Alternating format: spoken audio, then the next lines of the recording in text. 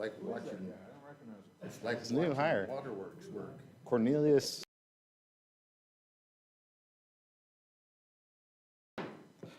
Call this meeting to order. Roll call, please. Councilmember Rivas. Here. Councilmember Green. Present. Councilmember Beltran. Present. Vice Mayor McCurvey. Present. Mayor Meister. Present. This is the opportunity, we're going to move on to oral communication. This is the opportunity to address the city council and any other matters scheduled for closed session. Unless an additional time is authorized by the council, all commentaries shall be limited to 3 minutes. Is there anybody that would like to come forward for oral communication? No, this. Until the open session. Sounds good.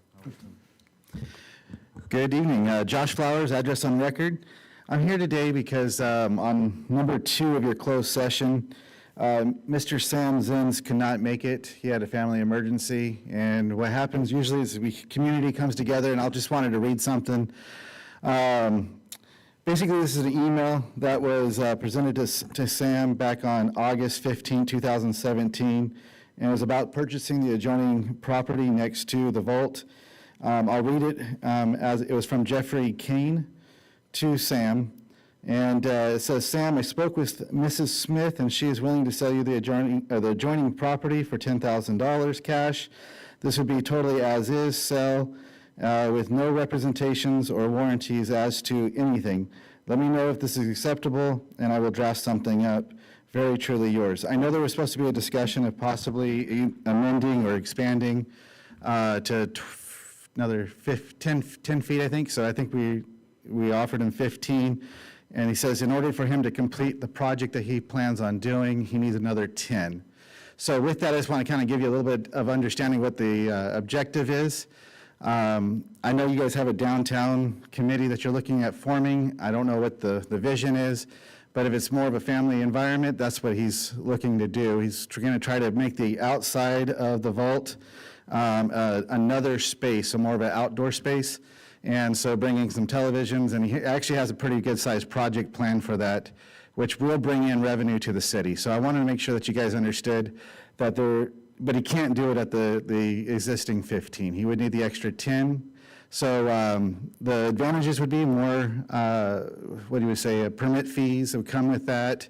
And additional revenues in order for folks to have services out there.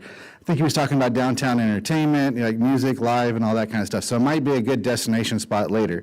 I believe him because he's invested in the city quite a bit with a couple of his different projects that he has so far. And so, I just wanted to make sure that got read into record. If you guys could consider that today, I think it would be advantageous for the community to have another destination to go to in the downtown vicinity. So thank you guys, and we'll see you again at 6:30. Thanks. Thank you, Mr. Flowers. Is there anybody else? I don't see anybody else at this time. Is there anybody online, Fernando? No, Your Honor. Okay, we're on to closed session. City Manager? Thank you, Mayor. Tonight we have 7 items on closed session. Item 1, Government Code Section 54956.8, comments with real property negotiation, property APN 260300034, agency negotiator Jason Ridenauer, negotiating party in City of Porterville, and Self-Help Enterprises under negotiations, terms and price. Item 2, Government Code Section 54956.8, comments with real property negotiators, property APN A, portion of APN 253171004, negotiating party in City of Porterville, and Sam Zins under negotiation terms and price. Item 3, Government Code Section 54956.9D1, Conference with Legal Counsel, existing litigations, Sal Gary Lee Jr. v. City of Porterville, et al., Tulare County Superior Court, case number VCU 313488. Item 4, Government Code Section 54956.9D1, Conference of Legal Counsel, existing litigation, Souza Vanessa v. City of Porterville, et al., Tulare County Superior Court, case number PCU 315141. Item 5, Government Code Section 54956.9D3, Conference of Legal Counsel, anticipated litigation, significant exposure litigation, 3 cases and facts are not yet known to plaintiff.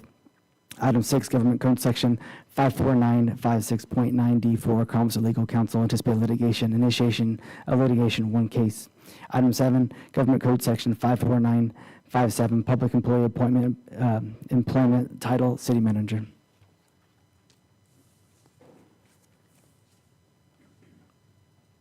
Okay, we'll go into closed session and reconvene at 6:30 PM. Thanks.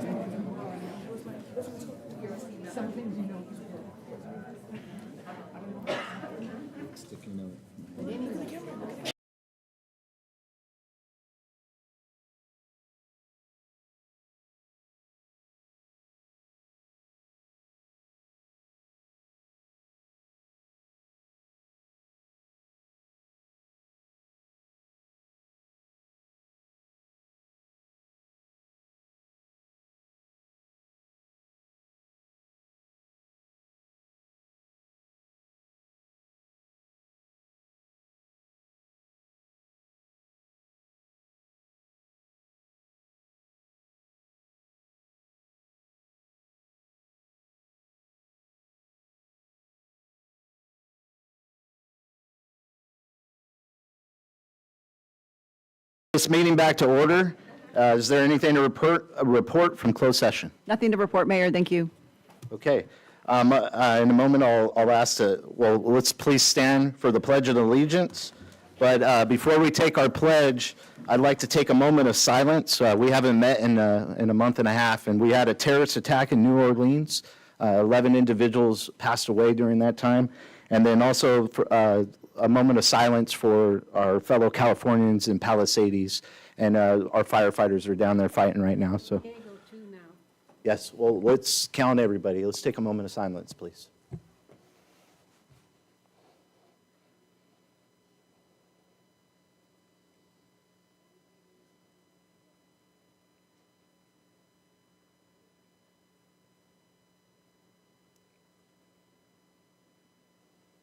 Okay, let's pledge allegiance.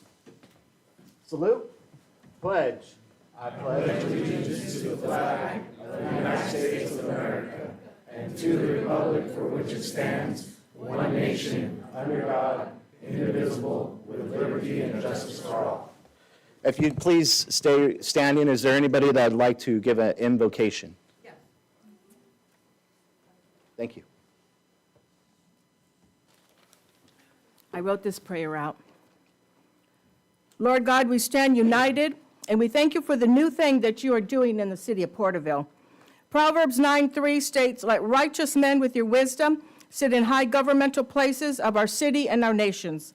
Your glorious hand is at work, and you have heard the cries of your people. Let all the gates of the city of Porterville be opened to the King of glory."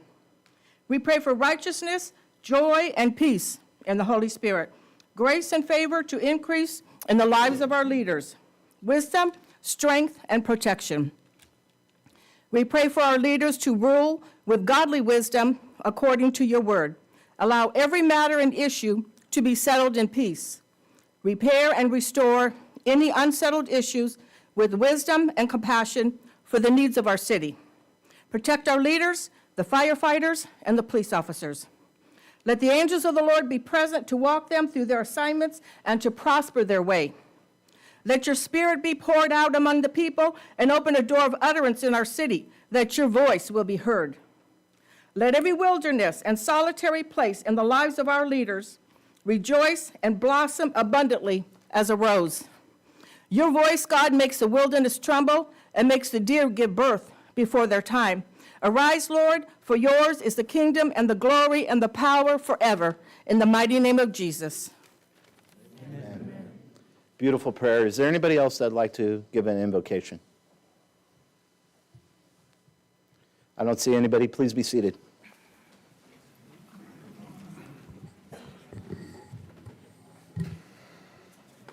Well, as I look at this full house, I think to myself, this is what it looks like for the people being in charge, and I hope to see this every council meeting. It's really a pleasure to see these chambers filled to standing room only.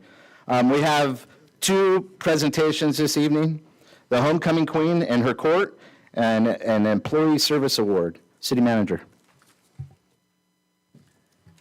Yes, Your Honor. Mayor Meister, would you like to read the awards for the Homecoming Queen and her court and invite them up? Yes, if we could have our court come up to the front, please.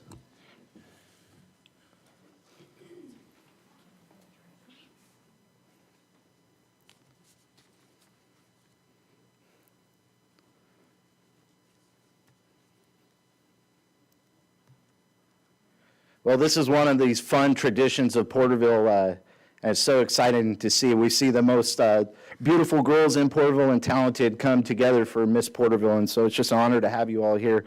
So we'll start with third attendant, Cynthia Ann Berninsky.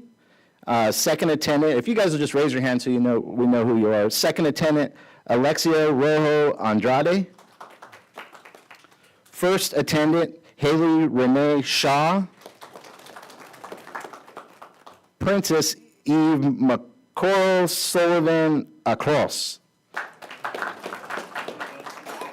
In recognition for being selected to serve on the 24 to 2025 Veterans Homecoming Court and your honorable committee to present your community. And then we have Miss Porterville, Joanna Molina Abriz. In recognition of your dedication and service to the city of Porterville as the reigning Miss Porterville for 2024-2025, we hereby commend you for accepting the commitment to fulfill your duties and act as a representative of our community. Thank you, ladies.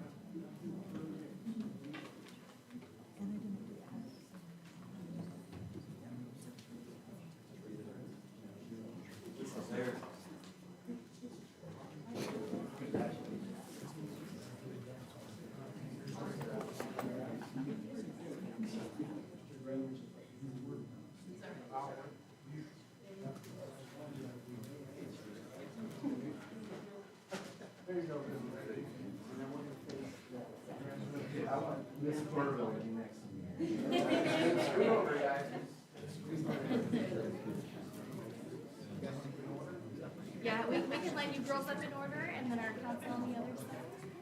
Or just, I'll squeeze it. There's 5 and 5. We'll find partners. We'll find partners. Scoot in, Alexia.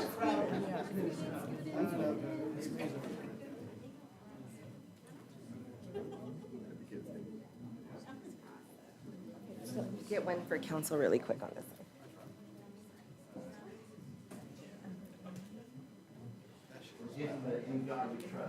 Yes.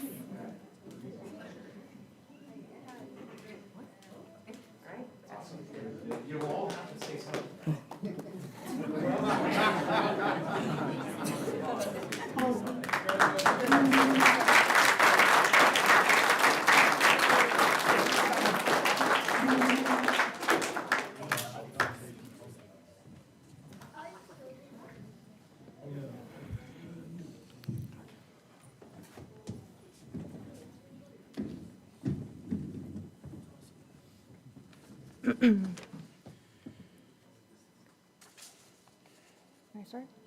Okay. Good evening, everyone. I would like to start off by introducing myself. My name is Joanna Molina Ambriz. I stand here today as the 2024-2025 Veterans Homecoming Queen and Miss Porterville. This title represents more than leadership. It is a journey about compassion, kindness, and empathy. This title is a constant reminder of the veterans and their sacrifice. They are the backbone of this land of dreams and prosperity. It's crucial to recognize and honor our veterans, not just for their service, but for their lifelong altering decisions. As I wear this sash, 2024 Veterans Homecoming Queen, I feel the pride I have in being an American and a lifelong resident of the city of Porterville. As a young woman from Porterville, a town many veterans call home, my small rural city has shaped me into the person I am today, despite its challenges, including poverty, economic barriers, and a population facing hardships. It is home to veterans, immigrants, survivors, and home to hundreds of beautiful orange groves. It is a place of resilience and nurturing. When I first heard of the title, Veterans Homecoming Queen and Miss Porterville, I was just 7 years old and in awe. It was a title that I once doubted myself attaining, but now I'm privileged to carry. Growing up, I was often drawn to give back to the community. The passion that I carry amongst myself has led me to organize and find and find multiple events and groups within and outside of Porterville. Wearing this crown and being titled Miss Porterville has instilled a determination to think outside the box and offer my helping hand to those in need. It has given me the unwavering desire to inspire the future generations of our city. I could speak on behalf of the court and say that we have encountered ourselves with many children, and most of the time a child says, "Your crown is so pretty, I want to be just like you." It is typical for a child to say that, but for the court and myself, it is a reminder that children look up to us and that every action we take is seen and later put into action through these tiny humans. As a reigning Miss Porterville and Veterans Homecoming Queen in Court, we have been part of unforgettable experiences that have been constantly motivated us to continue. We started our reading year with the POW MIA, which refers to Prisoners of War Missing in Action. We then participated in the Veterans Day Parade and the Christmas Parade. This was followed by us attending the annual tree lighting ceremony, where we got to interact with the future leaders of our city, the children. One of our most recent events was hosted by us, the Veterans Homecoming Queen in Court. It was called Christmas Wonderland. And different vendors and small businesses were able to attend and make sales. At this event, we raffled the Christmas basket, and the collected funds were donated to the Central Valley Honor Flight. This association sends our Central Valley veterans to Washington, D.C. to see the memorials and made in their honor. This past summer, I was lucky enough to fly to Washington, D.C., where I met hundreds of honor flight veterans. They each had a story to tell, a story that is reflected in the promises of our country. Some recall leaving home, family, and friends, pledging to protect us all. In total, we raised more than $1,000 during this fundraiser. I would like to continue by sharing some of our future and possible events we will participate in. Some of these include participating in Dr. Seuss Week, also known as Read Across America, in which we will take it upon ourselves to take time and read to our children. Following this event, many events include joining the Porterville Exchange Club for the First Responders Dinner, participating in Porterville Celebrates Reading, attending the Our Heroes Dream Spectacular, and being a part of the Memorial Day services. We will put up flags at the cemetery and join our community during the Memorial Day service at the Hillcrest Cemetery. I would also like to add that I am taking it upon myself in the court to initialize new projects. Some include making non-break-ins and care packages for our veterans, hosting an event for the women and children at the shelter, and including ourselves in any projects we could support. Nonetheless, yesterday, the court and I assisted the American Legion Post 20 with collecting donations for the victims of the Los Angeles fires. Being able to attend filled me with warmth as I saw the community come together to help. I know these times are difficult for many. My prayers and thoughts are with the city of LA. Speaking of the American Legion Post 20, they are one of the biggest factors on why the court and I are here today. The American Legion Post 20 sponsors the annual Veterans Homecoming Queen Miss Porterville pageant and many other sources of support. It has been an honor to serve under such hardworking and honorable veterans that I constantly look up to. However, I also learned to look up to every young lady in this court. It is evident that we are here with the same purpose. When I asked each court member what their favorite part of being in the court was, I received answers such as interacting with our community and sharing beautiful experiences. We are also passionate, dedicated to make a difference we want to see. To conclude, my experiences as the Veterans Homecoming Queen has shaped not just mine, but the other ladies in the court's character, and has taught us to lead with heart and empathy. These experiences have inspired me to pursue a future where I can create a meaningful change. I hope to expand on this foundation designed for generations, combining my passion for service with the education and resources needed to make a more significant impact. My values are rooted in resilience and compassion will guide me as I continue to uplift others, just as I strive to do as the current reigning Miss Porterville. I am beyond grateful for this opportunity to carry the title. Leadership starts with the heart, and I am eager to continue this journey with the court. Thank you and good evening.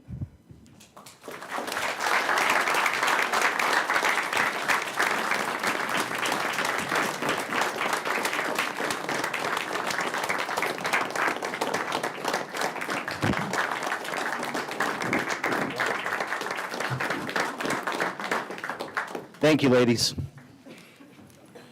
What a great representation of our city. It's just amazing. Love it. Now we'll move on to the Employee Service Awards. Thank you, Your Honor. Tonight we have 9 Employee Service Awards, so I will read the names of our great employees and have their directors provide the recognition. So the first recognition is for Richard Higginbotham, and Mr. Knight will provide. Mr. Higginbotham, would you please come to the front? Yes, sir. We'll make it as painless as possible.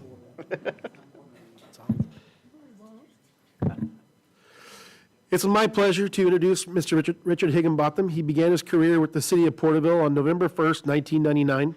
Over the years, he's held various roles with the city, including Field Service Worker 1, Field Service Worker 2, Water Utility Worker 2, and after some time away, Mr. Higginbotham returned back to the city of Porterville on October 1st, 2019.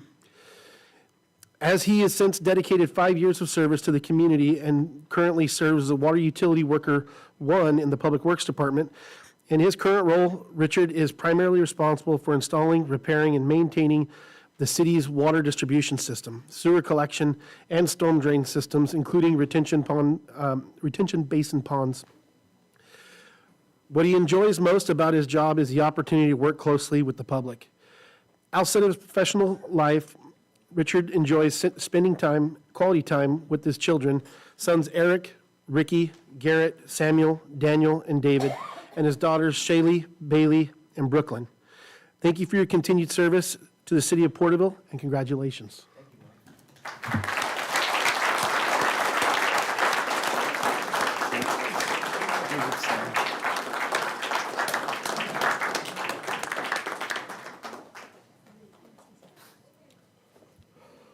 For clarification, I gave Mr. Higginbotham an opportunity to speak, and he said he was good. He declined, huh? For the staff receiving recognition this evening, after we go through all the staff, will you please come back to the front for a group photo? It'd be greatly appreciated. Yes, please. Our next honoree is Brian Pinero, and I know that he is not here tonight. He's with the police department and was recently injured in line of duty, but we would still like to recognize him. Assistant Chief Bartow, please. Thank you, Mr. City Manager. Brian Pinero began his career with the Tulare County Sheriff's Office in January of 2015, where he was assigned the patrol unit out of the Porterville substation. While at the Sheriff's Office, Brian held the assignments of Field Training Officer and Canine Handler. In 2017, Brian was awarded Deputy of the Year by the Porterville Exchange Club. In 2019, Brian joined the Porterville Police Department. During his tenure with the Porterville Police Department, he has worked as a patrol officer, field training officer, detective in the Special Investigations Unit, and patrol corporal. In 2023, Brian was promoted to the rank of police sergeant and is currently the supervisor overseeing the K-9 unit. Brian has a bachelor's degree in criminal justice and hundreds of hours in post-advanced officer training courses. During his free time, Brian enjoys spending time with his family and friends, camping and off-road motorsports. Brian lives with his wife, Janae, and they have 2 children, Weston 6 and Nova 1.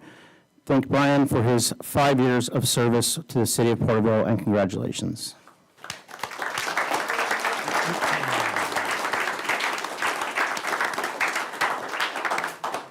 Our next recognition is for Robert Richardson and Assistant Chief Bartow. If I could have Sergeant Richardson come to the front. Yes. He loves this. Face your adoring crowd. Robert Richardson was born and raised in Tulare County and began his law enforcement career with the Tulare County Sheriff's Office in October of 2016, where he was assigned to patrol at headquarters. While at the Sheriff's Office, Sergeant Richardson held the assignments on the Tulare Area Gang and Narcotics Enforcement Team, SWAT team, and was a chemical agent instructor. In October of 2019, Sergeant Richardson began his career with the Porterville Police Department. During his tenure with the Porterville Police Department, he has worked as a patrol officer, traffic officer, patrol corporal, SWAT team member, and major accident investigation team member. In 2023, Sergeant Richardson was promoted to the rank of police sergeant and is currently assigned to the patrol division. Sergeant Richardson lives in the Tulare area with his wife Genesis and his daughter Amelia, 2, and enjoys spending time with his family and traveling. Thank you for your continuing service and 5 years of service to the city of Porterville, and congratulations, Sergeant Richardson.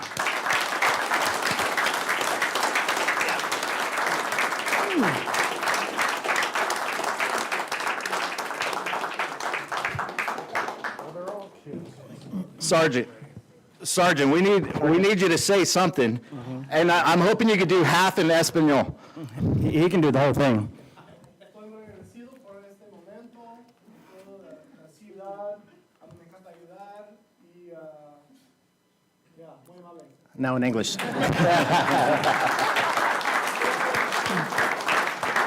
Sergeant Richardson's a great talent.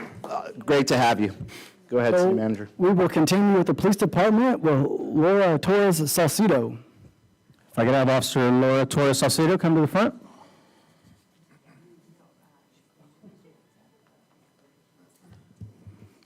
Thank you, ma'am. Laura Torres Salcido was born and raised in the city of Porterville. Laura graduated from Porterville High School and pursued her education at College of the Sequoias, where she obtained her Associate of Science degree in Criminal Justice, along with the completion of the Tulare Kings Police Academy in 2014. Laura started her law enforcement career in 2015 with the Tulare County Sheriff's Office, where she worked as a patrol deputy and a bailiff. In 2018, she transferred to the Tulare County District Attorney's Office, where she worked as a criminal investigator. In 2019, Laura joined the Porterville Police Department, where she has worked in various assignments. Laura has been assigned as a patrol officer, a detective in the General Investigations Unit, and is currently assigned as a school resource officer. During her time away from work, Laura enjoys spending time with her children, her husband, and her entire family. Laura also spends a lot of her time doing homework as a current student at Fresno Pacific University, where she is studying social welfare with a minor in psychology. Thank you for your continuing service to the city of Porterville and your 5 years of service. Thank you, Laura.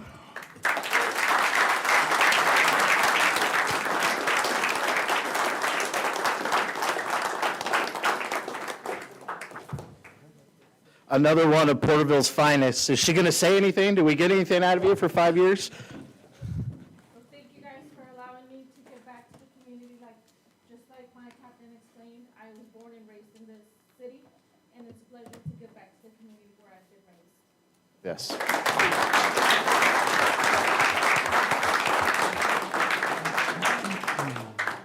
Our next recognition again is with the Police Department and Mr. Cody Martin. If I could have Cody Martin come to the front, please.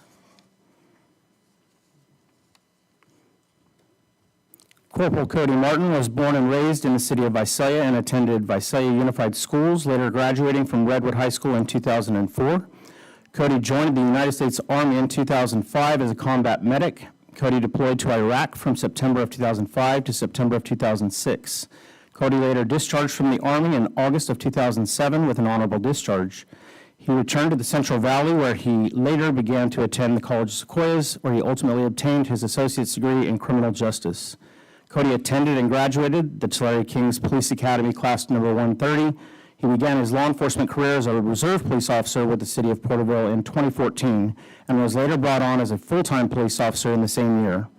Since being hired by the Porterville Police Department, he has held assignments in patrol, school resource unit, a field training unit, department first aid CPR instructor, detective in general investigations unit, patrol corporal, drone unit supervisor, and was recently assigned as a detective corporal in the special investigations unit. While being employed with the Porterville Police Department, Cody continued his education and obtained his bachelor's degree in criminal justice from California Coast University, graduating summa cum laude. Cody has obtained his post-intermediate certificate and post-advanced certificate in recent years. Cody has hundreds of hours in advanced officer training. Corporal Cody Martin is married to his wife, Devin Martin. They have 4 children, Christian, who is 17 years old, Bentley, who is 14 years old, Jordan, who is 11 years old, and Kennedy, who is 4 years old. Thank you, Cody, for your continuing service to the city of Porterville, and congratulations.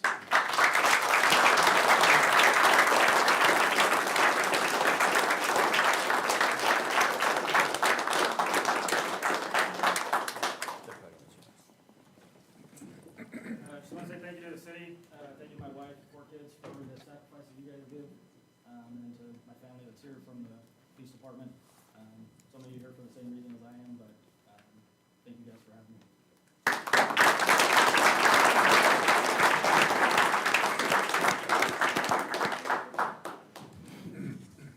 Our next honoree is also from the Police Department, Maria Juarez. If we could have Maria come to the front.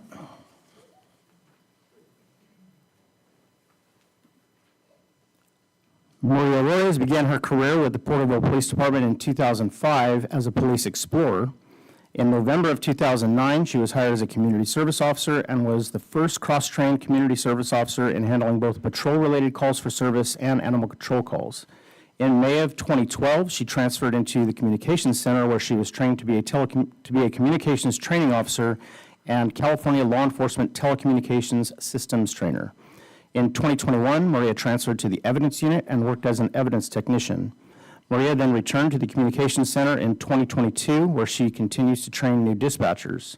In 2024, Maria was promoted to senior emergency communications dispatcher, and her leadership and experience has been instrumental in the police department's operations. Maria is the mother to a beautiful 7-year-old daughter and is married to Francisco Juarez. During her free time, she enjoys spending time with family and going on jogs. Thank you for your continuing service to the city of Porterville, and congratulations, Maria.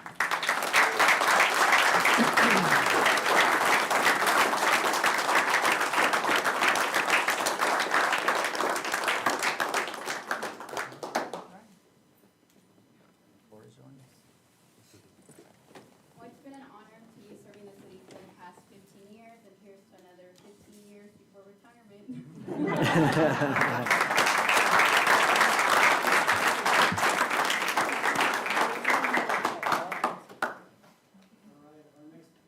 Our next honoree is from the Parks and Leisure Services Department, Ramon Velasco. Is Ramon here? He was iffy tonight. I don't believe I see Ramon. I'll go ahead and read his really quick. I'd love to still acknowledge him for his 20 years of service. Ramon Velasco began his career with the city of Porterville as a part-time maintenance worker aide in 2003. Over the years, his dedication and hard work earned him a series of promotions, first to full-time Parks Maintenance Worker 1, then to Parks Maintenance Worker 2, and eventually to Parks Maintenance Worker 3. Today, Ramon serves as the Parks Supervisor, overseeing both part-time and full-time park employees while ensuring that the city's parks and facilities are well-maintained. Ramon's passion for his work is evident, particularly when it comes to managing the park irrigation systems and caring for the trees. He also finds great fulfillment in interacting with the public and offering assistance whenever needed. Throughout his time with the city, Ramon has been recognized as Employee of the Month and has earned numerous certifications from various training programs. Outside of work, Ramon has been happily married for 23 years, and together with his wife, they have a son and daughter. In his free time, Ramon enjoys Mexican rodeos, horseback riding, and cooking. Thank you for your continuing service to the city of Porterville, and congratulations.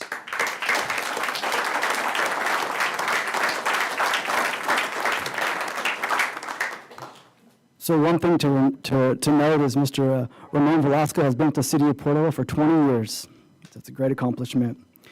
Our next honoree has also been with the city for 20 years, Miss Sarah Weaver.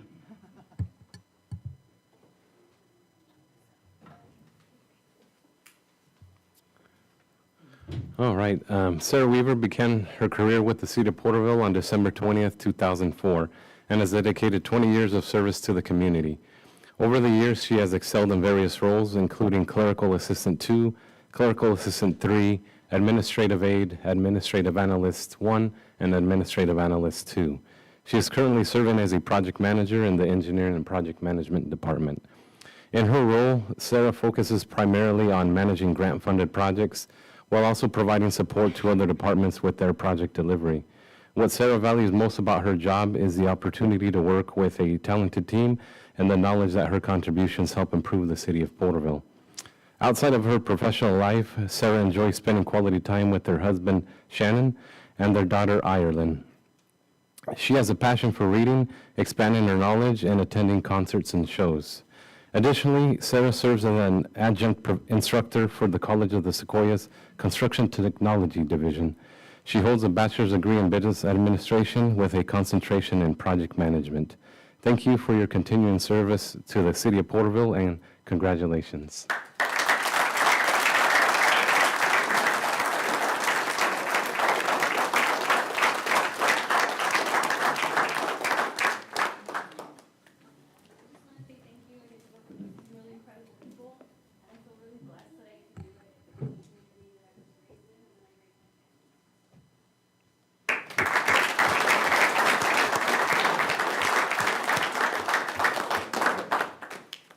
So our final honoree for this evening for 20 years of city service is Assistant Chief of Police Dominic Bartow.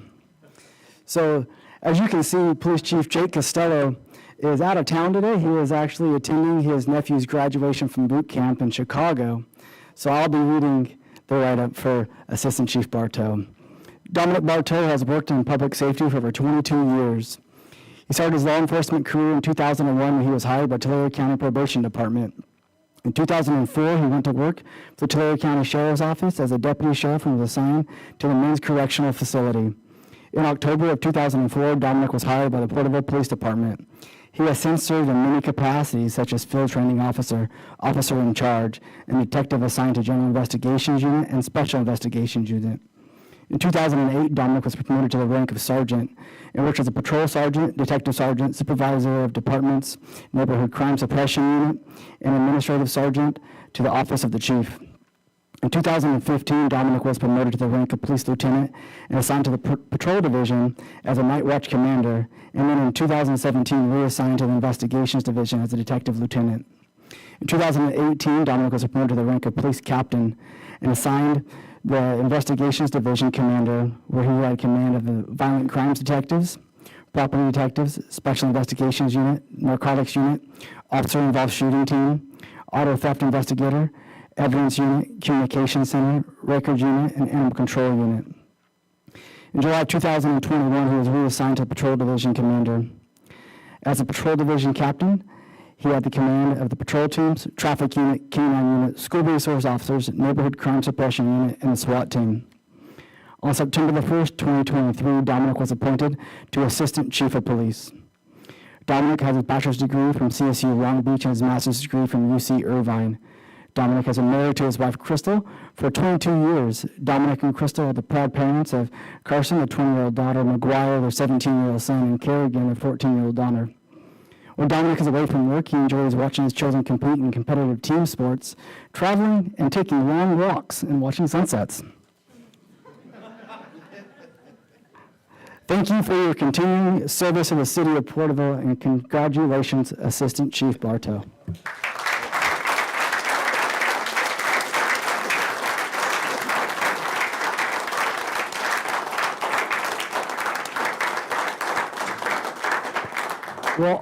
Will all the honorees please join us up front? I'm wondering how we're going to do this. There's a lot of folks. Could I just have a couple of minutes? You're limited to 3 minutes, sir. Thank you, Mr. Mayor. I'd like to thank Mr. Mayor, council, and all of city staff. First thing I really want to note, this is really wanted the mic, was I didn't write that. Crystal, I know we've been married for almost 24 years.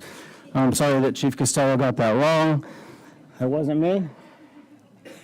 About to be the last year if I got that wrong. I want to thank everybody. It's crazy that 20 years has gone by. When I was a rookie, just trying to figure out where the uniform shop was, seems like yesterday. Finding myself in a new role as assistant chief and spending a lot more time behind a desk. I know that I traded in night shift patrols and administrative work, which turns out it has its own challenges, believe it or not. I've had the privilege to work alongside some of the finest officers in law enforcement. I think that you could see a common theme there, council, that a lot of these people that have been here for several years came from the Tulare County Sheriff's Office. The Sheriff's Office, we went to one of their promotional ceremonies today, and Sheriff Ruder does a great job of finding and hiring and training outstanding people, which was a testament to what we saw tonight. And we love for them to come over to the city of Porterville for the rest of their career. Thank you, Sheriff Boudreaux. I would like to thank my fellow officers, past and present, for their camaraderie and dedication, and the city of Porterville for this recognition.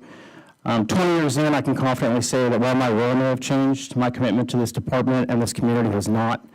And even if most of my excitement comes from policy updates instead of pursuits, I'm just as honored to serve today as I was on day one.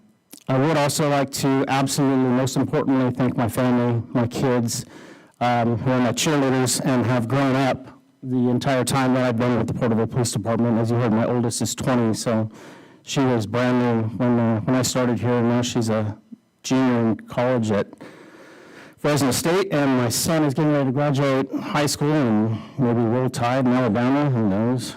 My mother-in-law's here, my son's girlfriend is here.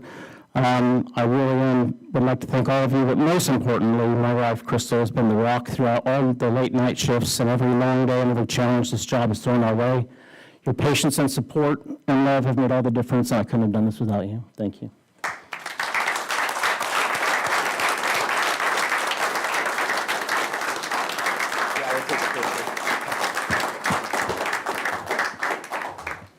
If the awardees could come up and take a picture with the council. And I just want to pay a special attention to Our police department, if you see they have a black ribbon over their badge, which represents a death of an officer in our nation, and they have the hardest job in society, and so we're very thankful for the Porterville Finest, and that's Porterville PD. Thank you.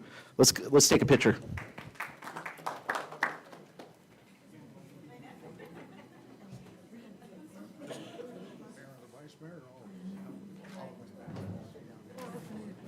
We'll try. Want some of us to stay up here? Oh, yeah, I see a lot, but not about any, whatever. Congratulations.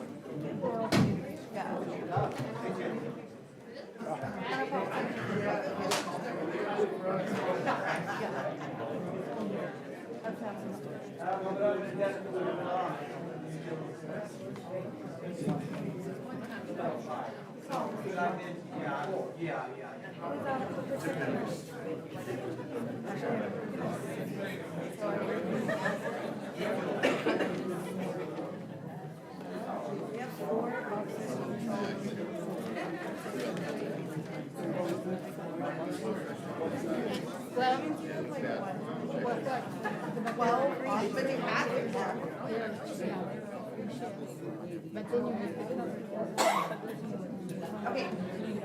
Think of it. Everybody, right over and then interesting dynamic. 1, 2.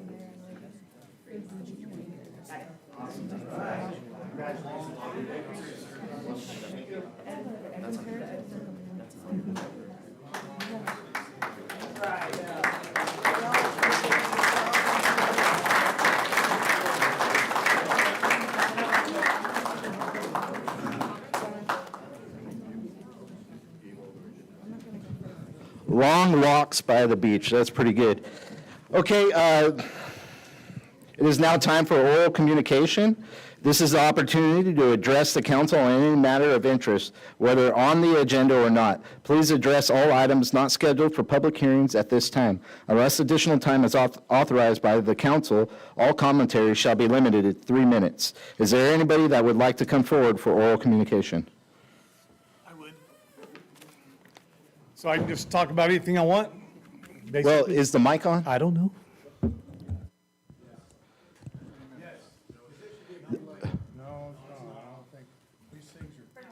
Okay, there it is. All right, welcome. I'm welcoming you because this is January 2025. Excuse me, You're sir. our new council. Can you state your name for the record? My name is Greg Curry, Yes, thank you. longtime resident, almost 64 years now. I've worked with some of you. I've known most of you. But anyways, the reason I'm here is, well, first of all, it's a glorious day to be an American. We, the people, have spoken, and the reason you people are sitting up here today is because we, the people, have spoken, okay? We're looking at a common sense council, and I appreciate that. Week and a half ago, I saw you men out there at the ballpark at Wenatchee High School supporting our youth. Our youth is here today, the baseball programs of this community. There may be some softball, I'm not sure, but we're here to support you. We know you have some things on your agenda that you are looking at to make it more affordable for our programs to run in this city. And so we're here to support that, and we appreciate that, and thank you. I know some of these men want to talk. I think I have a ball player out here that wants to talk. And we are Porterville Little League, and out of Porterville Little League, there are travel ball clubs, and we're all here. Because baseball is baseball. It doesn't matter who you play it for. And our travel ball teams, they also play Little League. And we look at all of the boys and girls as one. They all play ball, and that's what we love. I love baseball, they love baseball, and it is America's game. Thank you. Thank you, Mr. Curry.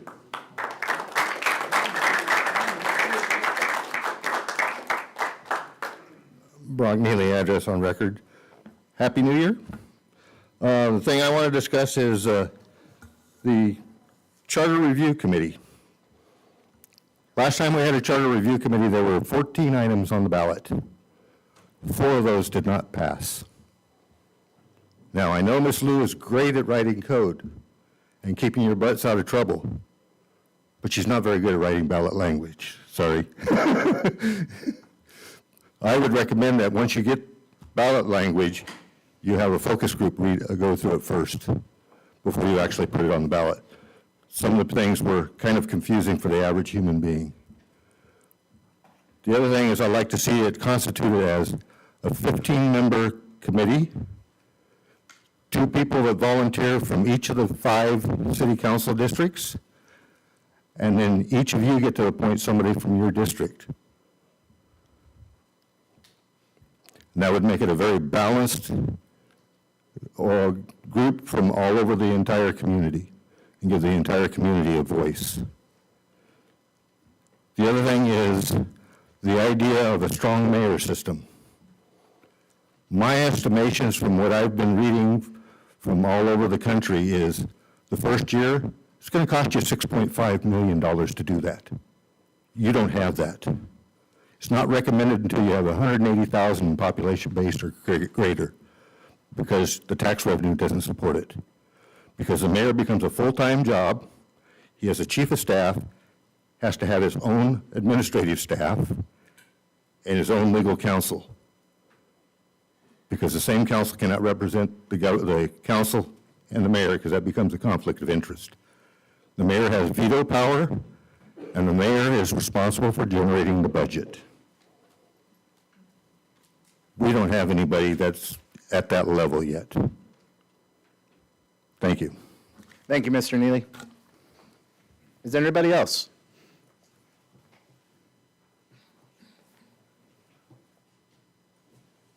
Good evening, gentlemen. Come on, boys. My name is Derek Curry, and the main reason we're here today is just to support the mayor and the council and say thank you for your consideration for the policy regarding the fees to use fields and all that. It's going to go a long way to help the maintenance and our Little League. And I have a young man here that wants to say a few words. All right. My name is Ezekiel Schultz. I am 9 years old. I go to Zion Lutheran School in Porterville. I play on the Angels travel ball team and plan to play Little League this year at Burton Ball Fields. I love playing baseball, but the fields we have are not good at all. This last year, we traveled to a lot of different towns playing for the Angels. Every town had better fields than us. From the fields to the bathrooms, they were all better. Last Saturday, we had to clean up day at our Little League fields. There were gopher holes everywhere in the outfield. If I have to run, I might twist my ankle or get hurt. And in the infield was bad too. I actually told my dad I would rather play on travel ball this year, but since I still had a great-grandma that is still alive, we are going to play Little League. Us kids deserve a nice field. Please help us so we can have a good fields to play on. Thank you. Thank you. Thank you, Zeke. Thank you, boys, for coming up. Thank you, Zeke. I just want to say, if you guys look at our Instagram or our Facebook, you'll see these young men last weekend took 2 days out of their time and helped Frank and the rest of the Little League get the fields ready for this season. They're willing to do the work, too. Thank you, guys. Future leaders, Derek. Yep. Thank you. Thank you.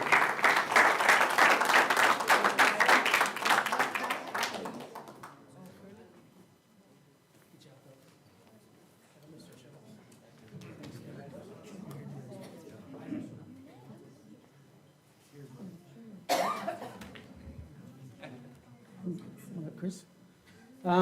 My name is Frank Rodriguez, and I'm the president of Porterville Little League. It's kind of like a fourth stint for me, which started back when my son played 40 years ago. We have a great program here, and it's evident by these young men that they have, and their parents and their coaches are all volunteers. We represent 350 young men and about 80 volunteer coaches. Just like he said, we need better places to play on. My whole thing is we need a complex. You can help us with that. all the other towns in Visalia, Tulare, Fresno, Clovis, where we play travel ball. My grandson plays on another travel ball team. And, but we're here to take care of our city fields, which are at Burton. We try to do the best we can. We have our field days, we have to go out there and clean, pick up rocks, put new dirt in, which is all donated by certain sponsors that we have within our community. And if it wasn't for our sponsors in our community, it would cost us a lot of money. Operational costs for just our program, I want to give it to Chris here because he has all the numbers. So I appreciate, you guys. You guys are a very important part of our community. And I'm hoping that you will take this into consideration and help these young men out. Thank you. Chris? Good evening, everyone. My name is Chris Cox. I'm currently Vice President of Porterville Little League. We operate with the very generous support of local small business owners. And I want to say right off the bat, without their help, none of this would be possible. We would have folded a long time before I even landed here. Okay? Sorry, I'm having trouble reading my own handwriting. I'm getting old. Okay? All right.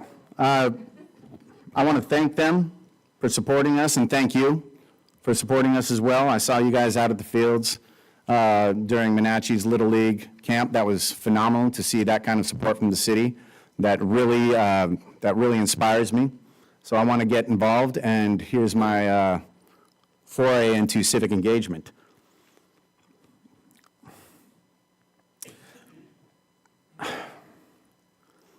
Our registration fees have not been raised since I came aboard. That's 3 years ago.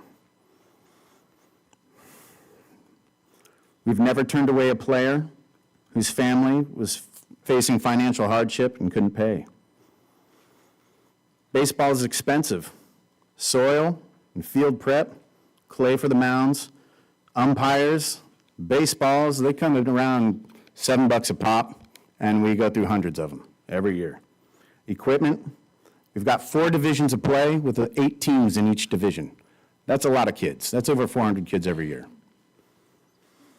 Our lighting for the fields alone cost around $8,000 last year. Let's stick a pin in that one and pivot to this.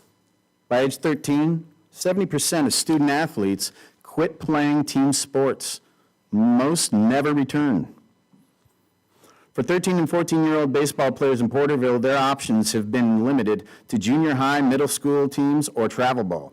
While these are excellent programs, the teams have limited roster spots available, leaving athletes that didn't get selected with no options to continue playing the game. That being said, let's get back to the cost of literally keeping the lights on. This year, in cooperation with the other leagues in District 34, Porterville Little League would like to offer a juniors division for 13 and 14-year-olds to continue playing the game they love. If we could get the lighting fees reduced, it would allow us to keep this critical age group that has nowhere else to play engaged. This division will have our youth playing away games within our district to play teams in Visalia, Lemoore, Exeter, Corcoran, etc. Parents will need to travel, and PLL's lighting fees, that's Porterville Little League, sorry. Please summarize, Mr. Cox. Were the fees to be reduced, that would get us a long way towards being able to finance this league with equipment and lowering costs for participation. Thank you very much. Thank you, sir.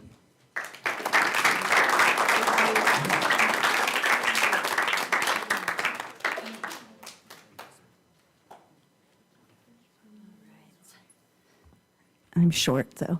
Good evening, City Council members. My name is Christy Martin. I'm here on behalf of the Porterville Chamber of Commerce, and I just wanted to give you guys some quick updates on what we've got going on over there.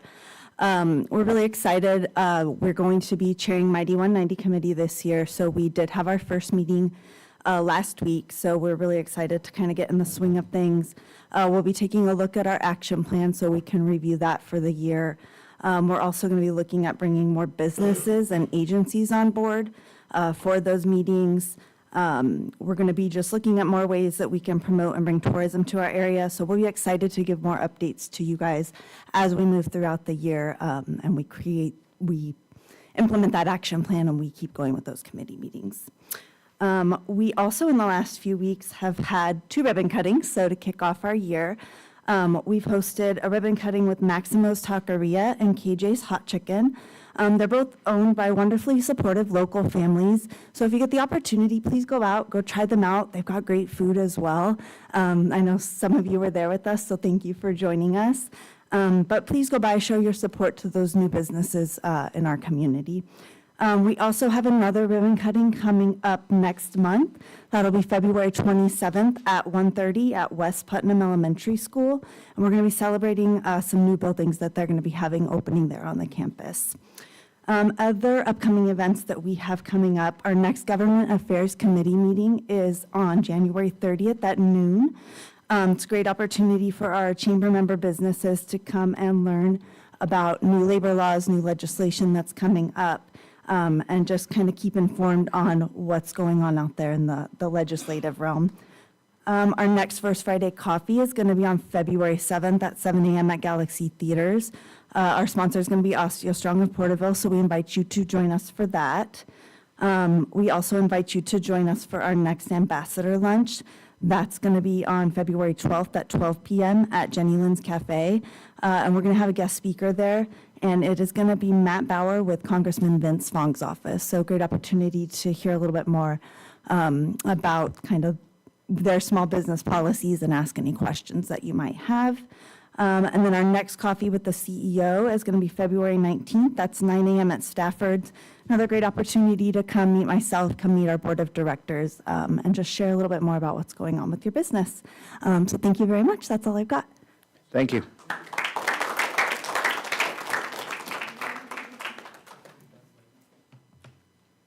Well, I'm going to make this quick and not say what everybody else said, but I do echo their sentiments. My name is Jonathan Schultz, proud father of that little guy that got up here and stood, so I was really happy with what he said and what everybody else has said. But I just kind of wanted to, have a little bit of a different spin to this. Being in the baseball field for years, which, by the way, if I do it the right way, my son will be 4th-generation Porterville College athlete. My grandpa was on the first ever baseball and football team back in 1926. My uncle, myself, and then my son, hopefully. So this community means a lot to me. Sports mean a whole bunch to myself. I'm very thankful to our coach that allows us to play, because we don't play on Sundays because of church, and not a lot of travel balls let you do that. So without him, we would be forced just to do Little League, which is great, but like they said, our fields are just, they're just not good. I mean, we were out there cleaning them up this last weekend, and the amount of gopher holes were just, I mean, it was just way too much. And the way that it goes with us being able to fix them, and the city and Burton and all the little hoops I've learned being on the Porterville Little League School Board now, it makes it very difficult. But also when it comes to the travel ball side, Porterville is the perfect location for tournaments. We have a lot of, we go up north and we go down south or wherever we're at in this location, and people do that all the time, but nobody stops here. Not one team, because we don't have the facilities here. I mean, there are constant, I mean, I hate getting into the money when it comes to sports, but it's true, there's tens of thousands of dollars literally going past 65 all the way to Visalia, let alone us having a nice field for the kids as well. So just to kind of put that little spin on it as well, this is the perfect location for youth sports. Because again, if you just do a quick Google search online and look, you got Bakersfield people going to Fresno, you got Fresno going to Bakersfield, and nobody stops at Little Porterville. So if we could have some help and support on that, it would mean a lot to us, the teams behind me, and all the Porterville Little League people as well. So thank you. Thank you, Mr. Schultz.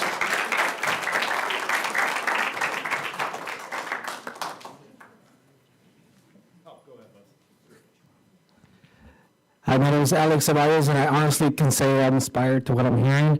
I'm an owner of an architectural office here, AGD, PortervilleArchitect.com. And I have a son who started playing baseball, and he loves it. So the ideas of putting a complex here and all that is definitely a sound idea. And I'd like to offer, even pro bono, design, a center or restrooms for facilities.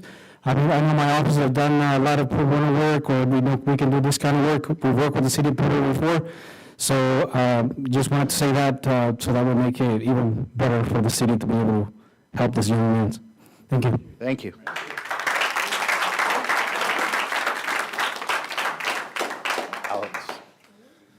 Hi, my name is Dave Verman. I know a lot has been said already. I'm one of the coaches of the Porterville Baseball Club. In fact, the 14U team, so the players that are technically aged out of Little League for the time being.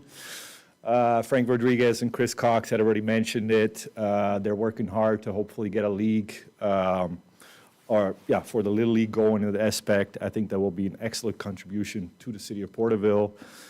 Just to kind of get these kids a platform that are maybe not tied into travel ball, maybe means-wise, financial means, or just not to have the ambition to be on the road every weekend. When it comes to facilities, some was said already, quality-wise, I can definitely condone that, being originally from Europe. Baseball brought me here, just like Schultz played for Porterville College in the 2000s, where we went to the road to the Final Four multiple times, where Porterville College consisted out of a bunch of international players. Sorry, I got a cold. I got stuck here, found a beautiful lady, and stayed here. After a little absence, returned in 2018 in Porterville. I can definitely say I devote my time for baseball pretty much every day. For these kids, whether it was Little League in the past or travel ball. I see some gentlemen here too. I played against the Sun, so good to see that in the community, not being originally from here, that America's favorite pastime, what I learned in Europe, to bring us all together. Found out by starting my travel ball team that indeed, if we want to bring baseball to Porterville, unfortunately PUSD is charging $200 an hour for a baseball field. If I have to compare that to a swimming pool being $45, it's not really in balance, if you ask me. Other cities, they make it a little bit more affordable, so I just kind of want to say maybe the council has some impact in the school district as well, to kind of maybe work with us on that, and indeed bring some of these tournaments here to town and put Porterville on the map. As volunteers, I think we can all kind of shake hands and look around, and I know that volunteers are willing to do it. Now we need some manpower and financial means to accomplish that, pretty much. So, thank you for your time. I hope that something like that can be realized in the future. Thank you. Appreciate it. Thank you, Mr. Verman.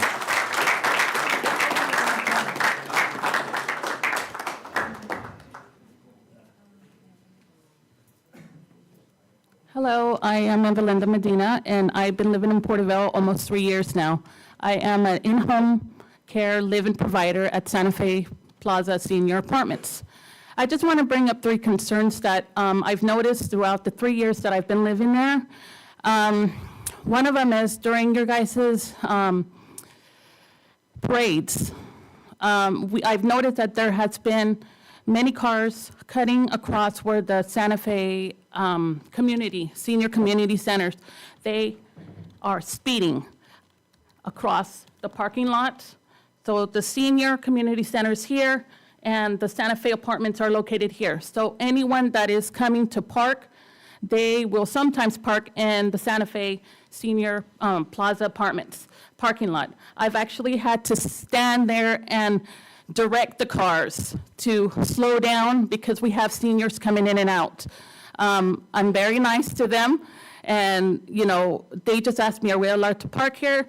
All I know that I've told them is, I'm sure you're allowed to park in the Santa Fe Senior Community parking lot or around the corner.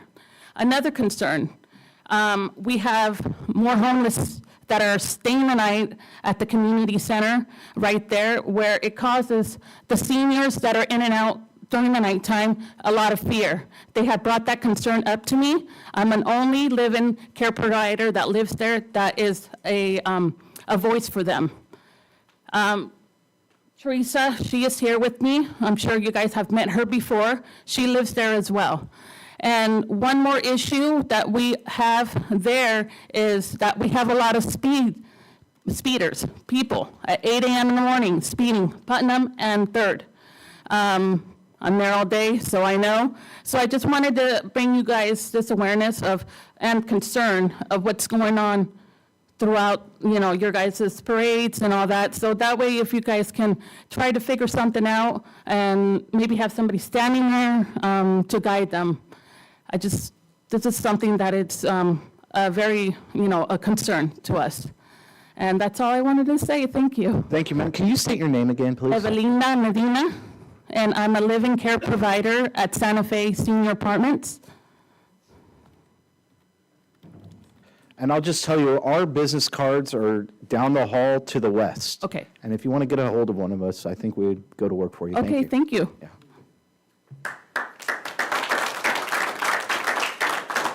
Is there anyone else?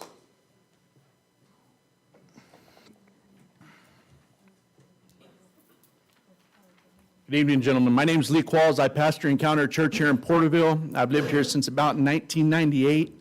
I'd like to bring some awareness or attention to some businesses that have recently came back into this town and are growing. There's more coming, and that is these massage parlors. Studies have shown that these are nothing more than brothels with massage parlor name on them. And throughout all of California, it's known and studies have proven that most of these girls are sex trafficked. And I personally, I want to give my opinion, I don't feel that these businesses are conducive to the growth of Porterville. It brings no type of employment to Porterville. It has nothing to offer to Porterville except for some men's pleasures. And most of those men's, their wives don't know they're there either, but that's a side note. But my point is this, Porterville is trying, this needs to be a community where people want to come and see it being a family-oriented community. And with these massage parlors here, that kind of ruins that feeling because everybody knows what they are. And already there's at least 2 that I know of within 3 blocks of each other on Olive, and I think there's another one on Henderson. But I know when they were here before, they was all rated. And it was said then that there would be no more allowed in Porterville, and they're back several years later. And I just want to bring some awareness to that. These businesses are not conducive to our community. All they can do is provide jobs for sex trafficked girls and spread STDs in our community. Just wanted to bring some attention to that and voice my opinion on that. Thank you so much. Thank you, Mr. Lee.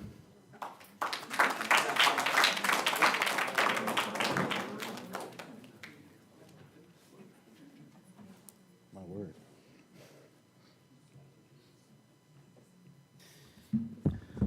All right, Josh Flowers, address on record.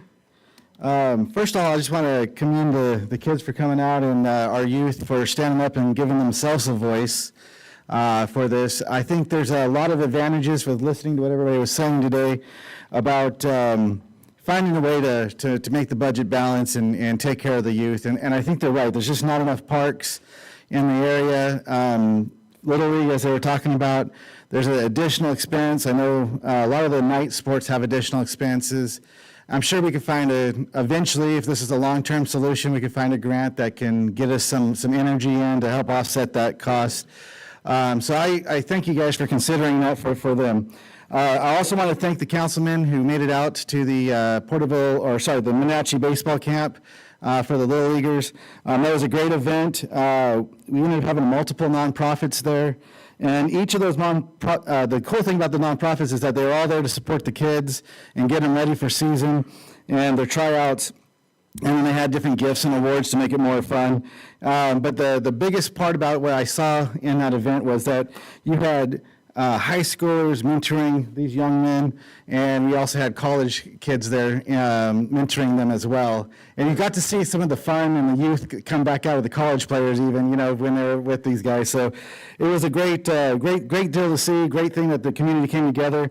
And at that event, I was able to speak with Keith Ford, which is the new Porterville College director, and he wants to see that happen with all his athletes. So I know I reached out to a couple of the councilmen. We got to get that meeting together.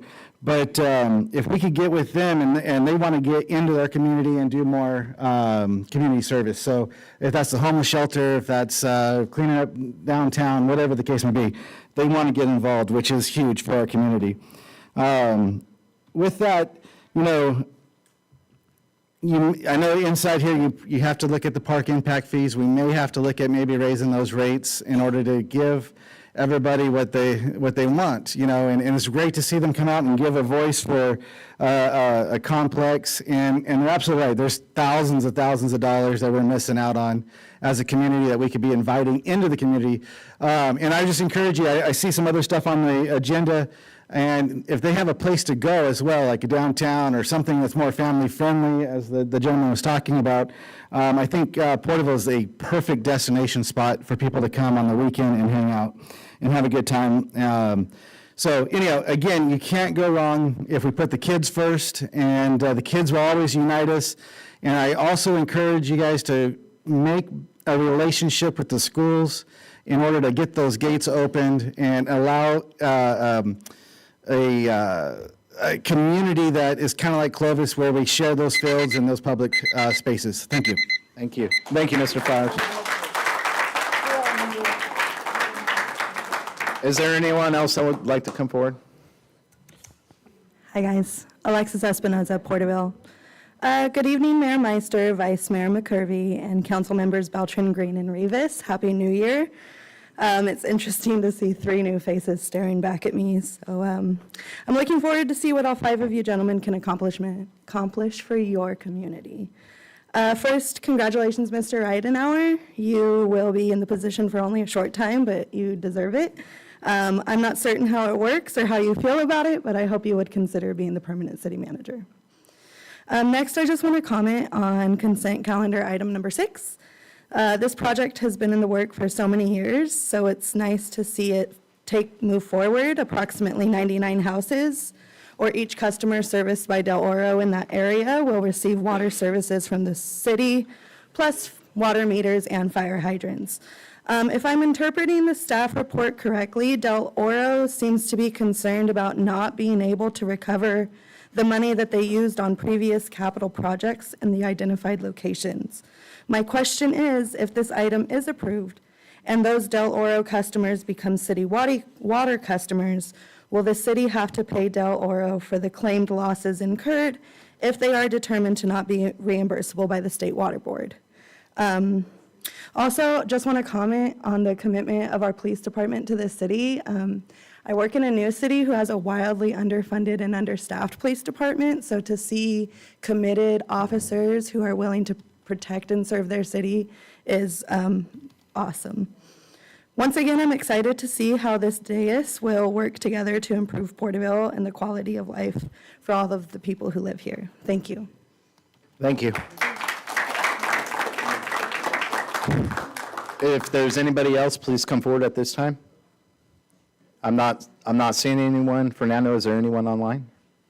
Yes, Your Honor. I'll go ahead and bring him in.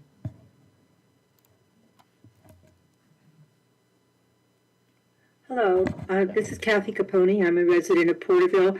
Good evening, City Council members. I wanted to let you first know that the video is not working on Zoom. I can see the agenda, part of the agenda, but not the video. I can see the video in a delayed fashion on YouTube. Okay, so the items that I wanted to talk about. First, I wanted to, and I think I've talked about this before, my Porterville app is an excellent resource, and I really like how it's been expanded to include more categories that can be accessed within the My Porterville app. The SMART team has done a great job. I really think that having a SMART team has been a great asset to city residents, being able to contact the needed services such as reporting homeless encampments and other items. I think that the SMART team has responded to requests in a timely manner and really helped alleviate the problems of homelessness along the Tule River Parkway. I also want to compliment the graffiti removal service in reports that I've made on the My Porterville app. We've had very timely treatment of the covering up of the graffiti. And I serve on the Parks and Leisure Commission, and I agree with the comments that the other speakers have made about the need for additional fields for young people for baseball and for other sports. I think if we provide those outdoor activities, and sports fields in good condition for our youth, we improve the civic engagement of the youth because they become more positive members of our community. And I'll be talking later in the public hearing on the park impact fees, but thank you very much for your time. Thank you, Ms. Capone. Yep, that's good. Thank you. Anyone else? No, Your Honor.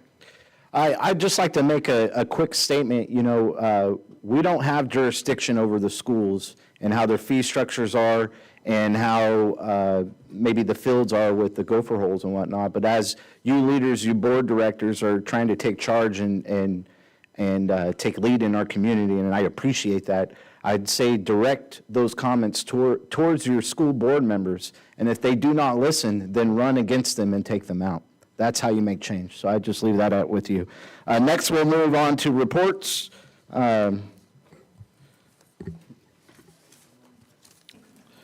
So this is the time for all committee, commission, and board reports, subcommittee reports, and staff informational items, beginning with the Parks and Leisure Service Commission.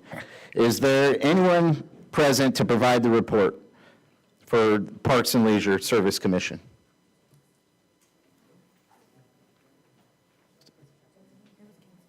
Oh, it's council. Am I missing that? Yes, it was. All right. All right. How about the Library and Literacy Commission? I know I see that's here. You know me, I'm like a bad weed. I just keep coming up.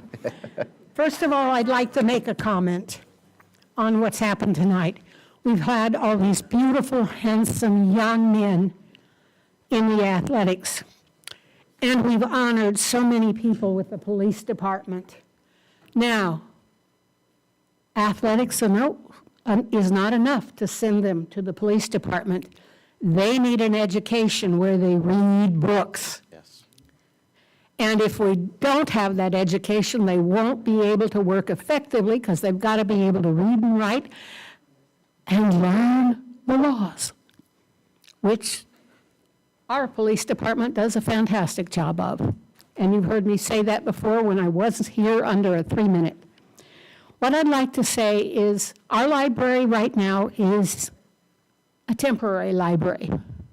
It's small, and yet we still accomplish a lot. But we have times when we turn kids away because of how much a room can hold. So I would like you to please listen to me when I say, please get us our new library. We're ready for it. The community's ready for it. The commissioners will do whatever we can to help you.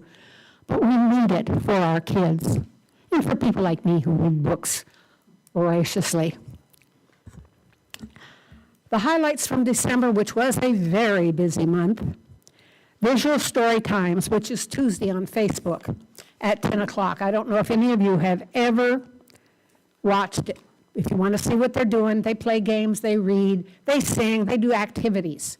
All of them are educational.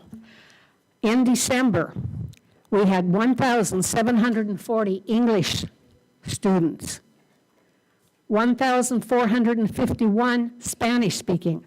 That's a total of 3,191 kids watching our Facebook librarians educate them by teaching them a lot of interesting things.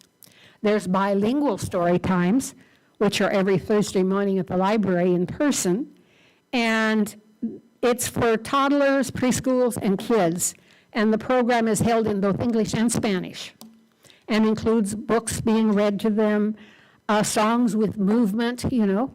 Well, they're too young for sports right now, but we can get them moving.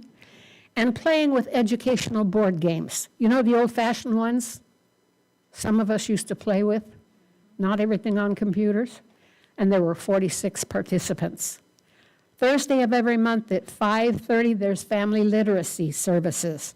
And the programs helps family enrich the early literacy skills through books and that for their kids. And there were 48 who participated. Game day activities are held the second and fourth Sunday of the month. People can bring their own games and they can use the library's games, and they had 35 participants. And yes, candy cane still exists, so does Monopoly. But the Monopoly money's not really worth anything in the real world.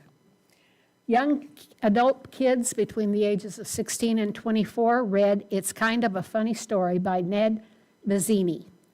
And they had 6 members. And the book club meets every 4th Saturday at 2 p.m. And all members receive a new copy of the book that they're reading.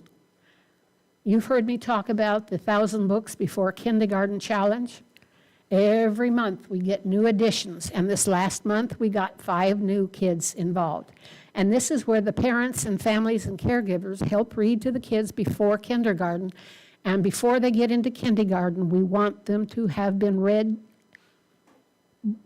over 1,000 books. What do you think that does? That builds a need to want to have more in the way of education. You're opening them to worlds that don't exist in Porterville necessarily, but are around the world. December, the Santa. Everybody has a Santa, right? No, you're not our Santa. You got too much dark hair in it yet. The Santa pictures on December 7th, 11th, and 20th, people could bring their cameras. We had 480 participants come to take pictures. 480 in that itty-bitty library. December the 5th, Burton School District Frosted Foundations Community Night, Breaking Barriers, Strengthening Mental Health, etc., had a giveaway, and we visited, and we gave away 18 craft kits, and we had 175 participants. December 7th, First Friends Chapter. They read Monster of Disguise, Book 4 of Junior Monster Scouts by Joe McKee. They had 8 participants. December the 11th, visit to Crayola Corner Preschool. You know where that is? Isn't that a cute little place? Staff took the early literacy mobile. You know that little bus we got from the grant? That little thing that really gets used a lot? It doesn't have air conditioning or heating, so when they're taking it out in December, they're freezing. The visit included 2 incentive songs, reading books about Christmas, a workbook giveaway, and a monthly calendar of activities. And they had 21 participants that day. December 12th at the area Community Health Center, and I'm not sure if I pronounced that right, and La Legends 101.3 radio station hosted a Posada Navidad Christmas health fair. Can you say that? We had our spin wheel. Well, you were asking her if she could speak Spanish, that gentleman. I just had to do that. You know me, I'm Henri. They had 155 participants. That's pretty good. The 13th, we had our annual Patron Appreciation Day, and there were refreshments, and there were 65 participants. The 18th, the First Baptist School visit. We took the mobile, that cute little thing that has this lovely wraparound on it. And we they had interactive songs, stories about Christmas, again, a giveaway, and they had 19 participants. That same day, they visited Westfield Elementary School Family Night, and staff had an informational booth promoting all the upcoming events. And they used the spin and wheel and had 15 participants. Staff helped with various craft events during the month of December and had 113. Now, here's why I really got on the Library and Literacy Commission. Jason knows what I used to do. I used to work and help factories close and help get jobs for the new people. And when I was doing that, I learned a lot of really good workers, 25 years plus at the same place, couldn't fill out an application on their own because they didn't have the literacy skills. And that's when I knew how blessed I was by always having libraries at my fingertips, no matter where I lived. And I started off in National City, California, 3 miles south of San Diego. So that's why I mentioned San Diego today. I know some of the places that are burning right now. But Ray has improved his writing skills, and Marco has very advanced skills in computers, and he's learning new things, new computer apps to improve his skills. Now, these are people who don't start out speaking English. My husband was an immigrant who came to the Americas after World War II. His family lived on Sicily, and when Patton invaded the first time, he was kicked out by Mussolini, and 7 soldiers were left behind that my husband's family took care of. And Eisenhower set up a policy, and 3 of the family members came. Frankie Rodriguez, and I'm sorry, I remember him as Frankie. That's how long I know my nephew. His mother was one of those 3 that came initially. He didn't know the language at first, and he learned it. But it was as an adult that he learned to read and write and became a citizen by being able to do that. Our library and literacy programs are of major importance to this community. We as a community want so many things. We want to grow, and we need our library. Please help us keep it going where it is and get us our new one as soon as possible. And help us find ways to raise money to get what I know is still short on. That's what we've got you here for. Please, thank you. Very passionate, thank you. Arts and Commission? I'm not seeing anyone. Animal Control Commission? Not seeing anyone. Youth Commission? Not seeing anyone. TUTOC, Transaction and Use Tasks Oversight Committee. Anyone from there? Okay, not seeing anyone. So we'll now move into staff informational reports. Mr. Reidenhauer? Thank you, Your Honor. Tonight we have one staff information report. It's a water conservation phase 4 status update from December of 2024. Staff is available to answer any questions or provide a report at your request. Okay, we've all had an opportunity to review the staff report for water conservation phase 4 status update for December 2024. Are there any questions? Go ahead, Vice Mayor. Well, I would just like to say, in saving money, the hardest time to save is right now. In the wintertime when we have water, it's easy to get thinking that we can just use all the water that we want. Let's make sure that we're continuing to focus on conservation, and this city does a great job with that. And I think that we need to focus some more energy on that moving forward. Also, as far as some things that we might do, I noticed in my neighborhood, neighbors helping each other out, turning their sprinklers off. It'd be great if we can continue to do that, because there's always a neighbor or two around the neighborhood that isn't paying attention or has a health problem or something, and their sprinklers are still rolling and wasting water. Some things to keep an eye on in the neighborhoods. And I also, we had a problem at our church last year where we had a major leak, and we didn't know we had a leak until we got a giant bill. And that was a couple $1,000 that cost the church. So we need to be focusing on leaks, efficiencies in our water systems and around our neighborhoods, so that we can really focus on conservation. The city has done a terrific job with this, but we need to continue to focus on it even when it's wet, because it's a really important thing that we can do to support the community and make sure that when we get to these leaner months that we're in better shape. I just want to make those statements. I think we have a pretty good program, but I'd like to see us continue to focus on conservation and maybe market around those things and maybe get a little more innovative in our approach. Thank you.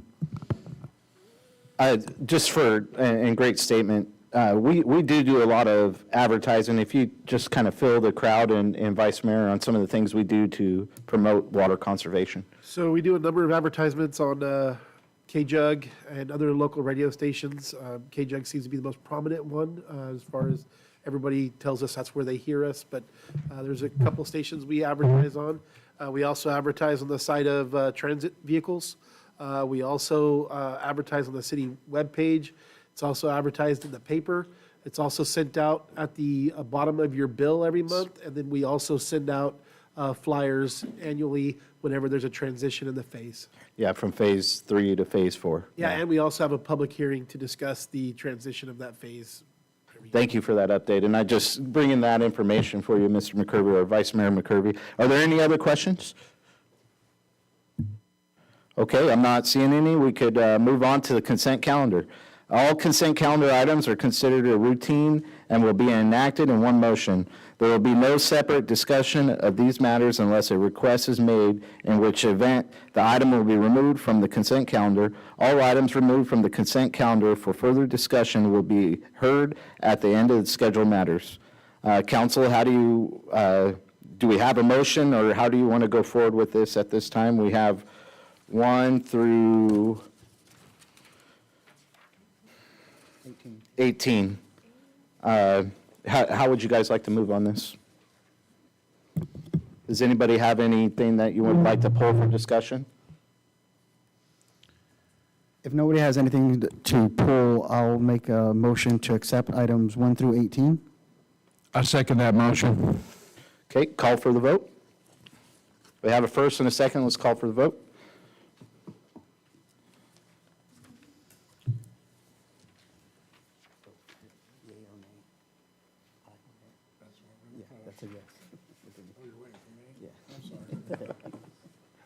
Okay, passes 5-0, or 5-0.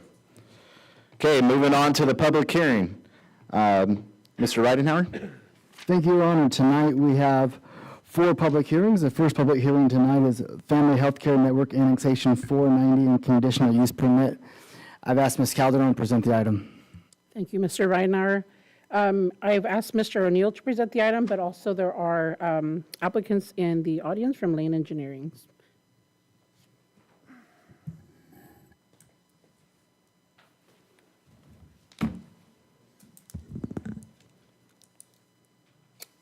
Thank you, Your Honor, Vice Mayor, City Council, Jeff O'Neill, City Planner, City of Porterville. As mentioned, we have a public hearing before you tonight brought by the Family Health Care Network.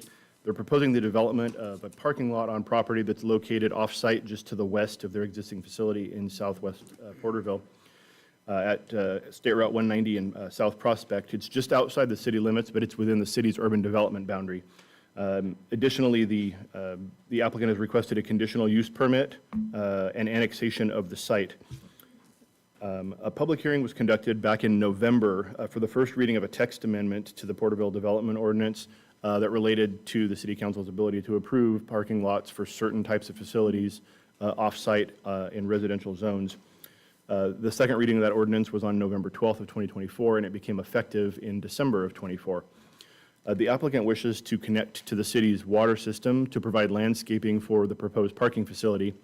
Back in 2016, the City Council adopted procedures for properties located outside of the city limits to request connection to city water. Under certain circumstances, those properties are allowed to connect to city water via an extraterritorial service agreement. However, this project does not meet those criteria, and so the only option for them to receive city water would be to annex into the city. So that is what was proposed along with the conditional use permit to allow the operation of the parking facility, and then again, the text amendment that allowed the type of facility to be considered in the first place. The environmental coordinator has made a determination that this project would be exempt from the California Environmental Quality Act under a couple of different categorical exemptions, one of which is for annexation of existing facilities and lots for exempt facilities, and then section 15311, which is for accessory structures, which in this case includes small parking lots. Staff would be happy to answer any questions, and as mentioned, the applicant is also available for the council to ask. one change to the recommendation that I just came across. We would request that following the public hearing that the council considers the items as proposed, except that the resolution approving the conditional use permit should precede the resolution requesting that Tulare LAFCO initiates annexation proceedings. Other than that, we'd request that the mayor opens the hearing to the public, and happy to answer any questions. Thank you. Okay, we'll open this public hearing at 8:09. If you have anything you'd like to say, please come forward and provide a statement.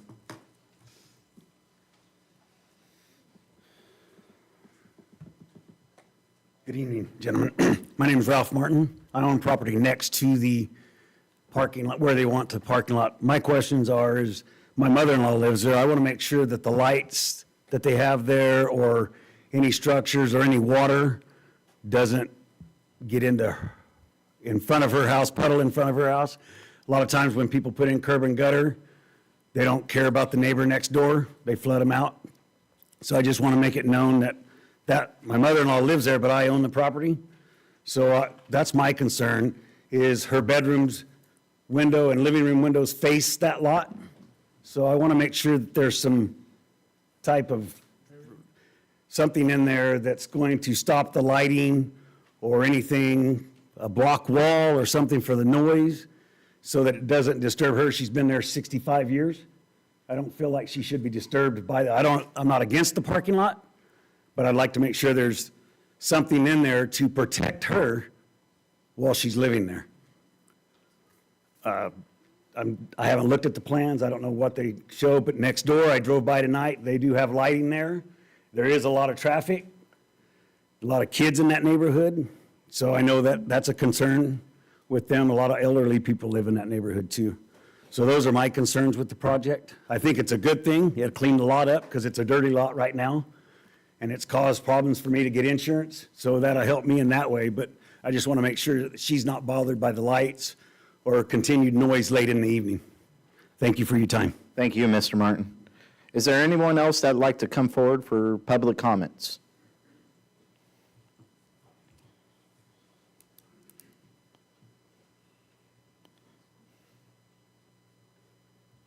Good evening, council members. My name is Aaron Oliver. I'm with Lane Engineers. We represent the Property Owner Family Health Care Network, and I just wanted to make myself available for any questions that I may be able to answer. We're appreciative to staff for all their hard work. This is a sort of a unique project, required a unique solution to get it done, so we're looking forward to hopefully making this happen, and again, happy to answer any questions. Thank you, Mr. Oliver. If you'd stay in the front row, we may call on you. Is there anyone else that would like to make a public comment? Alexis Espinoza, Porterville. My first comment is that I support approving this item.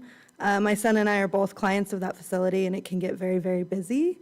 Cars are parked on both sides of the street and the entrance at times, making it very hard to enter and exit the existing parking lots, so any extra parking is certainly needed. However, I would urge the applicant to provide some type of security measures for this development if they do not already plan to. Access to the river is directly across the highway, and it's known that the river does sometimes house a portion of the homeless community. With the city's restrictive encampment ordinance in effect, there is a possibility that some homeless individuals may make their way toward this parking lot in search of a safe place to stay. The presence of some type of security measure could prevent people from trying to set up camp in or around the area. Again, I support this project as it is needed, but encourage the applicant to seek security measures for the site. Thank you for your time. Thank you. Is there anybody else that'd like to come forward for public comments? Please come forward now. Okay, I'm going to close the public comments at, do we have anyone online? Yes, Your Honor, give me one moment, I'll bring them in. Hi, this is Kathy Capone, a resident of Porterville. I'm looking at the proposed site on a Google map. I didn't look at the plan for the project. I would strongly recommend, if the plan doesn't already contain it, some additional safety for crossing that street. South Prospect. There is a lot of traffic in that, for that facility, and I think some kind of lit crosswalk, maybe similar to crossing the street at Sierra View Hospital, would be a safety measure for both the people traveling that street and for people crossing the street. Thank you very much. Okay, is there anyone else, Fernando? Thank you, Kathy. If she's still No, Your Honor. Okay, we'll close the public comments at 8:14. Bring it back to city council. Are there any questions? I don't care who starts. Councilman Beltran, would you like to start? Yes, thank you, Mayor. And I appreciate the public comments because that really helps us in understanding the area. Do we know their hours of operation? Are they open up after 6 p.m., 10 p.m.? Do we know how long their hours are open? Because I know they're open late at night, but I don't know to what end that ends. Do we know that? I actually don't. Even a guess? Actually don't know that offhand. I did want to illustrate, though, that the main purpose of this is for employee overflow parking, which means that by and large, there will be fewer people crossing that street than there would be if it were the. It's like all-day parking kind of like. Is that something maybe Aaron could answer? Well, with respect to the hours, Yes. you know, I'm not certain. Okay. I would merely have to speculate. Yeah. Normal operating. Okay. Maybe a bit later in the evening, perhaps, but I can't say for certain. In the design, do they have planned for it to be fenced? And I know that would add to the cost, but speaking about security, parking lot, like thefts or people after hours, is there any discussion on the design if it's going to be fenced in or cement or, block walls or anything like that? Mr. Oliver, can you come up to the front so that way we could get you on the mic and on record, please? And I can speak to part of those questions. Actually, we did find that the hours of operation are generally 7:30 a.m. to 7 p.m. Okay. Except on Saturdays, which is 5 p.m., and they're closed on Sundays. Okay. And I can also speak briefly to the screening situation, and that there will be a required masonry wall to separate the facility from the residences to the side. So that answers some of the questions from our constituents as far as a barrier protection. And then also, what about the lighting? Is there a way we could utilize the lighting, and not to take from you guys, but direct the light so that we don't have that light pollution in that house, in that living room? Yeah, there will have to be a lighting plan that's prepared as part of it, and that will need to illustrate to the satisfaction of the city engineer and or the engineering and project management department that there will be, not an excessive amount of light that is cast onto adjacent properties or adjacent rights of way. Gotcha. I don't want to steal this. Go ahead. Were you? One more. And what I was getting to on the light, I appreciate the barrier. We've done that in other projects. But what I was getting to is that's kind of an isolated area. So what I was getting to is that do they plan to lock or have some type of people parking there in the middle of the night, sleeping over? Do you know if they have a plan to secure that parking lot at the end of hours, or it's just going to be open? It's kind of what I was getting to. Yeah, I'm not aware of any plan to secure it with fencing to disallow people from entering it. Utilizing after hours? Yeah, so whether or not it may be used after hours, I'm not sure. Maybe there could be some vehicles left over, but, I would speculate it would just be left open. Okay, thank you. Thank you. That's all I had. Councilman Rivas, any comments? No, none at this time, Mayor. Thank you, sir. Councilman Green? No comment at this time. Vice Mayor McCurvey? I have one question, Mr. Neal. In the conditional use permit, as we bring this in from the county, will this thing be up to code? That's actually part of the reason that we have gotten the applicant to agree to annex the property in the first place. They had originally agreed to, even if it had developed in the county, they had agreed conceptually to make it comply with city development standards. So that was good anyway, and our correspondence with the county indicated that would have proceeded accordingly. However, when we came down to the water issue, and the project did not qualify for the extraterritorial service agreement, then it was going to be subject to city development standards anyway, because it's going to develop in the city. So the short answer to your question is yes. So we'll be up to code. I know that we just went through a process of connecting a lot of residents, and there were fees involved. Is that also the case with this? They will have to pay the standard fees for connection to city services, correct? Thank you. Okay, well, I just would have some statements.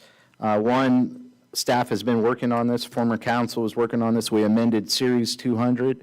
This is the kind of direction I like to see from city staff, trying to make things happen for the growth of our community. You know, there was a comment about our strict no camping or homeless restrictions. I don't believe they're that strict. I think we're just enforcing the law. Personally, I think it's real solutions with honest compassion from our end. There was comments about crossing. I think Ms. Capone missed the area. This is Highway 190. People aren't going to be crossing. If it is the homeless, this is now city property, so we can enforce our homeless no camping policies. With that, I don't have much more to say. Yes, Councilman Rivas.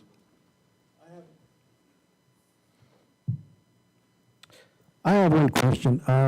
The design, how many parking spaces are we talking about, vehicle-wise? The gentleman from Lane can probably answer that question better than I have. 47. Yeah, that'll be good. And this is one of those iterative design concepts, so. Looks like we have 47 additional parking spaces will be added to the project. That's awesome. How many would be ADA and handicap? So, yeah, we looked at that. That's a good question. This is a remote parking facility, so what we're going to be doing is we're going to be designating additional stalls in the current facility as ADA. And so that is part of this project, not only constructing a new parking lot, but also modifying and bring up to code. Up to code. Current on the facility, yes. Awesome. Thank you. Thank you. That's all I have, Mayor. Yeah, and then there was one more comment that was brought up, and that was for the puddles. We covered that there will be some walls. We will make sure the light pollution is not something that's going to be a factor. What about puddling on this road? Because we're taking a county road and making it a city road now. What kind of issues will we have with that? Part of the design consideration will be to ensure that it drains consistent with city standards so that it is not draining back onto unimproved facilities. Okay. Or onto adjacent properties. Okay, thank you for that. I think we've had our answer. Is there any other questions? All right, well, we're looking for a motion in a second and get forward. What direction would you guys like to take? I'll make the motion to accept items 1 through 4 with the additional change that Mr. O'Neill noted. I'll second that. Yes, so we're recommending staff recommendations, or we're asking for staff recommendations just for clarification. All is good, staff? We got what we need? Okay, let's call for the vote. Passes 5-0. Thank you. Okay, and we're going to move on to the next public hearing, which is agenda item number 20, the extra mile Chevron modification and conditional use permit. We'll open the public hearing at 8:22. Wait, no, we need to do staff report first. Let's do a staff report. Sorry, I take that back. Thank you, Your Honor. I've asked Ms. Calderon and in turn, Mr. O'Neill to provide the staff report. Thank you, Mr. New. Correct, and there's also representatives from the applicant. Thank you, Your Honor, Vice Mayor, members of the City Council. Sorry if I threw you off by just remaining standing up here. No, you probably saved me in that aspect. Thank you. Back in 2021, the City Council approved a conditional use permit for the Chevron Extra Mile store that's on the south side of Olive, just west of 65. And that included a convenience store with alcohol sales pursuant to what's called the Type 20 off-sale alcohol license, which is for beer and wine. And the facility also includes a drive-through car wash. At this time, the applicant is requesting a modification to that conditional use permit which would be considered an upgrade to a Type 20 off-sale alcohol license. I'm sorry, from the Type 20 to a Type 21 alcohol license, which would add distilled spirits to the type of beverages that the facility would be allowed to sell. The California Department of Alcoholic Beverage Control, or ABC, allows a specific number of licenses per census tract by population within that census tract. Tract 360.02 allows for 7 off-sale licenses of any kind. They can be general or just beer and wine. Without being deemed over-concentrated. And it allows, it currently has 11 off-sale licenses. An approval of this modification would not increase the number because it would just be an upgrade from an existing license rather than adding a new license. The hours of operation under which alcohol would be sold would be 6 a.m. to 2 a.m. the following morning. The proposed use, the existing use, as well as the proposed modification are consistent with the general plan land use and the zoning standards for the general and service commercial designation and zone, which is intended to provide areas for retail and services uses that meet local and regional need. The current use of the convenience store with alcohol sales suits the purpose of the zone designation as it would if the license type were upgraded. Porterville Development Ordinance Section 604.04 requires that the council make certain findings prior to approving a conditional use permit, or in this case, modifying a conditional use permit, and staff believes those findings can be made. The environmental coordinator has made a preliminary determination that approval of this license or conditional use permit and the subsequent license change would be exempt from the California Environmental Quality Act under CEQA Guidelines Section 15301, which deals with existing facilities. The project does not propose any physical changes in the design operation of the facility itself, but it does include modification of one of the operating parameters. So again, we would request that following any questions from the City Council, that the mayor opens this hearing to the public. I would like to point out that the recommendation previously it was originally written to contain a different finding of exemption. We subsequently changed that prior to publication of the agenda, as I have described. However, in the recommendation listed in the staff report, it still contains that old one. So we would change recommendation number 2 to still find the project exempt from CEQA, but under CEQA Guidelines 15301, as opposed to the 15061B3 that it says there. Sorry, that's a lot of numbers and letters I just threw at you. In any case, the point being, we're still recommending that it's exempt from CEQA, however, under a different section than is listed in the recommendation. And that concludes staff's report. Happy to take any questions. Thank you, Mr. O'Neill. I think we'll open a public hearing and then ask questions there. So we'll open it to public hearing at 8:26. If there's any public comments, please come forward. Hello, good evening, gentlemen. My name is Sam Lara. I'm a 6-month resident of Porterville, and I'd like to begin by saying thank you very much to everyone here and the community itself for being so welcoming to a new business. We opened the Chevron Extra Mile on Olive. Everyone at the planning department has been very helpful in helping us get that started, and as we deliberate over this upgrade to our conditional or modification to our conditional use permit. I just wanted to take this time to address some potential concerns that might come up and our plans to mitigate these. Currently, we are compliant with the Department of Alcoholic Beverage Control and all of their regulations. We're fully compliant.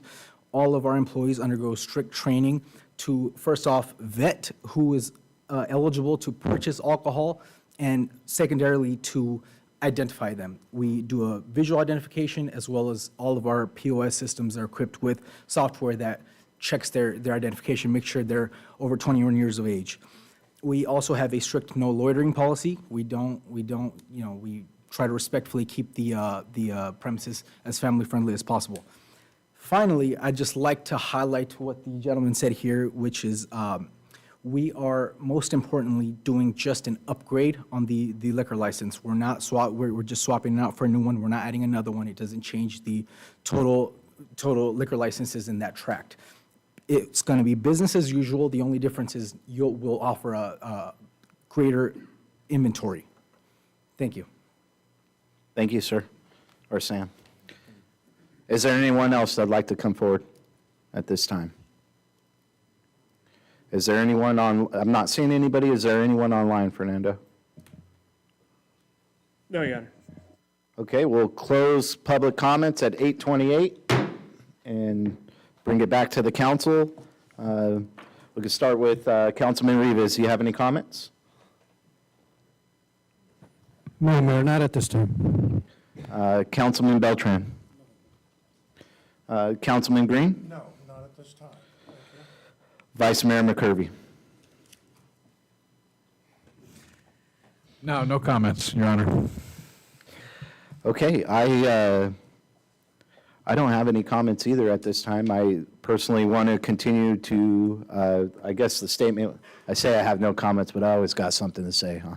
So I want to continue to support local businesses and try to give our producers every opportunity to produce in our community. So it's something that I would support, and so I'll go ahead and bring the first motion to pass or go forward with staff recommendations and the added language or CEQA numbers, and we'll go with that. So that's my motion. Call for the vote.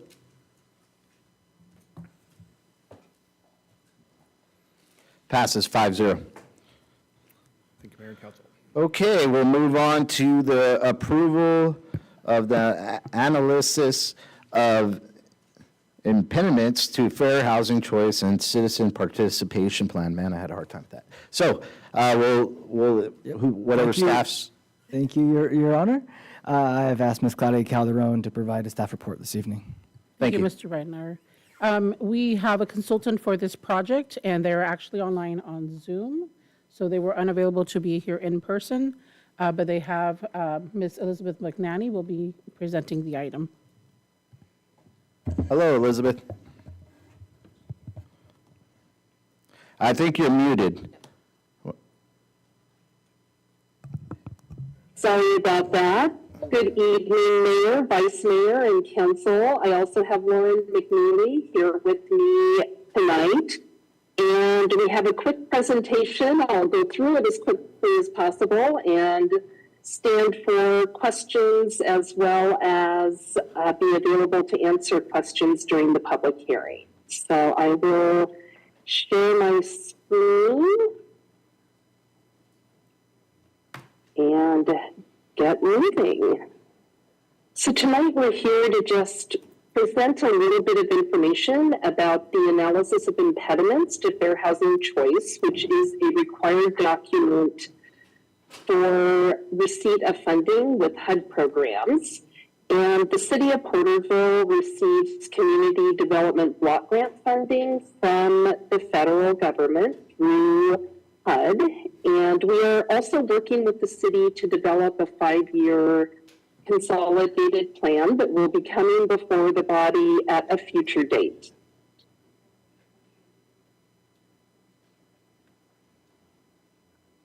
An analysis of impediments is, again, it is a directive of HUD, the Department of Housing and Urban Development. The department is committed to eliminating racial and ethnic segregation and other illegal activities that would present a barrier in housing. And they utilize their programmatic and enforcement tools to achieve this goal. Part of what the city's requirement is to provide information about how they promote fair housing in the community, as well as information about how they're addressing impediments that may come up. Sorry about that. And the obligation arises from, the connection with the receipt of federal funding. So the city already, every year prior to receiving their award through the Community Development Block Grant, certifies that they are affirmatively furthering fair housing. And as part of that, again, the AI is a document that HUD will request to see that will support that certification. It extends to all housing and housing-related activities within the grantee's jurisdictional area, whether publicly or privately funded. It was contained, the CDBG statute contained a requirement since 1983, but it was not put into regulation until 1988. DAI is just a review of the impediments to fair housing choice in public and private sector. It's a look at the jurisdiction's laws, regulations, policies, and an assessment of those laws and how they might affect the location and availability of housing. An assessment is of conditions, both private and public, affecting fair housing choice for all protected classes. Impediments, and that is really what is outlined in this document along with all kinds of other data, are actions, omissions, or decisions taken because of race, color, religion, sex, disability, familial status, or national origin, which restrict housing choice. And it can also be any action or omission or decisions that have the effect of restricting housing choice for protected classes also. California has additional named protected classes or characteristics, and those on the screen are included, but that is not an exhaustive list. These are just the additional protected classes or characteristics that come up most often. And the AI is a look at the policies and practices that may affect fair housing choice. Impediments include actions or omissions in the jurisdiction's public or private housing sector that could or do constitute violations or potential violations of the Fair Housing Act, or are counterproductive to fair housing choice, such as NIMBYism. I have seen that, and there have been suits that have been brought in areas where bodies of government, and I'm thinking of a county, provided some variances in requirements to market rate developers that they were unwilling to provide to affordable developers. So that would be a violation of the Fair Housing Act, potentially. And I'll just dive into the impediments and some of the additional information that were identified in Porterville. HUD has a requirement to develop a language access plan utilizing a 4-factor analysis, basically to ensure that residents with limited English proficiency have access to programs and services.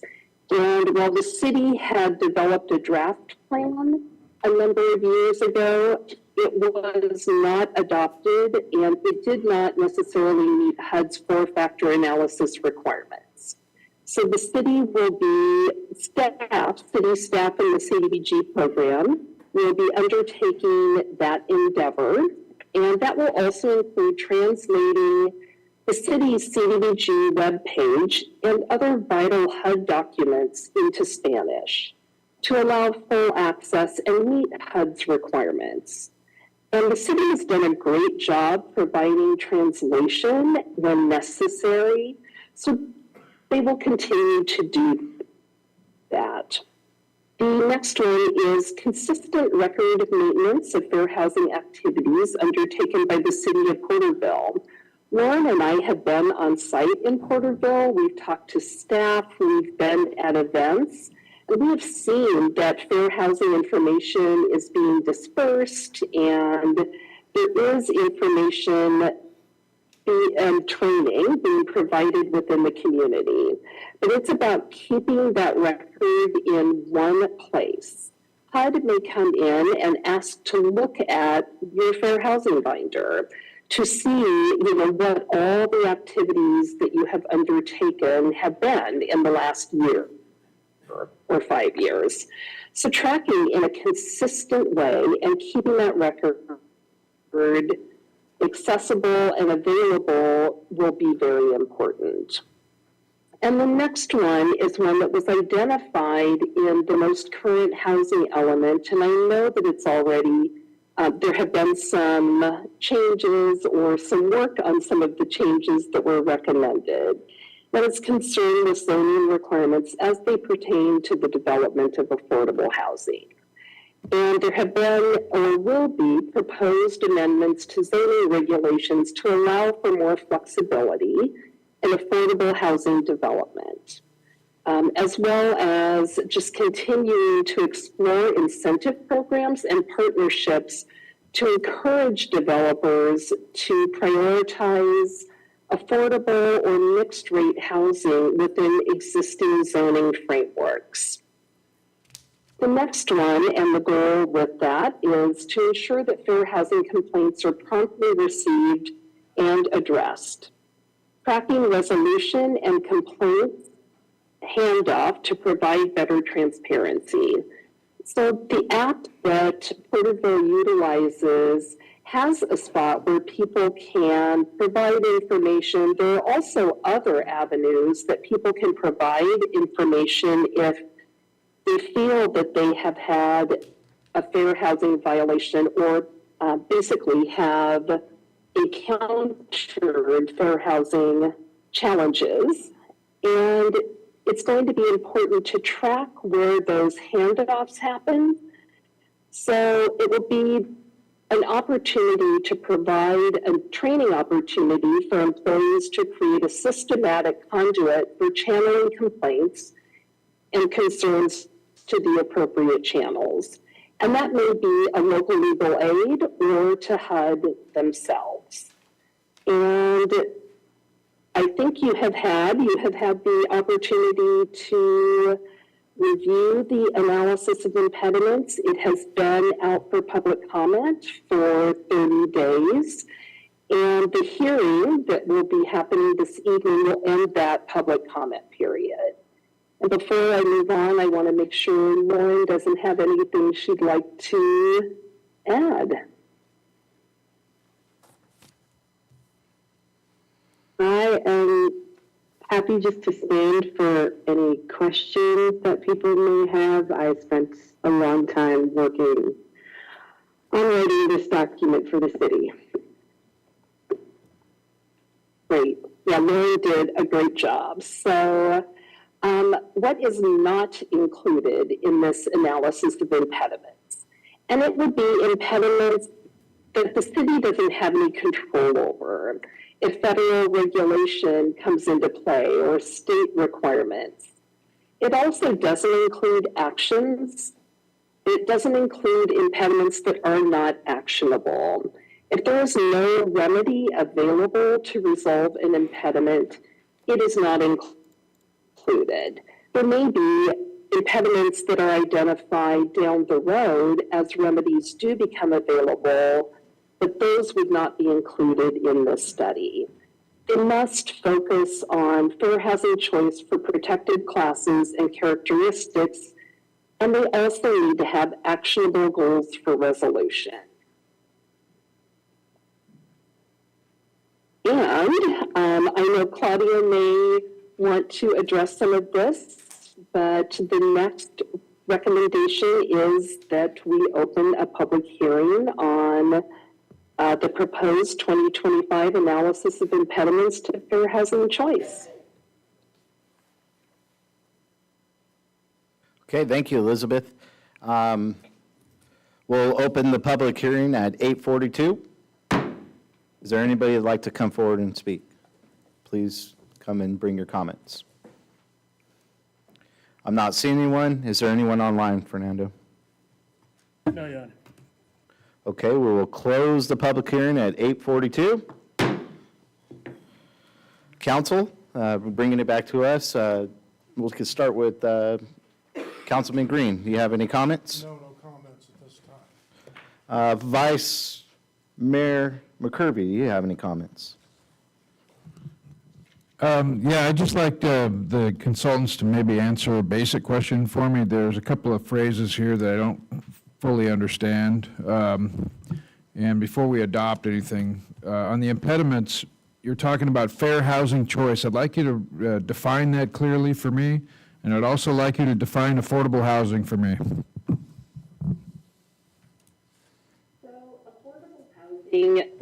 I'll start with that. Affordable housing is housing that is affordable to people at typically about 30% of their income.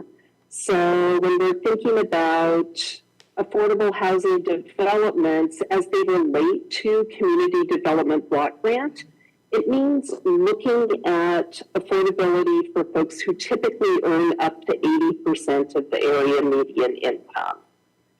And as far as housing choice, is that the other part of the question? Sorry No, it about was that. fair housing choice. Yeah, The what is that? implements of fair housing choice. Fair housing choice. Right.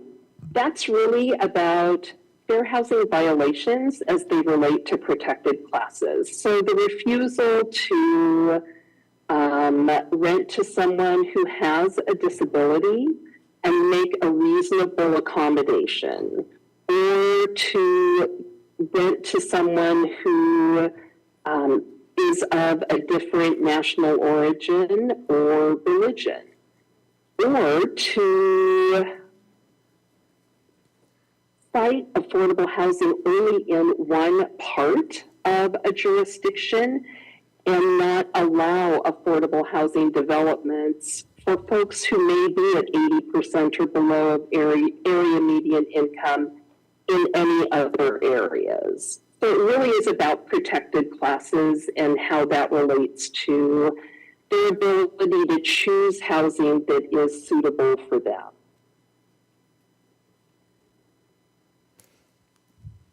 So trying to comprehend this, with this fair housing and the violations, what you're saying is we're opening the door for low-income housing or fair housing, affordable housing, to go into any district? Is that, am I comprehending that correctly? So basically, it's the Not option to necessarily- have the choice Oh, go ahead, of where you Claudia. want to live without being discriminated on a protected class. Yeah. So it's the choice of, if I want to live here, I should be able to, versus, well, the city doesn't let me because of this or that. So it's protecting that. And I would think that the city doesn't take anything like that. Right, and that's why this analysis is made, to see where we can improve in case there's anything that isn't intentional, and that we can continue to improve on that to make sure that all our residents have the choice of where they want to live, and especially affordable options. Correct. Do you have any other comments, Vice Mayor? Well, I think that was a good explanation, but it's still not very clear to me as far as why we're adopting this. Is there something that's causing us to adopt this at this point, or it's just a recommendation? So in order to apply for federal HUD funding, which is our CDBG, this is one of the requirements that we analyze, the impediments to fair housing. The strings attached. Yeah. Okay. Yes. So we're really just saying we're going to assess this so that we can make sure that we're going to be in compliant. Okay. All right. That makes more sense. It's just, it's a little bit ambiguous and a little bit vague, so pardon me for not understanding clearly what this is saying, because that seems a little ambiguous to me. Yeah, I can just try to provide a little clarification here. The analysis of impediments to fair housing choice is like a prescriptive document required by HUD. And you kind of focus on some key data points and analyze it, and then come up with these impediments as actionable recommendations for your city, just to try and further fair housing in your jurisdiction.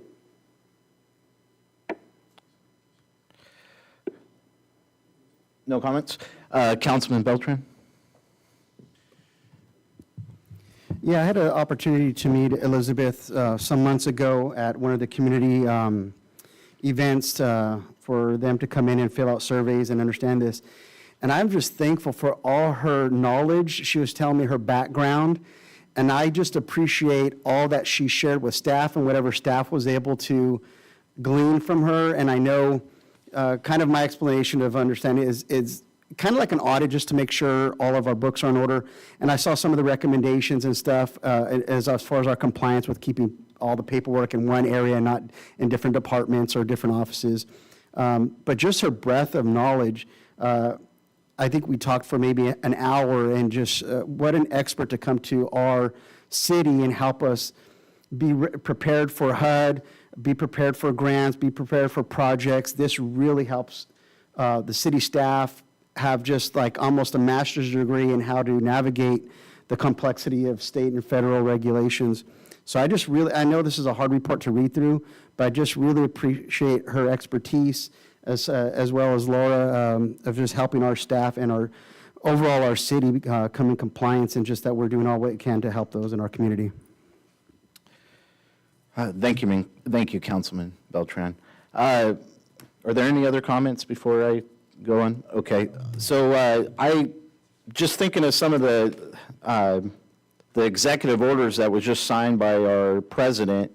Elizabeth, do you see any change in the policies with HUD and these acronyms that is like a total other language to me? Do you see any change coming from the feds? I don't. This has been actually a consistent requirement since the 80s. It hasn't really mattered who has been in the White House. This is really about the Fair Housing Act and the requirements around that. So I don't see a lot of change coming as far as the HUD programs as well as the requirements around fair housing. Got you. I have another question. You mentioned race and sexual orientation. How do you go about deciding through those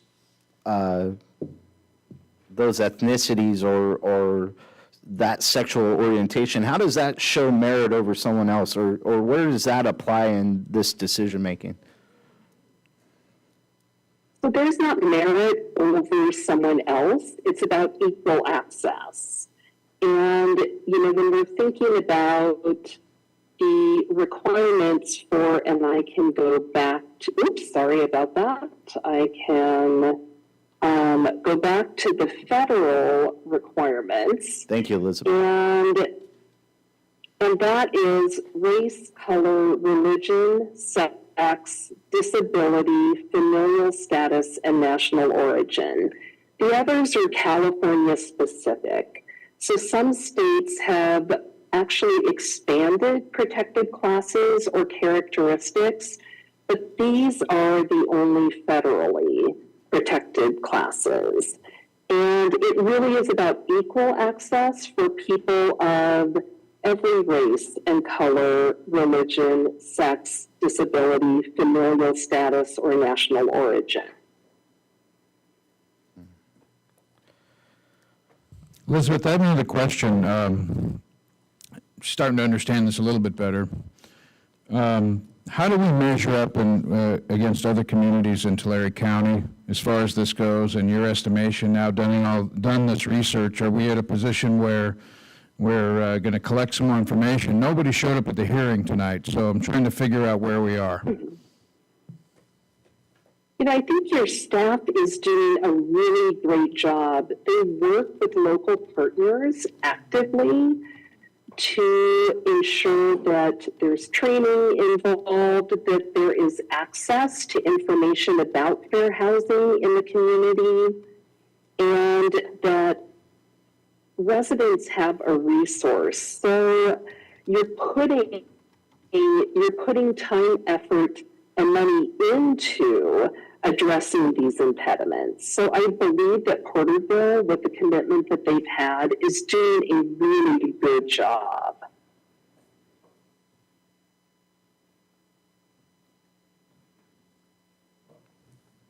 I would just say I appreciate the compliment. I'm just trying to get a more objective measure.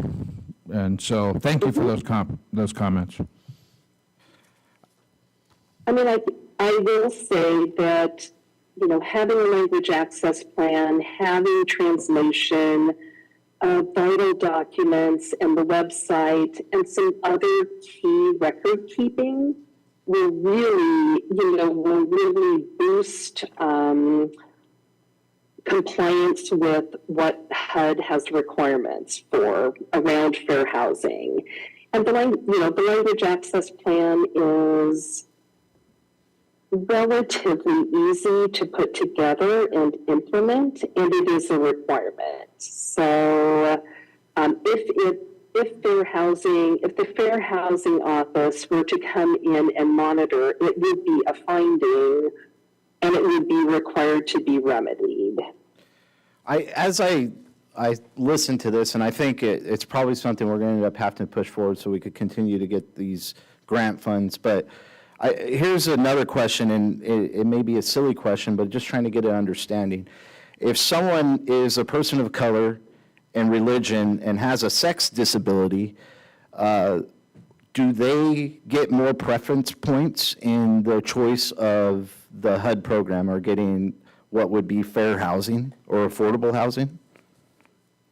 No. It's equal access, not additional access. Okay, yeah, and that's kind of what I'm getting at is if we continue to use sexual orientation and race as a basis, it starts getting to be almost racist in itself, and you start segregating certain people because they're not of what the right color of skin or religion or sex or disability. So I get it, it goes both ways. Thank you for our questions.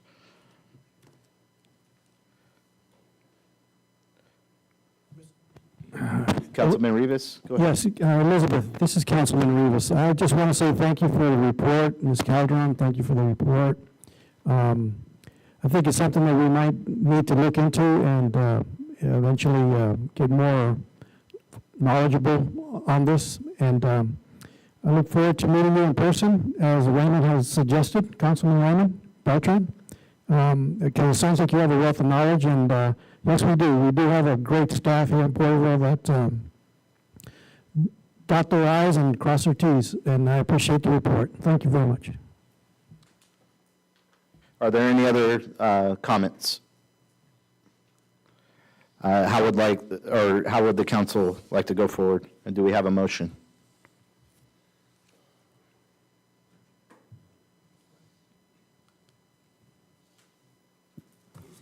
I'll make the motion for staff recommendations 1 through 3.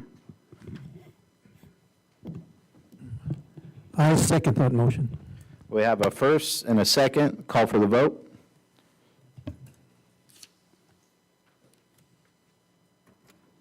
Passes 5-0. Thank you, Elizabeth.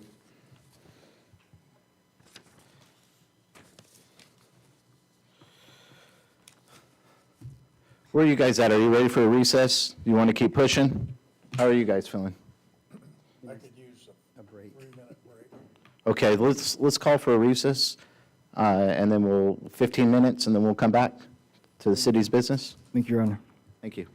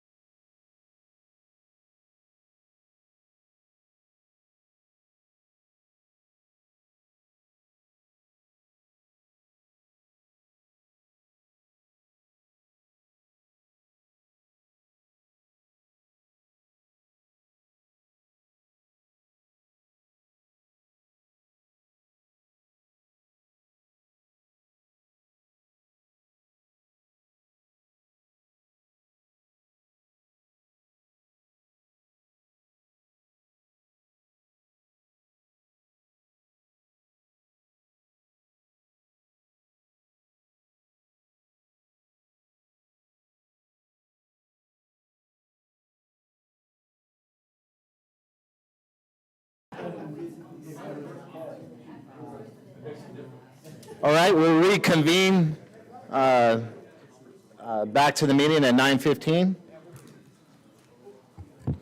And we'll move on to the next public hearing. This is the consideration of the adoption of the updated park impact fees. Staff with the report. Thank you, Your Honor. I've asked Mr. Javier Sanchez to provide this report. All right, thank you, Mr. Reitnauer. At its meeting on November 5th, 2024, the City Council adopted the Parks Master Plan, which provides guidance and direction for the future design and development of park facilities to meet the needs of the city's current and future residents over the next 10 to 15 years. As part of the development of the Parks Master Plan, a fee study was completed to establish new parks impact fee amounts based on updated cost estimates for the construction of new parkland and/or parks and recreation facilities, and establishing the relationship between new development, the needed facilities, and the estimated costs of those improvements. As required by the Mitigation Fee Act, changes to or the creation of additional impact fees that fall under the purview of this act must include a study establishing their need and defining their use in a manner compliant with said act. The Mitigation Fee Act and Quimby Act, in addition to Assembly Bill 1600 and its amendments, require that before a city may establish or increase a development impact fee, it must identify the purpose of the fee, identify the use to which the fee is to be put, determine how there is a reasonable relationship between the fee's use and the type of development project on which the fee is imposed, determine that there is a reasonable relationship between the need for the public facility and the type of development project on which the fee is imposed, and base the impact fee on the square footage of the new buildings being constructed.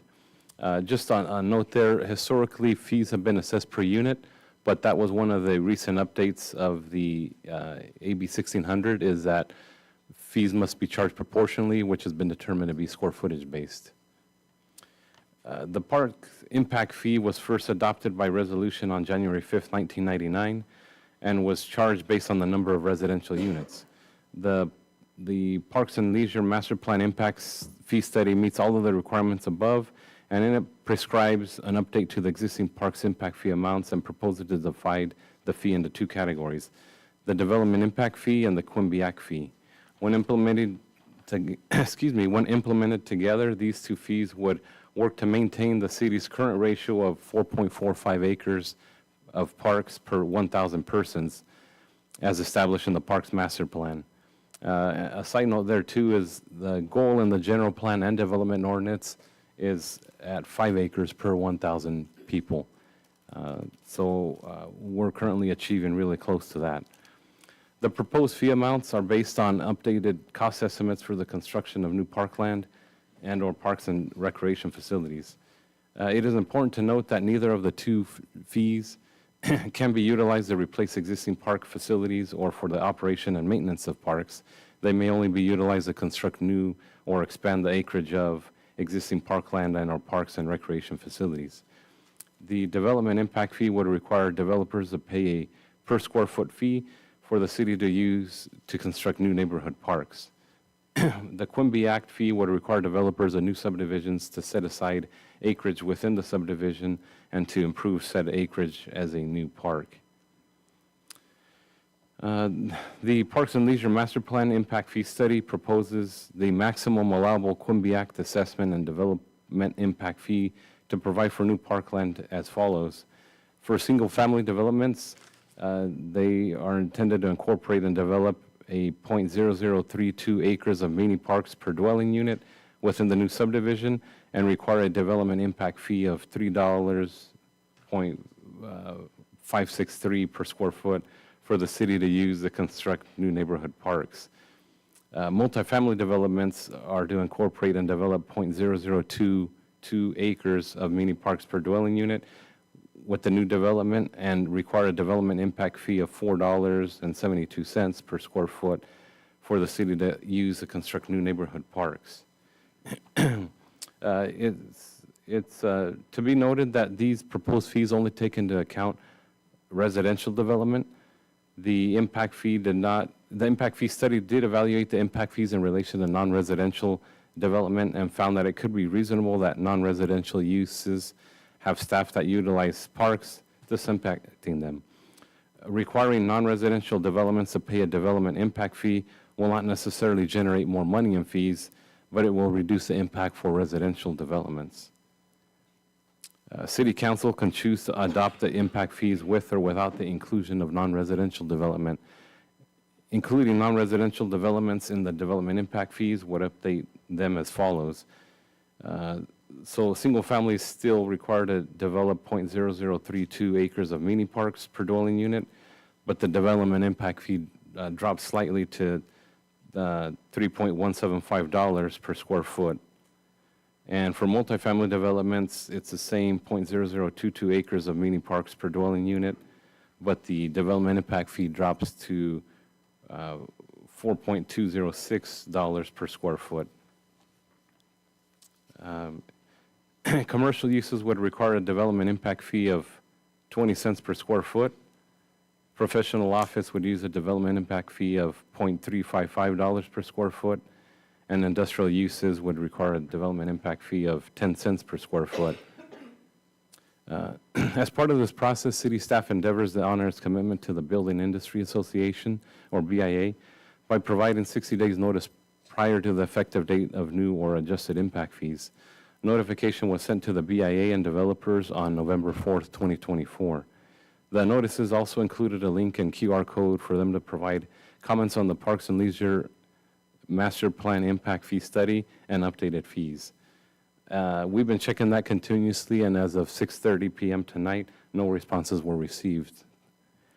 If approved, the updated fees will take effect on February 20th of this year, and the development impact fee would be reviewed for adjustments annually based on the published ENR 20 City Construction Cost Index.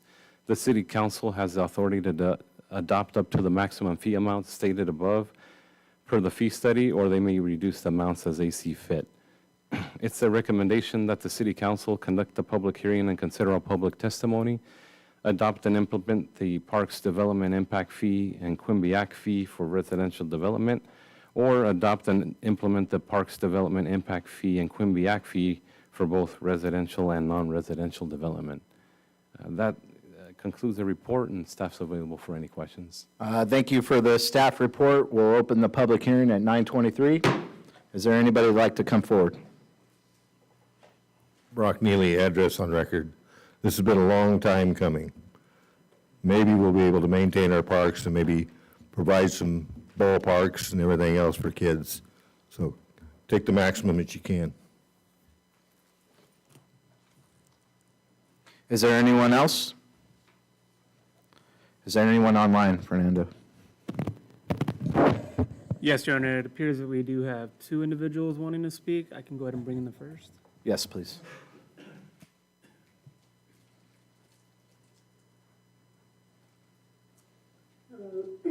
Hello, this is Kathy Capone, Porterville resident. I suggest you please go ahead and pass this impact fees. It is, in my calculations, to get to 1 acre of mini park, and some mini parks may be less than 1 acre, I understand, but you would need 300 residents to get to the equivalent of 1 acre of mini park. So it's not an overextension of availability of parks. And just to correct the prior speaker, this cannot be used for maintenance. It can only be used for development of new parks or facilities. So yes, we need to make sure that we are providing good public access to the outdoors and to city parks. So I recommend that we go ahead and pass this. Side note, when I was speaking before about street crossing, it was not Highway 190 I was talking about, it was Prospect, the street between the parking lot and the health facility. Thank you very much. Thank you, Kathy.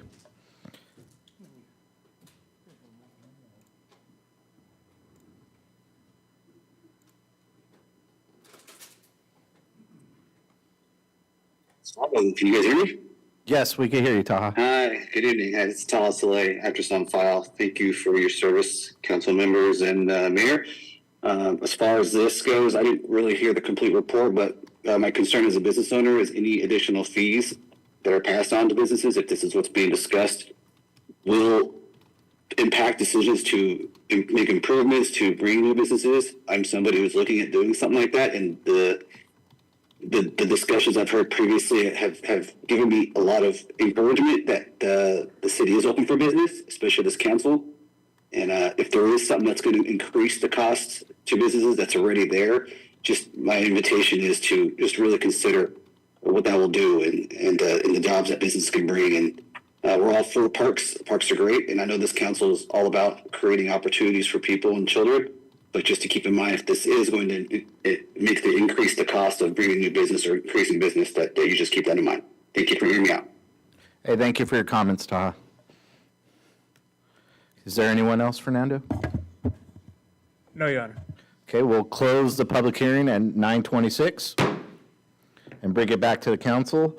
We'll start with Councilman Green. Do you have any comments? Yeah, I think probably directed. You got to press the, you got to really like work it. Yeah, it's There it is. there we go. Yeah, just, Javier, the present, I'll direct it towards you. How much, those impact fees, does that go, where does all that go? The developer pays that, just goes into a general fund for parks? That's correct, and they're to be utilized to develop new parks Yeah. or facilities. And what are developers paying right now? I think I missed that when you were reporting it. Sure, the current fee is, 3 something, for single family is $988 per unit. 980? $88 per unit. For multifamily, it's $767 per unit. With us doing a transition to square footage, we can assume a typical building and come out with what an equivalent per square foot is. Let me see. And Councilmember Green, while he's looking at those calculations. You have those numbers, yeah. I wanted to make a note that the funding does not go into the general fund. The funding is set aside as development impact fee for parks and can be only used for the expansion of park facilities and park acreage and space. And so as is noting, I did take some notes here. So if we're looking at a 1,200 square foot single-family residential, it would be $4,275.60 in comparison to currently at $988. Yeah, I'm sorry, I didn't mean the Porterville's general fund. I meant it goes into a separate account. The parks. Correct. I just wanted, for on the record, to make sure that Thanks, we Jason. didn't have any Thanks, confusion. Javier. Yeah, and just as a comparison, our current fee, if we take a 1,500 square foot single-family home, comes out to $0.65867 per square foot, whereas the new revision takes it to, was it $3 and, right, 3.175 or 3.2, depending on what's adopted. Multifamily doesn't even almost show up. It's $0.00096 per square foot versus $4.2 per square foot. Jason, could you elaborate a little bit on the expansion or upgrade? I mean, let me just use a practical example in my question. Could I add a bathroom to an existing park? Is that considered? So what the intention of the use of the impact fees, it goes back to the park's master plan that established it. So it can be used to make, to add those facilities that are called out in that master plan. That's the intention of this. The council did adopt the master plan fairly recently, but as it is a master plan, if there is other interests, just like a lot of our documents, they're living documents, and we can go through a public hearing process and update that as well if needed. But you could, if you had that extra restroom planned, yes, you could. Yeah, it's something we could Thank put you, those Juliet. monies to bettering our parks for the future. And just for clarification for our new colleagues on the dais. This was the direction of the past council and really trying to mirror what some of our sister cities are doing well, cities like Visalia or Hanford or Tulare. And, there's a lot of comments in town of there's not a lot to do, right? And our parks are behind. And this is a way to get money in those coffers to make those upgrades. So I just say that. I'll pass the torch. Do you have any more comments? No more comments. Councilman Beltran, do you have any comments? So as I'm looking at the two different options, I got to remember the history of talking with past city manager Lawless about where we are with our parks. And past council members were very conservative and thought about the fee impacts to our community, knowing that it's a lower income area, that they try to leave the rates as low as possible, which really puts a burden on those departments that have to maintain those facilities. And we heard today, that's a great example of have them artificially low benefits taxpayers, but there's an effect. And so bringing these rates back up, so going forward, looking at the two different options, there's option one, that's only going to affect single-family or multifamily homes, or development, I should say. The option two is folding in the commercial, professional office, and industrial use. As we heard from a local businessman, Taha Saleh, businesses look at this to see if they're going to invest in our community. But also, it's trying to share that burden, just like we did with water rates, trash rates, increases because they were artificially low, trying to be even-handed as far as who's going to impact this. Are we going to solely put this on first-home buyers, people who are living in apartments, what those development costs will be? Are we going to spread this evenly along all development, like commercial and professional offices, industrial?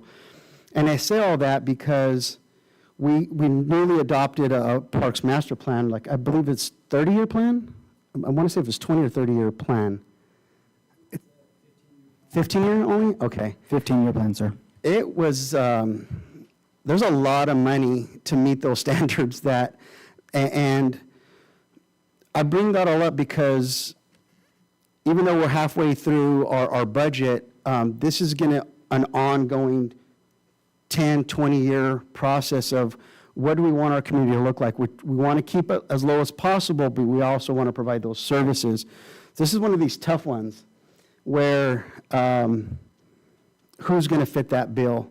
And any reduction we do is like a domino. It really puts those projects, whether it's bathroom expansions, purchase of land is only going to get more expensive. So we can't think of what property costs now. We have to think about what it costs in 15 years. So I like option two, and that is incorporating the commercial, professional, and industrial development. It's not because I don't want to discourage development in our community. I think if those businesses are going to come into our community, I think they should also help carry that burden of development, not just on single-family or multifamily development. I think the share should be across the board. And that was part of this whole analysis, is breaking down option one and option two.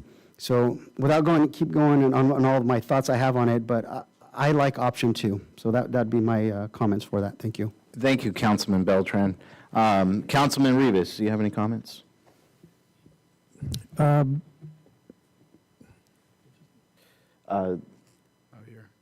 Javier, I have a quick Director question. Sanchez. Director Sanchez, I'm sorry. How much is it for here locally in Porterville, $988, you said, per square foot? Currently. Per unit. Per unit? Right. How much is it in Visalia? And Tulare and Hanford, in those local areas? Dude, let me pull those up here. That was from this. provided for us in the first meetings. I don't know if I saw that in this packet. Yeah, so as a comparison in Visalia. Right, right. It might be low, but it's. Where is it? I'm just trying to get a comparison as to where we're at with them. Yeah. If it's going to be feasible for us or them. So Councilmember Rivas, I can elaborate on the cities in our region. So the cities in our regions haven't updated their fees to reflect a square footage fee. Okay. So they are still on the old fee. So when comparing to our current $988, Visalia single-family residential is $2,704 per unit. Tulare single-family residential is $2,708. And Hanford single-family residential current fee is $3,192.47. Okay. And just something he's echoing is when they do change the process to the square footage, I imagine they're going to increase those fees because of the inflation that's being seen across our nation. Correct, And here in the state of California. Correct. You could clarify that. And that's where I just would like some clarification on that. Yeah, you're right, Your Honor. As we look at this, the current cost to develop an acre of parkland is about $900,000. And so, just like us, many of the cities around us, the fees were adopted years ago, and they're just updated annually based off the ENR. And so that's just the percentage of increase, the engineer's report.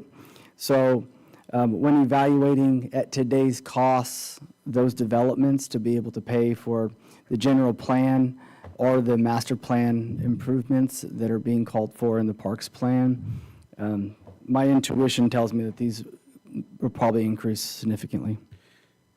Okay, thank you so much. Appreciate it. No other comments? No comments at this I time. know Vice Mayor is biting at the bit here, so go ahead, McCurvey. Oh, well, first of all, got a great briefing today and did a deep dive to catch up to what you guys started. I really like what I'm seeing here. Got some good public comments here too, benchmarking with the other cities. We know that people are going to build in the city.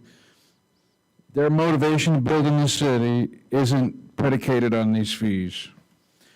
And one of the big challenges that we're facing here isn't the fees, it's the regulations.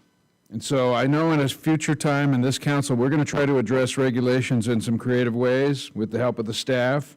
That's going to help to spur the growth. But I want to say that on the record because Taha makes a great point about how we want to be business friendly and builder friendly.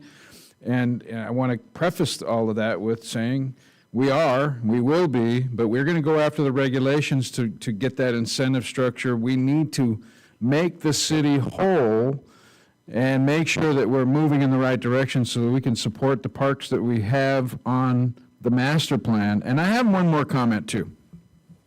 The Quimby Act. This has been discussed quite a bit, and I guess, we got to set aside a certain amount of park when we have a development. And it's somewhat arbitrary. If it's less than 50 parcels, then you don't have to do the park, but if it's more than 50, you do. And there used to be some either-or language, that, from what I understand. So what I would like to do is I'd like to, and I think I'm going for option 2 also, based on what I understand here and these great comments from Councilman Beltran. I think that we should revisit this or language that we have in this and go back to the master plan so that we have an option not to put a new park in a new development, and that money can be put towards the bigger picture parks projects that we have in the hopper on the master plan, because there are areas of the city we don't need that. And it also creates a burden for the city. If you're going to put a small plot, a park in the middle of somewhere, and now we have to maintain it, that's a burden on the city. So if we can consolidate some of that and move it towards the master plan, I think it's more beneficial. So I'd like to vote yes on this, and I'll recommend a yes vote on option 2, but I want to go back and look at the Quimby Act language so that it has or language, so there's options, and I want to look at the master plan so that we can make that a reality. There's a motion, but just for clarification, in talking about the Quimby Act and that option or option, what we found with developers is when we have these mini parks, sometimes they would rather have the option of paying a fine or a fee instead of building a park. And what Vice Mayor McCurvey's talking about is also for the city, we would have less responsibility on taking care of these mini parks, which would put more money into Parks and Leisures. Is this, just for clarification, something we can do with the Quimby Act?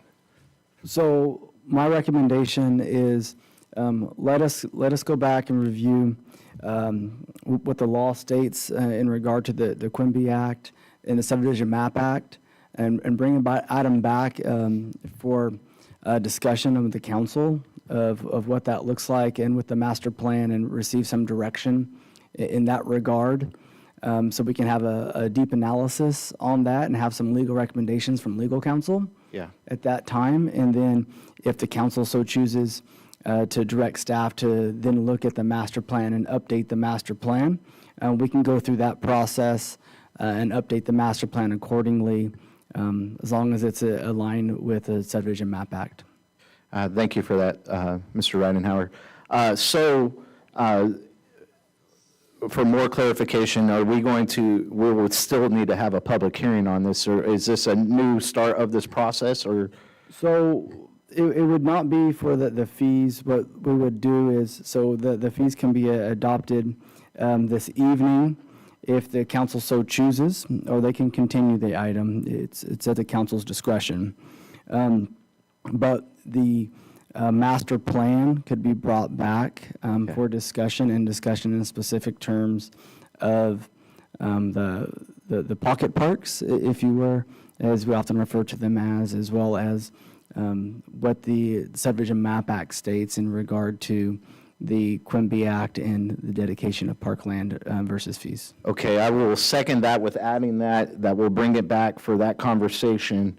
And then I'm seconding the second option for the park impact fees. And then I would also just like to echo what Vice Mayor McCurvey stated, is it's not the impact fees that's chasing away developers or commercial-sized buildings or whatever that's coming to town. It's regulations. It's a heavily regulated state. We live in the most heavily regulated state in the union, and on our end, we want to do everything we can to make sure we're not the heaviest regulated city in this state. So it's looking at those regulations, seeing what we could do to be more business-friendly, and trying to find avenues with the support of the staff, of course. And so I second that, and so for option 2 and bringing back that item. We'll just note, we're talking about the second resolution. I just want to clarify that, right? That's the one that includes the residential and commercial. So yeah, recommendations 1 and 3. Yes. Thank you. Thank you. Okay, any more comments? Let's call for the vote.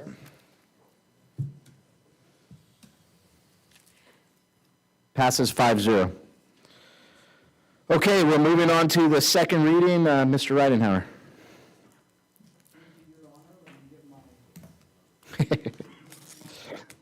Sorry, thank you, Your Honor. Let me get my notes in order here. So, ordinance number 1909, an ordinance of the City Council of the City of Porterville, amending Series 200, Series 300, and Series 700 of the Porterville Development Ordinance to ease regulations and provide consistency with state laws regarding housing and planning regulations, was given its first reading on December 17, 2024, and has been printed.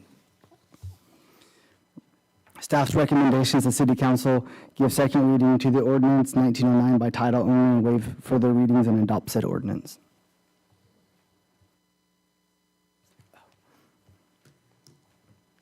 So staff's recommendation is that the council give second reading to the ordinance number 1909 by title only and waive further reading and adopt said ordinance. Okay, so coming back to council, any questions? So we can start with Councilman Rivas. I have no questions at this time, Mayor. Okay, Councilman Beltran? No. Councilman Green? Not at this time. Vice Mayor McCurvey? No comments. Okay, I have no comments either. Do we have a motion? I'll make a motion to recommend staff recommendations. I'll second. Call for the vote. Passes 5-0. Thank you, Your Honor. May I read by title only? Yes, sir. Thank you. Ordinance 1909, an ordinance of the City Council of the City of Porterville, amending Series 200, Series 300, and Series 700 of the Porterville Development Ordinance. Thank you. All right, moving on to scheduled matters. Mr. Ridenhour. Thank you, sir. We have six scheduled matters on this evening for council's consideration. The first item is consideration and establishment of a charter review committee.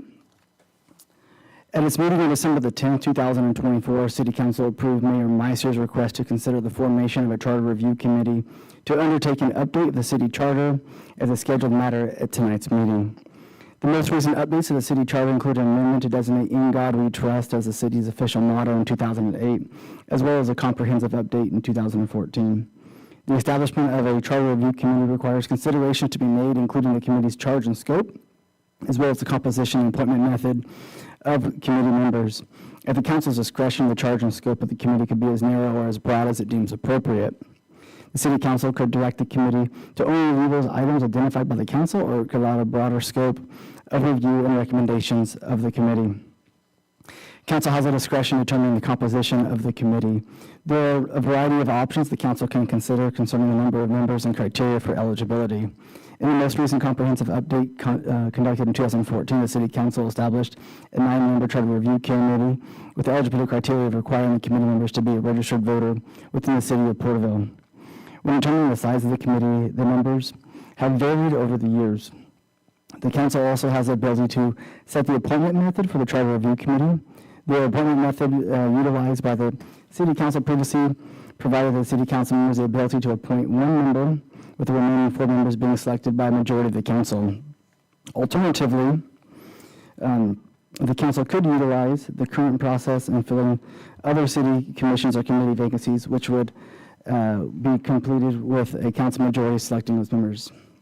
In order to place the amendments on the November 3rd ballot, 2026, Elections Code requires that the election be called no later than 88 days prior to the election, or August 7th, 2026.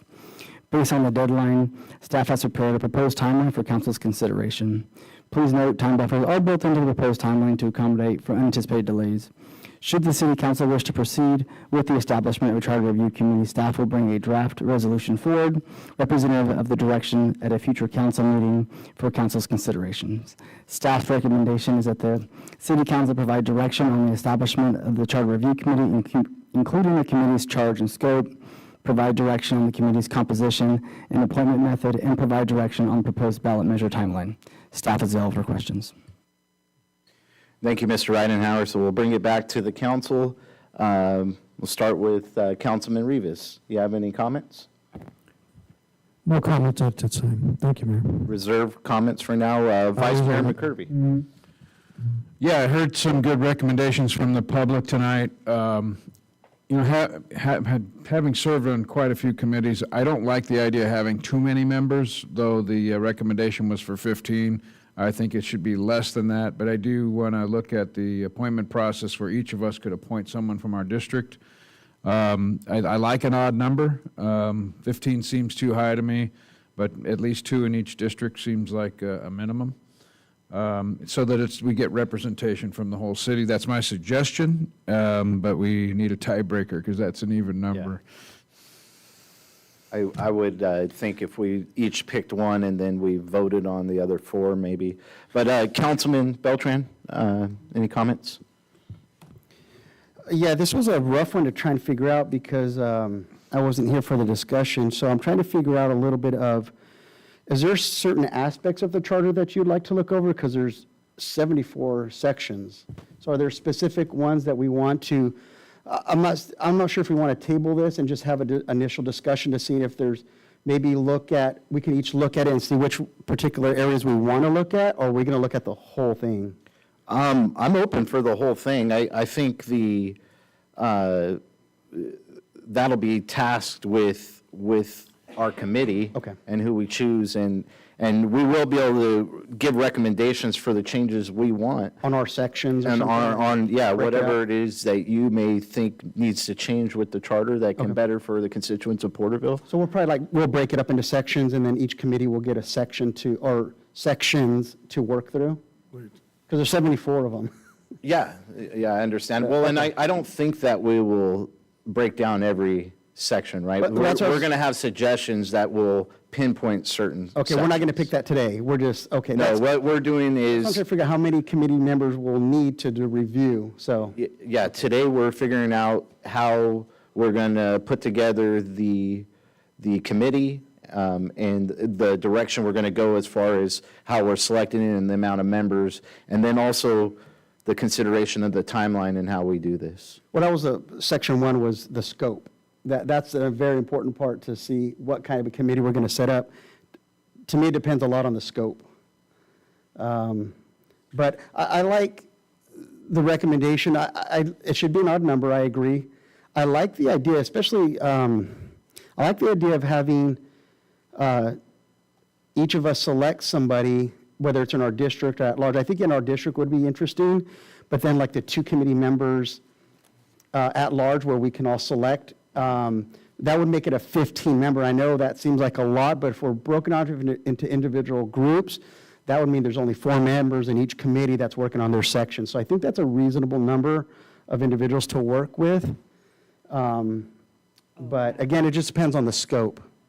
Is there any clarification from staff on what Councilman Beltran's talking about? What was your last question? So on the scope of it, as we break up into committees, because I'd imagine we're not all of us are going to be taught, we're each going to give, that's why I'm asking the scope. Are we all okay. going to be given a section? We'll divvy that up. So just so the council drives this. So really what's happening So here for is that mayor. the council is coming up with recommendations.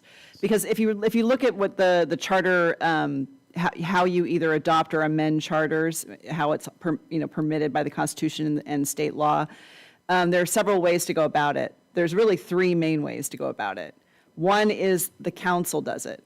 This is really what you're doing. Even though we recommend a charter review committee, To have the it's people advisory to the council, and council is has the ultimate word on what ballot measure, or what changes and what measures it wants to proceed with.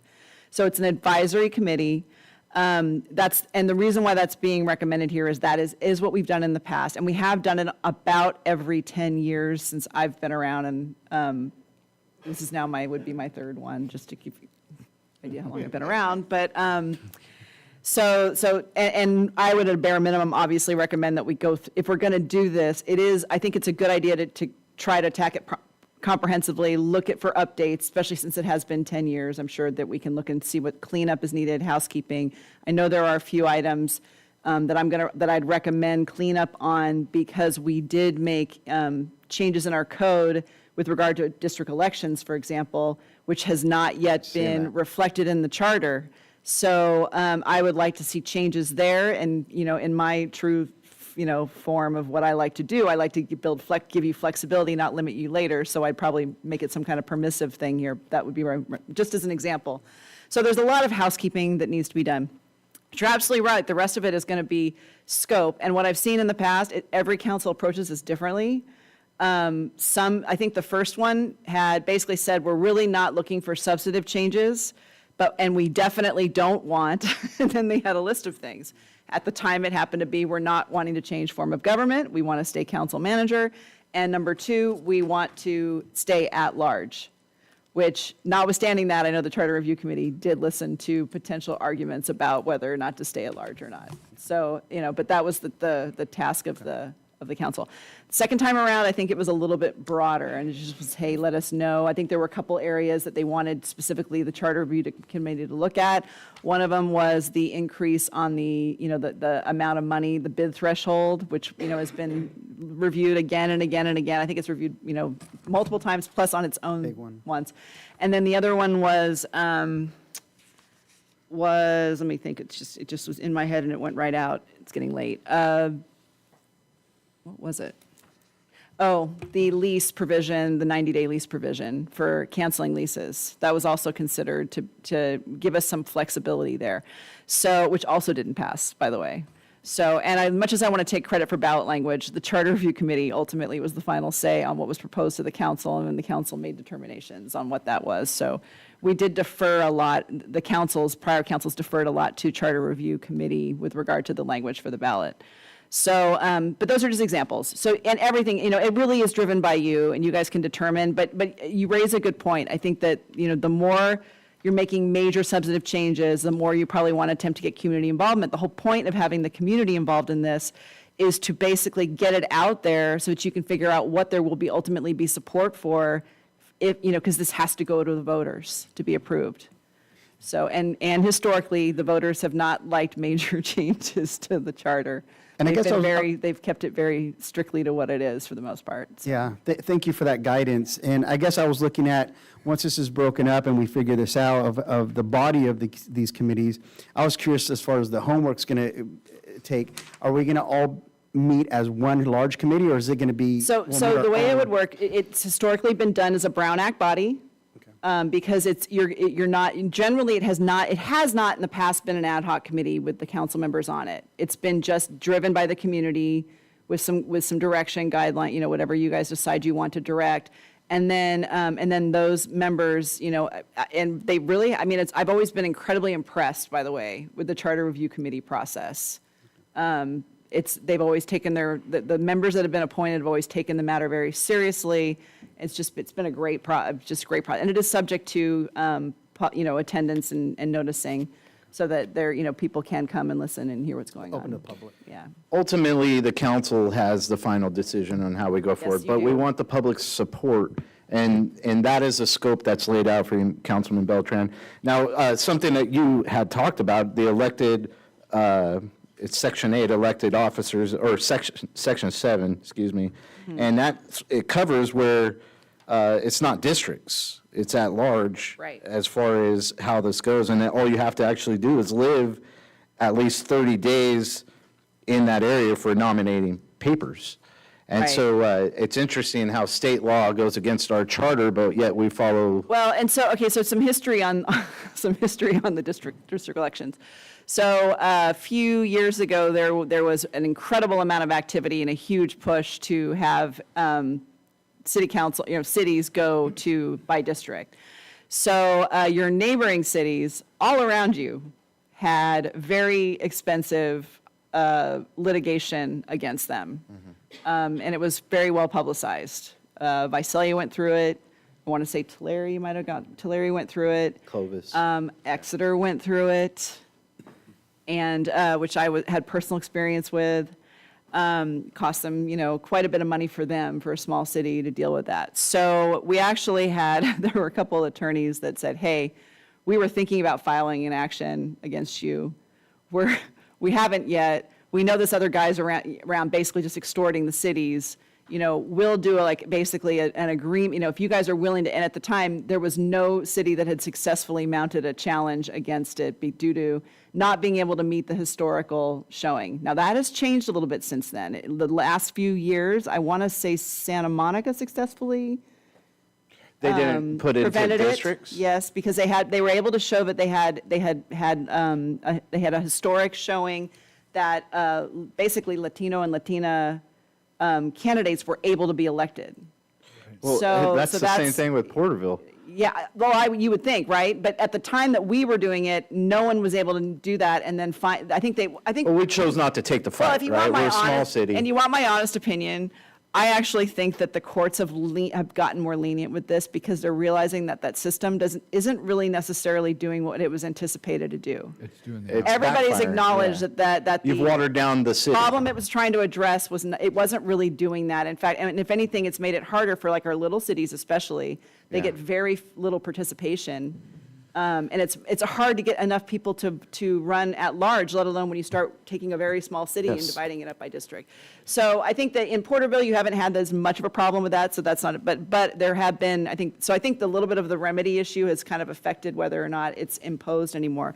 So there have been a couple cities, not a lot, but a couple cities that are able to show it. I always made the case that you didn't need to do it because your neighbor, it's hard to make districts that are, ethnically different in Porterville because you guys are so homogenized. It's wonderful. You have neighbors, everybody lives together in your city, which is, I think, is a wonderful thing. So, that was always what we made the case, but then that became something we couldn't use. We followed the law, so we were sort of in a bind, and we would have faced hundreds and hundreds of thousands of dollars of litigation, which is what Tulare and Visalia were Well, seeing. it's interesting that Santa Monica took the stand and won, and so the way our charter is written up, and this will be something for the charter review, but maybe that's a way to get to a win at an at-large vote for the mayor. Right, in a well, sense. yeah, and actually, I do want to say too that I'll have to go back and look at the language that we put in our municipal code, but I believe we wrote it to allow for the potential to switch back in the event that the law, so I wanted to try, we try to put flexibility in where we can.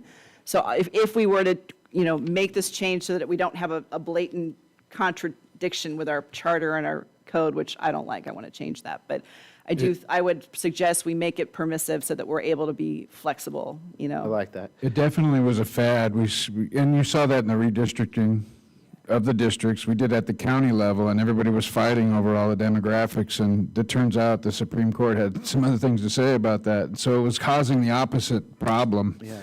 I totally see that. That's a great explanation, Juliet. I think there's an opportunity here to narrow that scope, Ray. Maybe we can get this going and talk about how to make this the most effective way to get moving, because it takes a while to do this process. Yeah, and so that's ultimately what have I given everybody an opportunity to speak? Ultimately, we're giving direction on how we want the committee made up tonight, and then also the timeline. I like the timeline. It gives a 6-month window to advertise the charter changes that we'd like to make.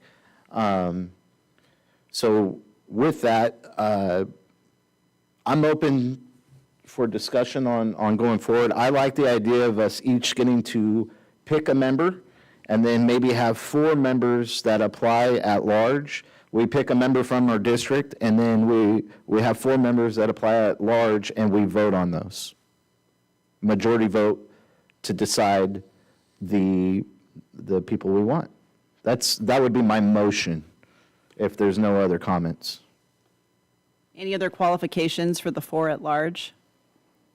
Do you want them to be residents of the city? Do you want them to be I think voters residents in the city, since they're the ones that are voting? Yeah, I would say that. Registered voters? Yeah, registered voters, yeah, I like that. Yeah, because there could be some good people And outside. this isn't she can make a comment on oral communication. Okay.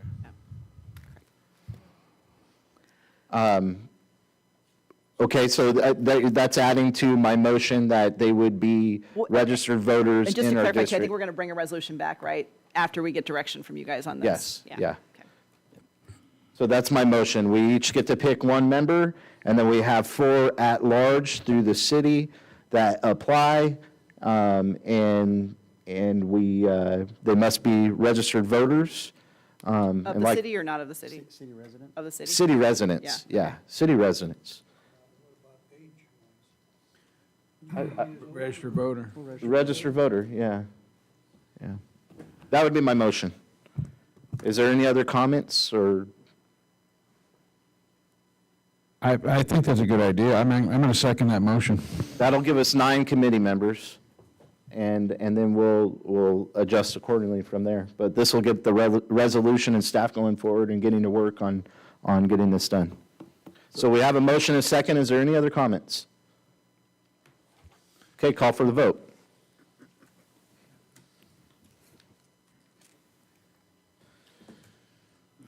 It passes 5-0. Do you want to provide any further direction on the scope, or do you want to just think about it and potentially do that? We don't have to do that right now. Right, so what I understood is I'll bring back a resolution with the direction that's provided and have the scope be defined as a broad scope review of the Charter Review Committee. Perfect, thank you, sir. Okay, and then moving on to the next scheduled matter, the consideration of the establishment of an ad hoc heritage committee. Mr. Ridenhour. Thank you, Your Honor. At its meeting on December the 10th, 2024, City Council approved Mayor Meister's request to consider the establishment of a Heritage Committee as a scheduled matter at tonight's meeting. Mayor Meister expressed the intent of the committee is to assist the City Council with the planning of celebrations and signage commemorating the 250th anniversary of the signing of the Declaration of Independence and the 100-year anniversary of filing of the City of Porterville City Charter. An advisory ad hoc committee created to address a specific issue or task with a limited time frame comprised solely of less than a quorum of the City Council is exempt from the Brown Act. Ad hoc committee meetings can, but are not required to be open to the public. Should the council wish to include one or more public members to the proposed committee, the committee would be governed by the Brown Act and would be required to follow all open meeting requirements of the Brown Act. As an advisory committee, any and all recommendations developed by the ad hoc committee will require City Council consideration action prior to the implementation. Should the council wish to proceed with the establishment of the Heritage Committee, staff will bring a draft resolution forward to the City Council meeting and council's consideration. Staff's recommendation that the City Council provide direction concerning the establishment of the Heritage Committee, including the scope and composition of the committee. Okay, this is a ad hoc committee. We'll go ahead and start with Councilman Green. Do you have any comments or suggestions? Not at this time. I'll reserve right Okay. for later. Councilman Beltran? Yeah, I like the idea of commemorating this. The only question I have, I guess, is, in my head, I'm visioning something like Pioneer Days, something where there's a public event, something to that effect. And so I guess the overall picture, I like the idea. I'm just, You think it's scope? no, not necessarily is, I would imagine what the Parks and Leisures Department might take this event on since it's a community event. That's what I'm anticipating is how big of a scope that this is going to cost of personnel, whatever we might do. I mean, we can offset it maybe if we find sponsorships or something like that, but it depends on how big it is. If we could get some feedback later on like what a Pioneer Days event kind of looks like because this would be a new event. It would be a one-off, which is fine, and we have discretionary funds if we want to help support that. But I like the idea. I don't know, hopefully we could have some events during that time, but I'm thinking more of like banners on Main Street. We have the capability to put a banner, the celebration of 250 years, maybe a big Freedom Fest where we invest a little more money into our fireworks show. Ideas like that, but through with the public support, through a committee like an ad hoc committee, the goal is to get the public's buy-in. Like Flag Day, something like that, yeah. Very similar, yes. Right, okay. Yeah. Yeah, I was just, when you said like Freedom Fest, I'm like, ooh, that's a big undertaking. So I'm just trying to think of the big picture. So I like the idea, just we'll see how it develops. Yes, I would agree. So if I could just add to that discussion a little bit. So Ray, in my mind, I'm thinking Pioneer Days is part of that because we're building up towards having our birthday party, right? What are we celebrating?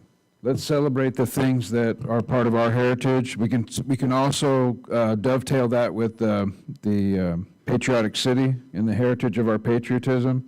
And those things can work together towards a goal of having this 250th anniversary and this 100-year anniversary, but not that we would be, spending money all over the place, but that we would be celebrating the things that are important. So if you look at Pioneer Days today, what is it? It's a one-day cookout. It started as a big event. There was a lot of people dressing up. There was a lot of, enthusiasm around that. And that isn't quite, that probably needs to be rejuvenated, right? And so we're hoping, and I've talked to a few folks that were involved in starting the Pioneer Days, we're hoping to get that restarted again through this committee and try to get the spirit of the city moving towards a goal to just, let's celebrate who we are, what our identity is as Porterville, and what we're going to be celebrating when we get to that anniversary. Do we have a time frame of when this event, the 100th, is there a month or do we know when this would occur? July 1776. Or July 4th. Yes, Yeah. July 4th. I'm sorry, I jacked out. It's getting late. So all this we're looking at a time frame in July. Well, that would be I think the big fireworks show would be. That's the culmination. Yeah, but there's going to be a lot of ideas that come together in this committee. So I think we're tonight, hoping there's a series of things too, and then we've also heard from our new inaugurated and elected president that he's going to be giving funds to every city to celebrate this. So we're hoping we're betting the come on this, that there's going to be some funds to support something like this, and we want to get ahead of that and support it on our own for the identity of our city, but also our place in the United States. for tonight, we're deciding on how we want the committee to be put together, and then how the quorum would look, and moving forward with that, if we're going to do something similar to the charter city, what we just did with 9 members. But I'll pass it off to Councilman Rivas. Do you have any comments?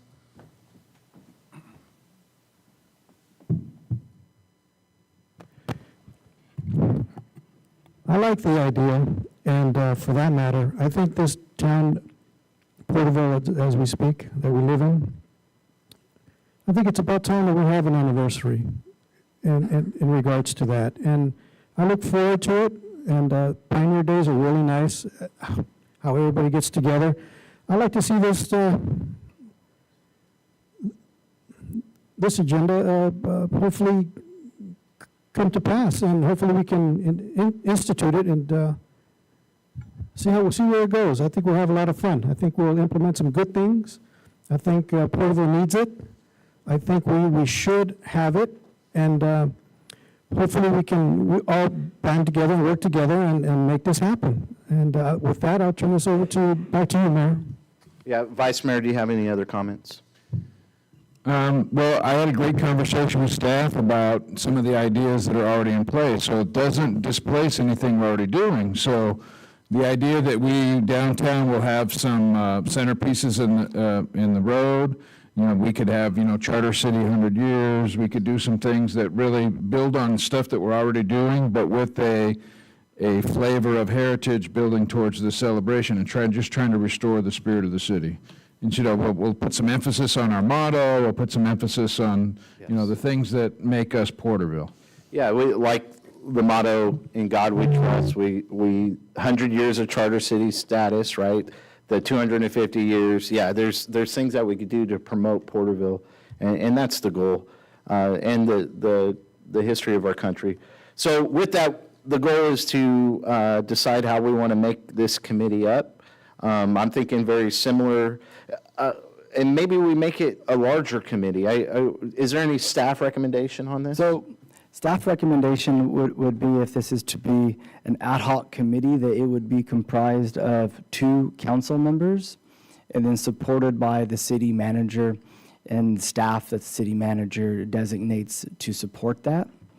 If we add official members from the public to that meeting, it will then become a standing committee, and we'll have to follow the Brown Act, and that's fine. But let you know, when we have Brown Act committees, it does take a lot more staff time to run those meetings. It can be an ad hoc committee that is open to the public, but it doesn't have to be open to the public. That's at the council's discretion, or the council can provide direction to establish a committee that is governed by the Brown Act, which would then have community members in it. What that would have is that all the meetings would be publicly noticed, minutes taken, would be recorded, and it's a much formal process than the ad hoc committee, an ad hoc working committee, if you were. Right. Interesting. Yeah, that was a good way to put it. So, yeah, I think what his point is you don't have to create a standing committee to have public input. So you could have just 2 of you as the committee members, but you can still get, when you wish, input from members of the public or community. I was trying to, I've reached out to tribal council, and they have buy-in, and they wanted to be a part of this committee, and even celebrating their history, right? And trying to make the community at large come together on this. I think there's individuals from even Springville that would be interested in having input. So you could invite those various members to come to the meetings without necessarily having them on. Of course, you can put them on if that's what you want to do, but it's just an idea. With this type of committee, it might make it easier to kind of Councilman Beltran? control of it. Yeah, I'm thinking back to, that's kind of what the initial cannabis committee was like, and it worked very well where there's 2 council members and city staff. It's a more of a bare bones requirement. But we had feedback from the dispensaries, members from the public were invited in. So it's a little more intimate, you can move a little quicker. So that's I like that recommendation. It worked really well with the cannabis committee. It did work really well, because you don't have as many restrictions as far as how you operate. We did it with the military banners too, right? We've had a few. Yeah. And I'm so- thinking of staff's time and all that. we're It trying works to do really as well. Any other comments? Based on what Ray's saying, I think we go forward with the staff recommendation to make it an ad hoc heritage committee and decide which 2 councilmen will begin. Okay, I will second that. And then, being that I brought it, I will volunteer for the committee as one of them. I would like to volunteer as well. Are there any other council members that want to be on? Well, that's why so that way we're not just still in it. If there's someone else that wants, I'll pull back, Ray, if you, all right. Okay. All right, well, there's a first and a second with the members. Call for the vote.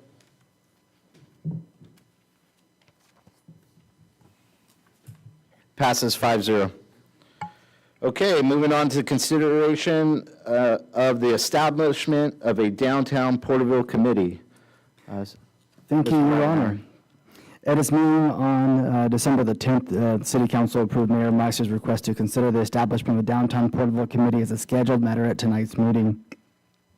During the discussion of the request, it was expressed that the intent of the committee is to be comprised of City Council members and public members to serve in advisory capacity to the City Council in matters pertaining to Downtown Porterville. This committee will be considered a standing committee. The council has discretion in the establishment of the scope, composition, and appointments of members of standing committees. The composition of the committee establishes the size and makeup of the committee.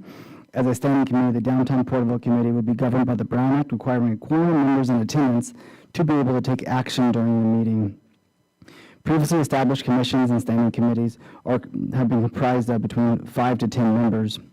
The current process established for filling city commission and committee vacancies is through an application process in which the council establishes desired qualifications to be a member, such as professional experience, and the city council majority selects the members from the applications received.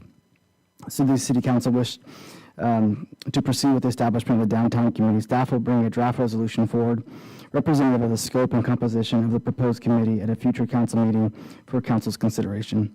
Staff's recommendation is the city council provide direction concerning the establishment of the downtown committee, including the scope and composition of the committee. Thank you. Okay, bringing it back to the council. We'll start with Vice Mayor McCurvey. Do you have any comments? I think this one is going to be a lot easier because it's the third one. I think we'd use something similar to the Charter Review Committee, but the qualification is someone who is a downtown Porterville business owner, and that we, instead of a registered voter, and that we come up with a way to do a similar selection with 4 and 4, where we select 4 and we get 4 from the community. That way we get the buy-in from the downtown Porterville business owners, and they can lead that conversation. So what we're thinking is we each pick one, so that'd be 5, and then 4 at large that we vote for, so a total of 9? Yes, and it wouldn't have to be tied to a district, it's tied to downtown business ownership. Okay. I just throwing out there, I'd like to see someone from Chamber of Commerce on this committee as well. Councilman Beltran, do you have any comments? I'm a little more reserved on this committee, as much as I understand the purpose of trying to promote downtown. This is not a new idea. My understanding is there's already semi-formal quarterly meeting with downtown businesses that the city staff communicates with, and so that's ongoing, as well as a newly established downtown run by a local real estate, Rafaela Woods. So I know there's been effort in the past for this, and the reason I'm reserved is because it's not just a matter of ideas, it's a matter of funding. And we've tried to do this in the past, speaking with past Chamber of Commerce presidents and board members, that they just could not get enough involvement. And I'm not saying that that's not there now, but it was very recent that to implement a lot of these rules and stuff that helps promote downtown, I believe we did a study, I don't know if it was maybe 10 years back or so, of what it would cost to make an impact. I think it was generally around $1,000 for a business per year to actually make an impact. And we knew we weren't going to get that. And I believe Mr. Lawless had explained to me that they moved it down to $100. And they could only get a handful of businesses that were okay with that. And so I struggle with, I get the idea, I get the purpose. My reservation is that there's not enough support and there's not enough funding behind to actually make an impact yet.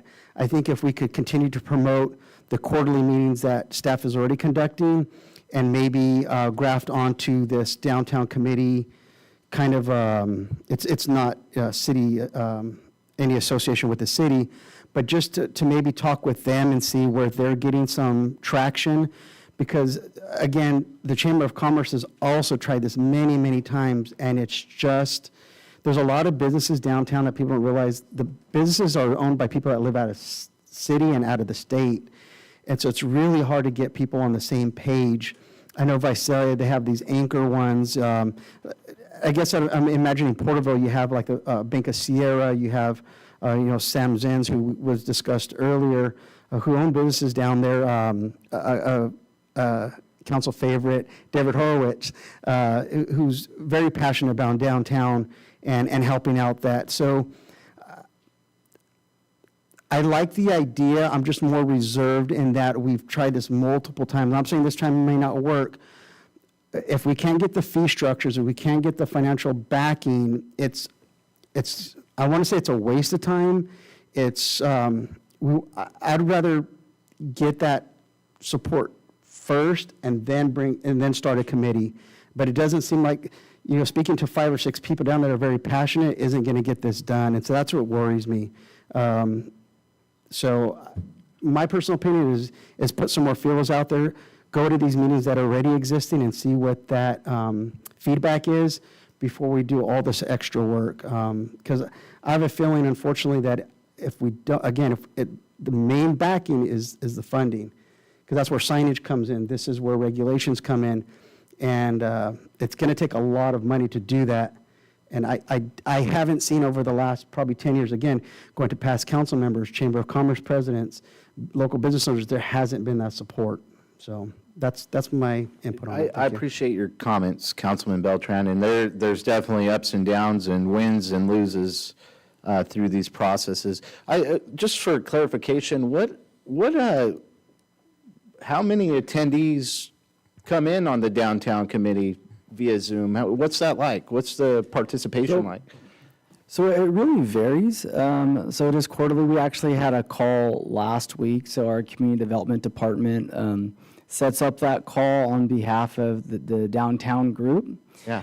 It started off, there was several members, some of the prominent downtown business owners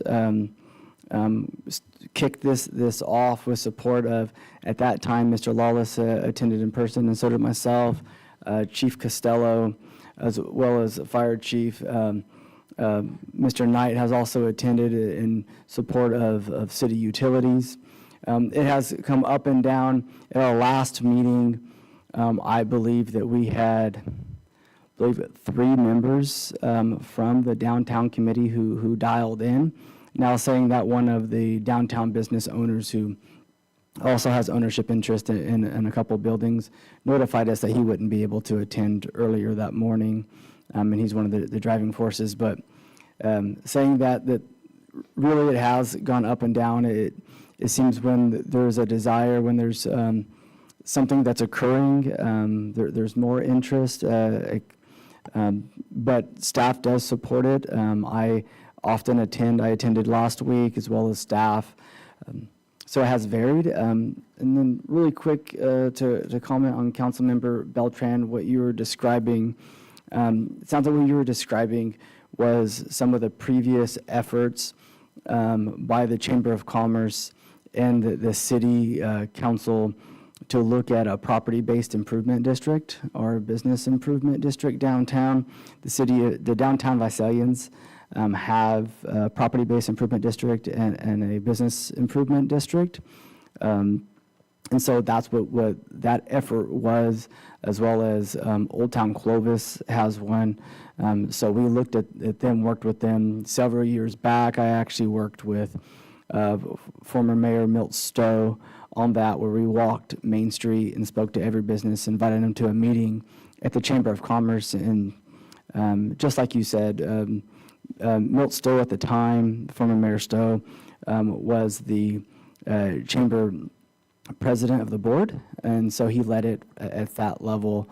We were not able to get traction at that time for that property-based improvement district, which does go to a vote of the property owners for approval, because essentially what it is the property owners assessing themselves a self-tax to then support the efforts that they want to see in their region, so it'd be downtown.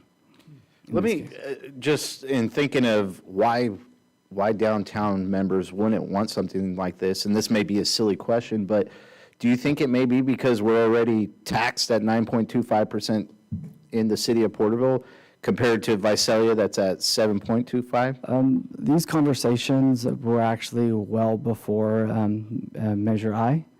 These were early on. It was just Measure H at that time? Correct. So this was prior to that. It's really how you're able to communicate a vision and to have some fundamental leadership in the business community and the downtown group that drives this. We often see this with, downtown Visalians. They do have a leader in that group that drives it, and it's generally works the best when there is an organic leader that drives it within that business community.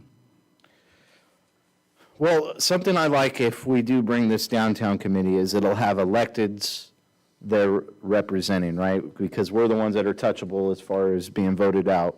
And as Madam Martha Flores used to say, we get sworn in to get sworn at, right? But some of that needs to be done sometimes so these guys can vent, but also it gives an opportunity to look at regulations on Main Street, look at issues, maybe it's the homeless, or maybe it's the sidewalks need pressure washed, or painting light poles, and I know that's something that's in our agenda to do, finishing paving Main Street, and that's another thing that is on the plan to complete.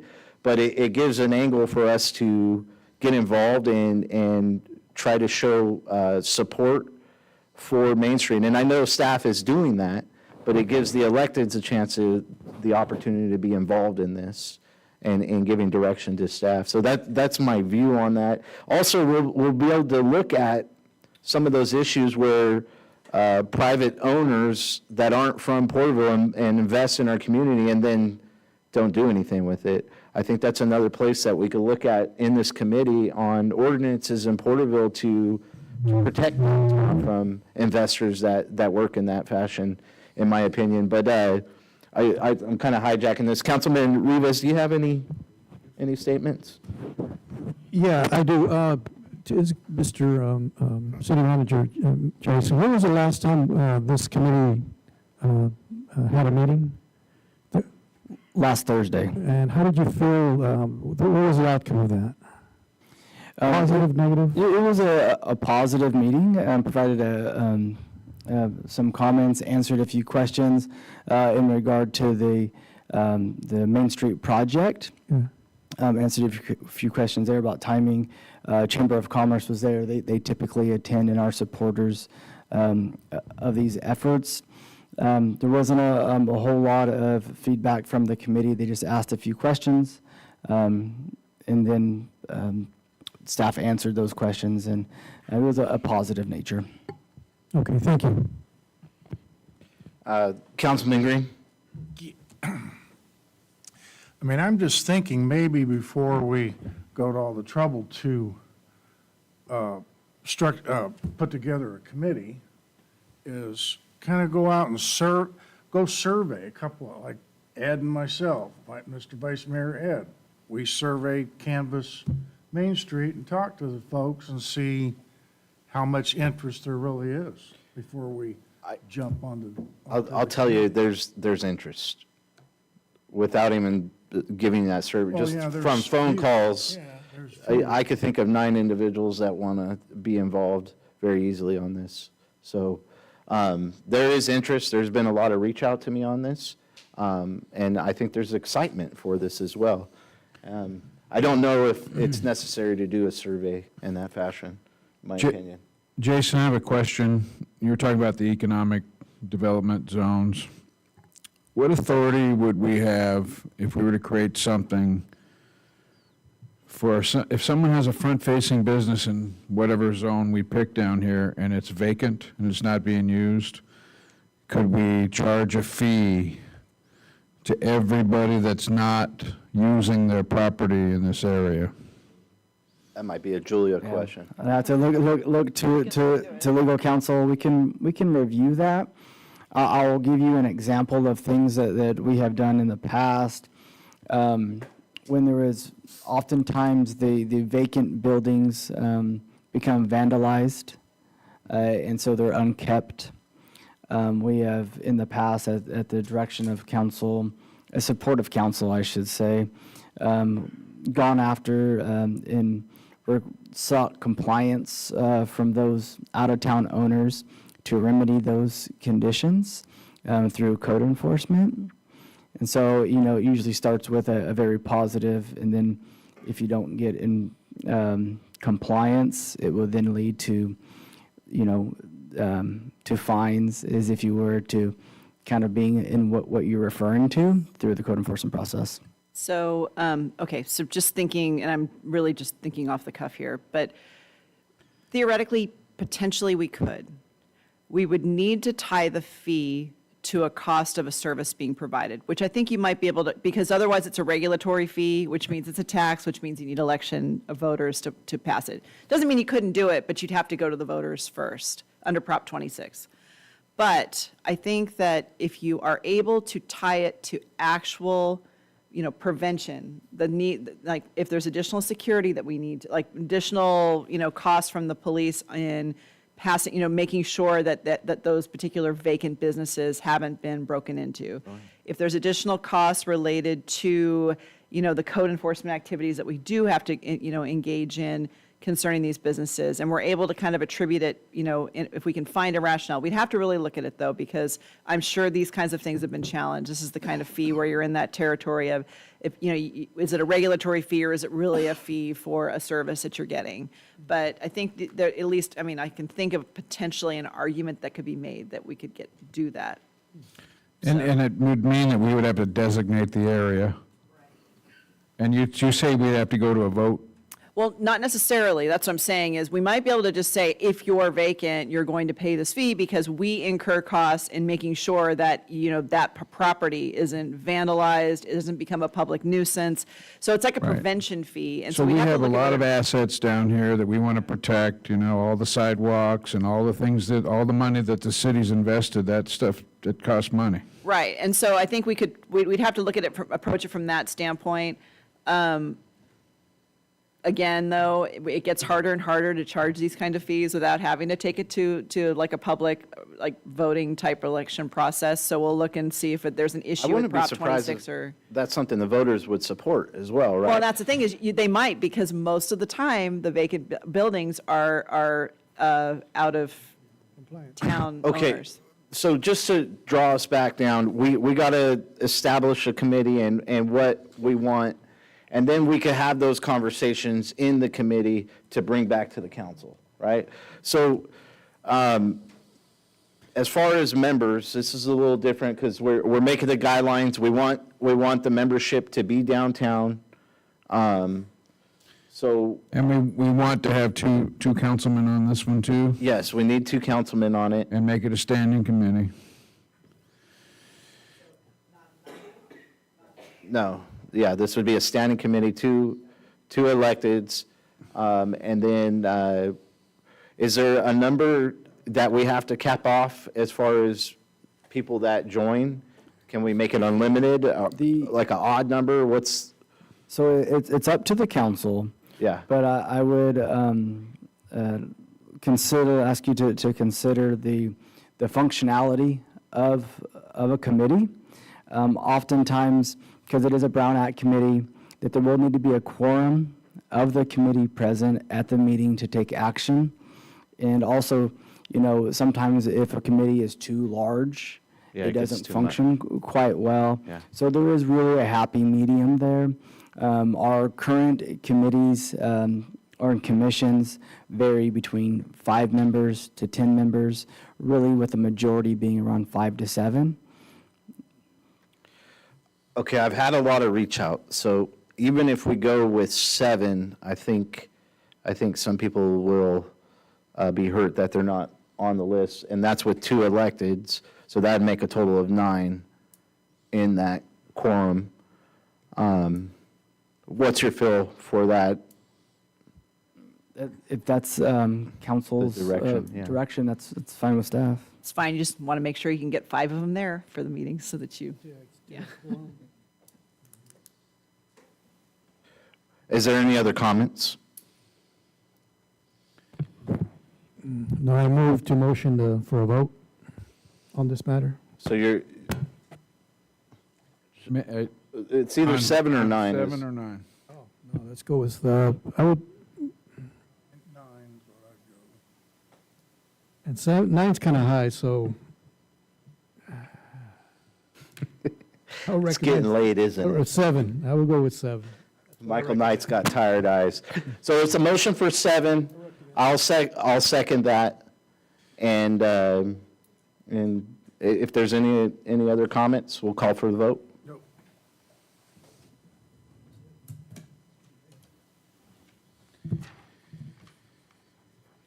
Motion's passed 4-1. Mayor, for clarification, the committee total size is 7, including 2 council members? No, that's with the council members, so 5. Yes, so 7 total. I just wanted to make sure that I have my notes. Thank you for the clarification. Okay, moving on to the next scheduled matter, the consideration of sponsorship of Porterville Girls Fast Pitch. Mr. Ridenhour. Thank you, Your Honor. It's my show in the late evening here. But before I get into this item, I want to make a disclosure that, and there's other items on the agenda. I do have young children. My children do play organized sports. My daughter just turned 6 years old and is excited to sign up for softball this year. I have no financial interest in Porterville Girls Fast Pitch, nor will this impact the fee that I pay or the fee that I'm willing to pay to have my daughter play. Thank you for that disclosure. For the record. Yes. All right. At its meeting on December the 17th, 2024, City Council approved Mayor Meister's request for an item to be added to tonight's agenda to consider allocating funds from the City Council Special Purposes Reserve Fund to sponsor Porterville Girls Fast Pitch. It is proposed that the City Council would sponsor Porterville Girls Fast Pitch in the amount of $2,500 with a banner including the City of Porterville seal and motto, "In God We Trust," on the banner to be placed on the fences in center field at Hayesfield. The source of funds for the proposed sponsorship is the council's Special Purposes Reserve Fund for the current year, from which there is a currently available budget of $98,750.16. A draft resolution authorizing the appropriation of funds from the City Council's City Special Purposes Reserve Fund is proposed for council's consideration. Staff's recommendation that City Council consider approving the draft resolution authorizing an allocation of $2,500 from the city's Special Purposes Reserve Fund for fiscal year 24-25 to sponsor Porterville Girls Fast Pitch. Staff's available for questions. Thank you, Mr. Ridenhour. I'm going to pull it back to council. Councilman Rivas, you have any comments? Not at this time, I reserve my right. Okay, Councilman Beltran, any comments? Yeah, again, I wasn't here for this one, so just a little bit of clarification or background. I believe, Mayor, you brought this to council? Yes, sir. Okay. Is there a specific purpose? I don't know if you've talked with Fast Pitch, or this is as a general support, or is there a particular project or plan for the funds? No, there's no strings attached other than that they fly a banner with the city logo and the city motto, "In God We Trust," in each center field, so the 3 fields. Also 3 fields. Oh, okay. And the reason I asked if there was a specific purpose or plan for it, like a certain type of equipment or a certain type of need out there, whether it's in the snack bar, benches, field, something like that, or a pitch machine or something. I don't like that there's $98,000 still there. I like to use as much as possible to benefit our community. I guess without hearing a plan, I'm just a little reserved that once we do this, that every organization in town is going to come and ask for money. And so that's, if, I want to support it. I've purchased tickets. I've gone there before in fundraising. I have a little more background, Ray, if Okay, you don't thank mind. you. Okay. So, in talking with the leadership at the Girls Fast Pitch, they suffered some losses in the flood. So they had a storage unit over there in Hayesfield, and probably a bad decision to put the storage down in the drainage, but they lost equipment, and now they've lost their storage.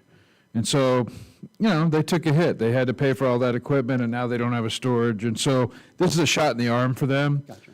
And so there's a connection there. Okay. And I think that we should really consider, exploring get some storage back over there also, probably in addition to this. But this was just reaching out and saying, hey, you guys need a little shot in the arm. And this is going to feed into 28, which led to this next item on the agenda. And I think that, just connecting that back to that issue, nobody could pay them back. There's no insurance for that. It was impacted on the parents and the families and the league. So that's what drove that. I really appreciate that. Really helps. That's the idea is if it's just a matter of people putting a hand out and we're going to do every organization that comes before us, that gives a lot of context to. There's equipment obviously in that storage because you have to have somewhere to store all your equipment. And so if this would benefit their organization in making them whole again, I would support something like that. I just was concerned that if this was just because I think last time there was an item up here, I think I counted like 47 nonprofit organizations. I was like, I don't want to see 47 people in line asking for funds, but if it's specific to a project, that makes it a lot easier to go, I love it, I want to support that. So thank you for that context. Oh, you're not going to like my motion in other matters. Councilman Rivas.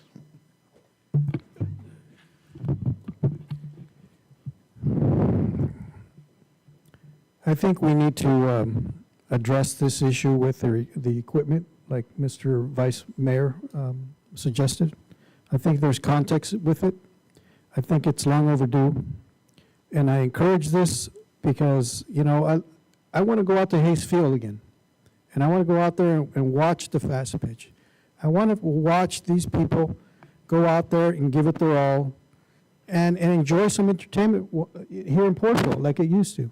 So I encourage this, and I'm all for it, and I like the idea. And with that, I turn it over to the mayor. Councilman Green. Well, after hearing what Ed had to say and the calamity they suffered, I think that's very commendable, taking care of, helping those folks out. I'm all for it. Mayor, McCurvey, Vice Mayor, excuse me. I'm getting All right, tired. so I would just say, just to add to that, it's not on this and it wasn't part of the original. If I could make a motion that we pass this and go forward, and also look at possibility of returning some storage options to the Hayesfield organization.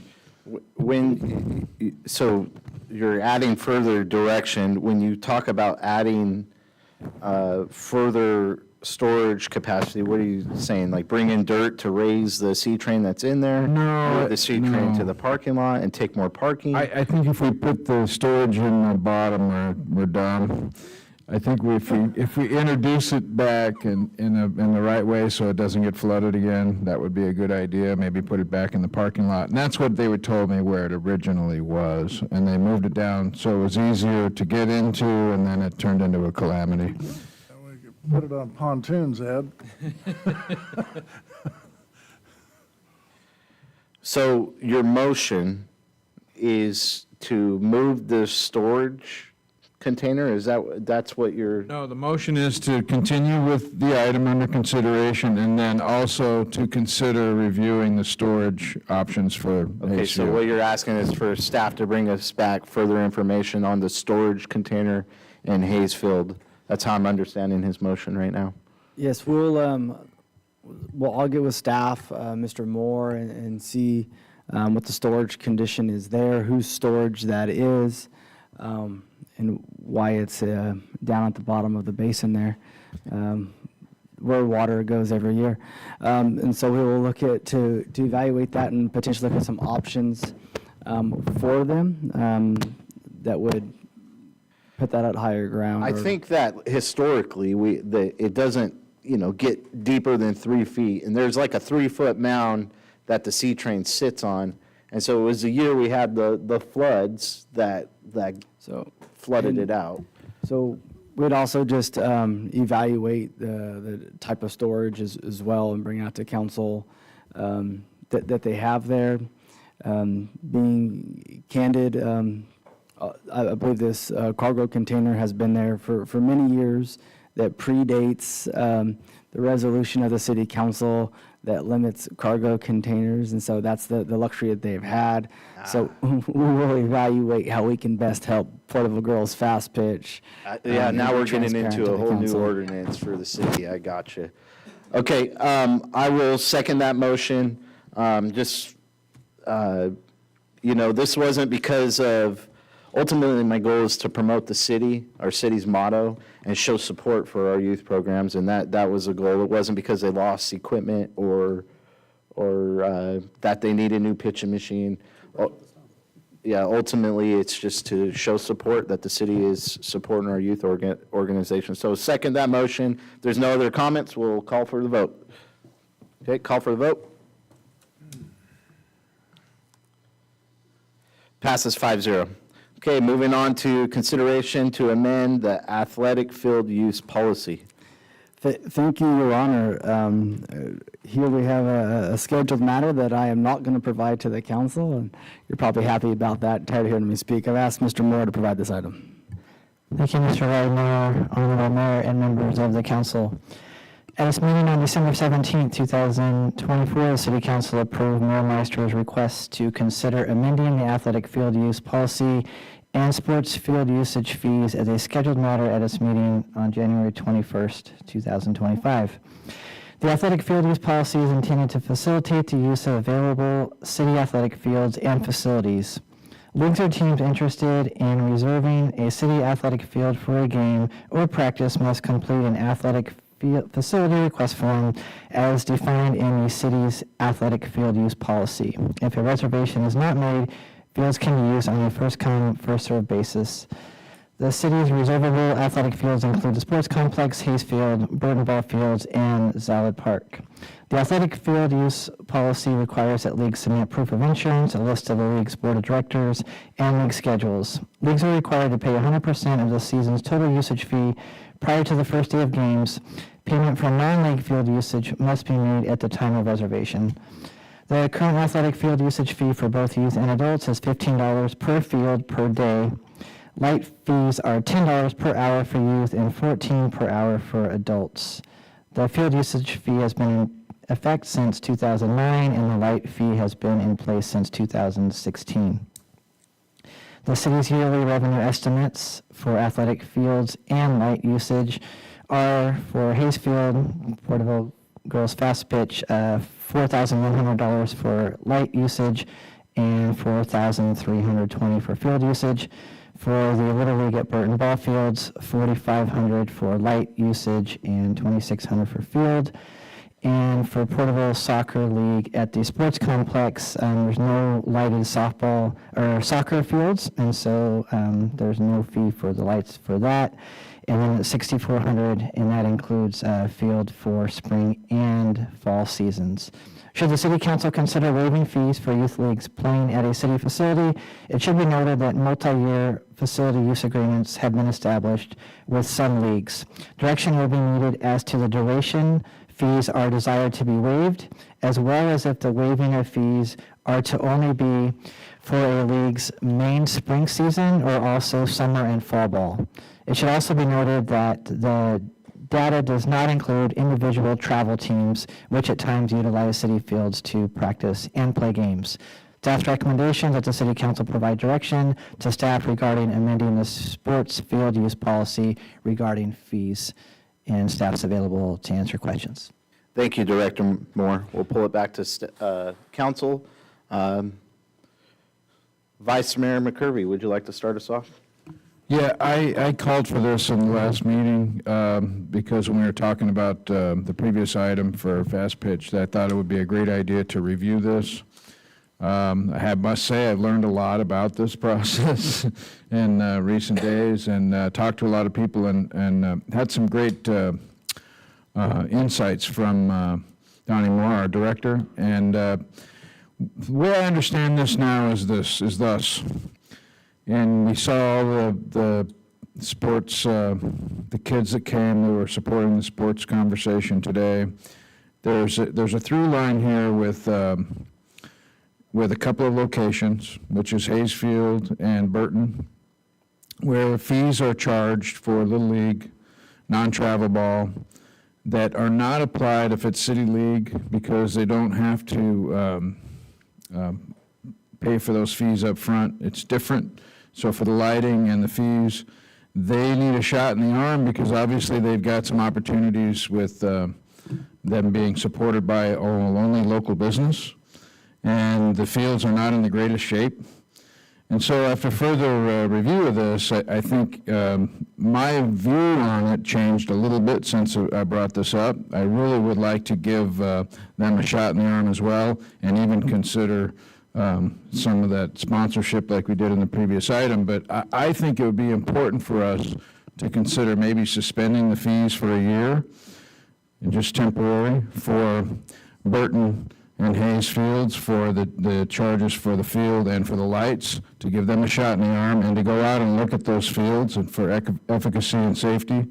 And then we can also partner with them to get them, they already volunteered to do a lot of the work themselves. I think we have a good partnership with them, and there's a lot of kids that have more time than money, and maybe we can do some volunteerism along with that. But I would recommend that in light of what I've learned in the past month, and the way all the policies and the field use policies are around, it would not be a good idea to apply this to the other leagues, to the City League, to the travel ball, or even to the sports complex, or to adult. It needs to be children, it needs to be Burton and Hayes Field, and it needs to be temporary, in my view. So you're more leaning towards the rec ball side of what we're doing. Okay, Councilman Rivas.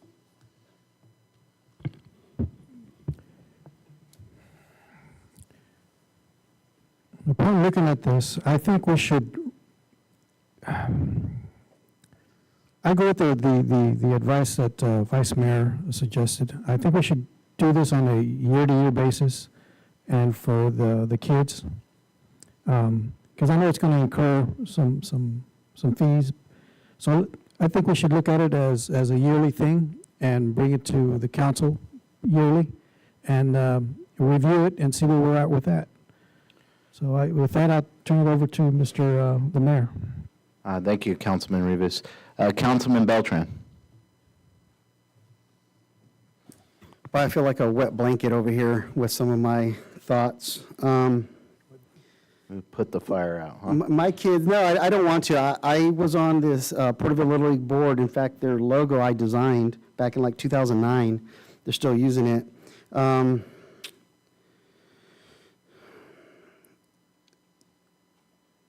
My concerns are not that we're wanting to, that if, I don't want the sentiment to be as though we're not helping these organizations. Hayesfield alone, this last year, we put in over $700,000 in lights. If you were to do the math, that's about 80 years of dues. So it's not that we don't support these organizations and trying to keep the cost low. I referenced earlier in this meeting, Mr. Stowe and Mr. Hamilton, they were on council at these times, and they support these organizations as well, and they didn't feel the need to reduce the fees. They're nominal, given that there are many options for youth in our community to play sports, whether it's through the city league or through the schools. And I just have this feeling that we have money to burn going down this road. We talked about the Parks Master Plan, and each time we decide to not fully, what we're charging is not what it costs to maintain these premises. It's a very nominal fee. Subsidized. It's subsidized heavily. And so my concern is as we go down, this is only one aspect of many organizations that are throughout our community that we nickel and dime here. It starts to add up over a 5-year period, over a 10-year period. Because I know, and I appreciate Councilman Rivas' comment, maybe every year this is reviewed. At some point, these organizations have to be self-sustaining. I don't mind a shot in the arm every so often. My concern is that, for instance, the light usage, we have utility districts, landscape utility districts. Are we going to start not charging them? The Bar and Theater is a city-owned property. They have a youth group, Comisión Honorífica, who's also in a city-owned property that pays a nominal, I think it's a $1 a year, but they have a large utility bill, but they have a lot of youth groups that go there for tutoring, I believe karate or jiu-jitsu there. So they have a lot of nonprofit groups that utilize them. It just, for me, again, if this is a one-off, I get that, but it seems like the direction is it should be youth-oriented, and again, we subsidize these things. Early in council meeting on consent item, I believe it was,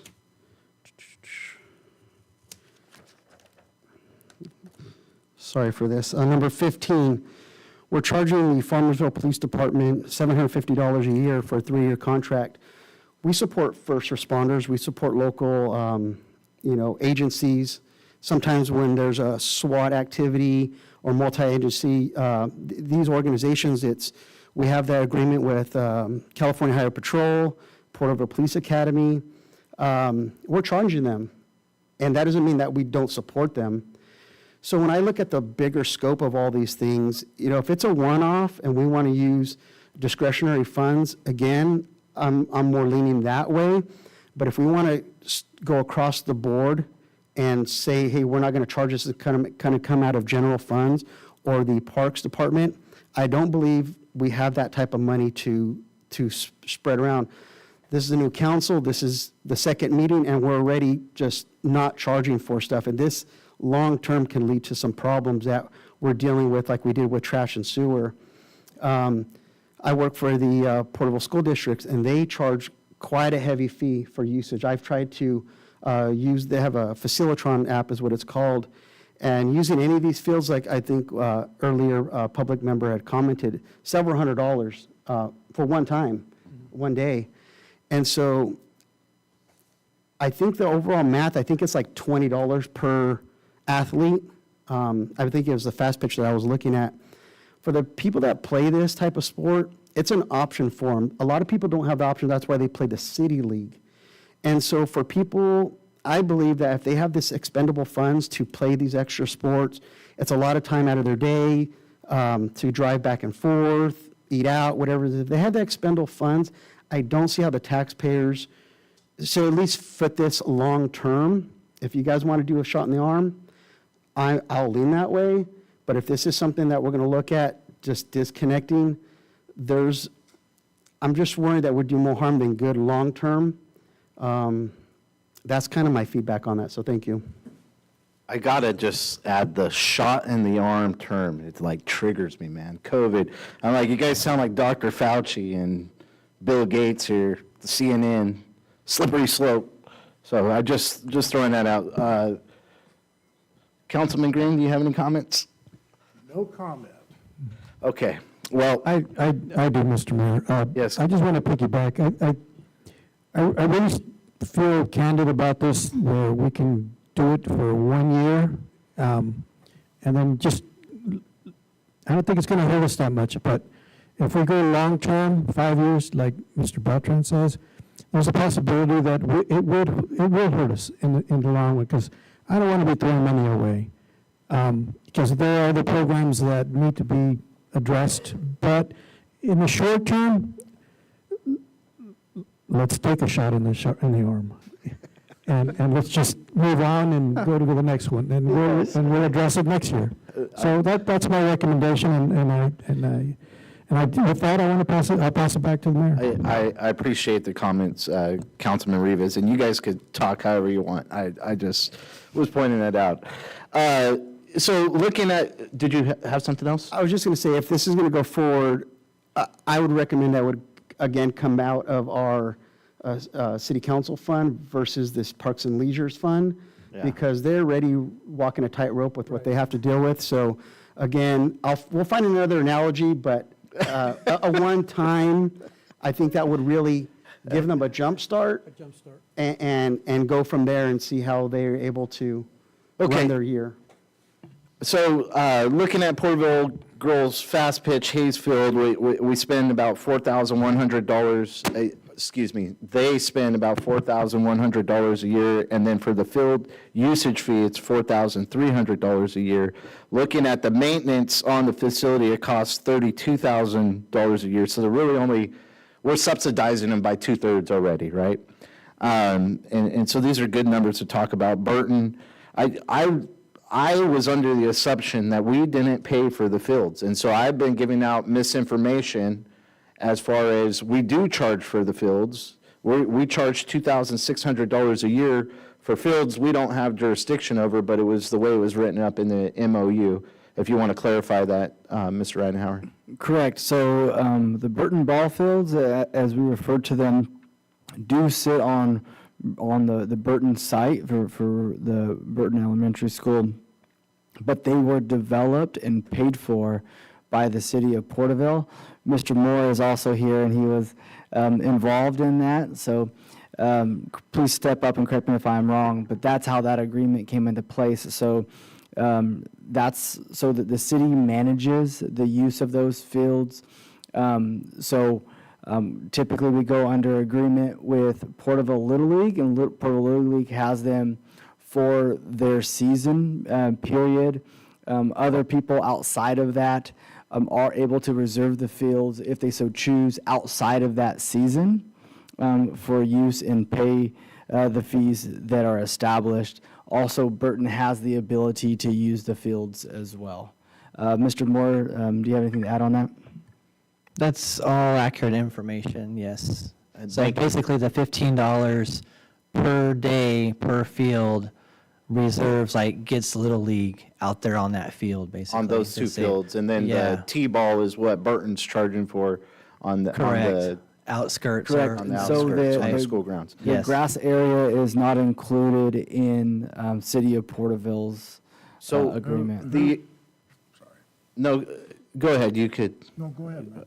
Once I take it, we're going to make a vote, so go ahead, Councilman Who Green. really is supposed to do the maintenance on Burton Fields? So the city of Porterville maintains the lights. and pays the electric bill there. My understanding through the agreement is that the infield is maintained by Porterville Little League. And I also believe the grass is mowed by Burton School District. Correct me, Donnie, if I am incorrect. That's correct. The Burton School District mows the outfield grass and Yes, yeah. any gopher holes and those kind of things, it falls on them under the agreement. Correct. About 2 years ago, I was able to have a meeting with Jay Rice and the superintendent, I can't think of his first name, but Scheimer is the last name. And we met out there and talked about some of the water regulations in the city of Porterville and how we could help them to better those fields. And that's why I made the comments to our constituents in the audience tonight. It's outside of our scope or our jurisdiction. And so those comments need to be brought to those school boards, especially the fees that we're talking about at PUSD. So getting into and moving past that, we talked about the maintenance there. The sports complex costs around almost $40,000 a year to keep the lights on out there. I imagine that's highly subsidized as well. The adult league is not paying that. We don't have the number on that for the lights here in front of us. But, and just moving on, Zalad Park, the basketball courts, who pays for those lights to be on? That would be the city of Porterville. So the taxpayer, so that's another thing that's subsidized. The library out of Parks and Leisures is another thing that's subsidized. Our golf course is another thing that's subsidized. Our pool is another thing that's subsidized. So leaning on that, my thought was to try to cut the fees in half. I think that it would benefit the soccer league as well. I know there was talk of just doing the waiving of the fees for softball and baseball, but we do have youth soccer on here that's spending about $6,400 a year in theirs to play on our fields at the sports complex. My thought is if we do the half mark on the light fees and the field fees usage, it would benefit our soccer youth leagues as well. Now, I don't think we should subsidize the travel ball, but I think the rec ball stuff is something that is the direction that I would be wanting to bring to help. Is there comments? No. I have no comment. No comment? No. Vice Mayor? I like those comments because it's more consistent, and I like the idea that we're not paying for the whole thing. And I'm open to the idea of what Ray suggested too, is using our funds so that it doesn't become something we suspend, it goes against the department. Okay, is there? I'm open to the idea, but I like that. Okay, so you're wanting to use our expenditure funds. It sounds like there's two, Vice Mayor and Councilman Beltran is open to that. I'll tell you, I was more leaning towards using Parks and Leisures and making those, because what we're looking at is not the $20,000, more around $10,000 on an impact to Parks and Leisures if we cut the fees in half. So that was the area I was leaning on, but if the motion in a second is to use our funds, then I'm open to that as well. Will it be temporary? Is that what you're saying then? And either way, they're one-time deals, right? I didn't say shot in the arm. Yeah, is this for a 1 year and we'll review that? Because I'm open to that. I don't want to open this up to I think that's other councils to have to carry the burden of what we promised. Councilman Rivas brought that as well, so that would be 3 votes there on that. So I'm open to revisiting next year and seeing what we do. Me personally, I was thinking if we cut the fees in half, it's going to benefit these leagues, and it'll also not be a huge. Yeah. So if the direction is to use a special purposes reserve fund, If that's the vote that occurs tonight, staff can bring back at a future meeting a resolution that would establish that use. That fund can be used, has to be adopted by resolution with the 4/5 vote.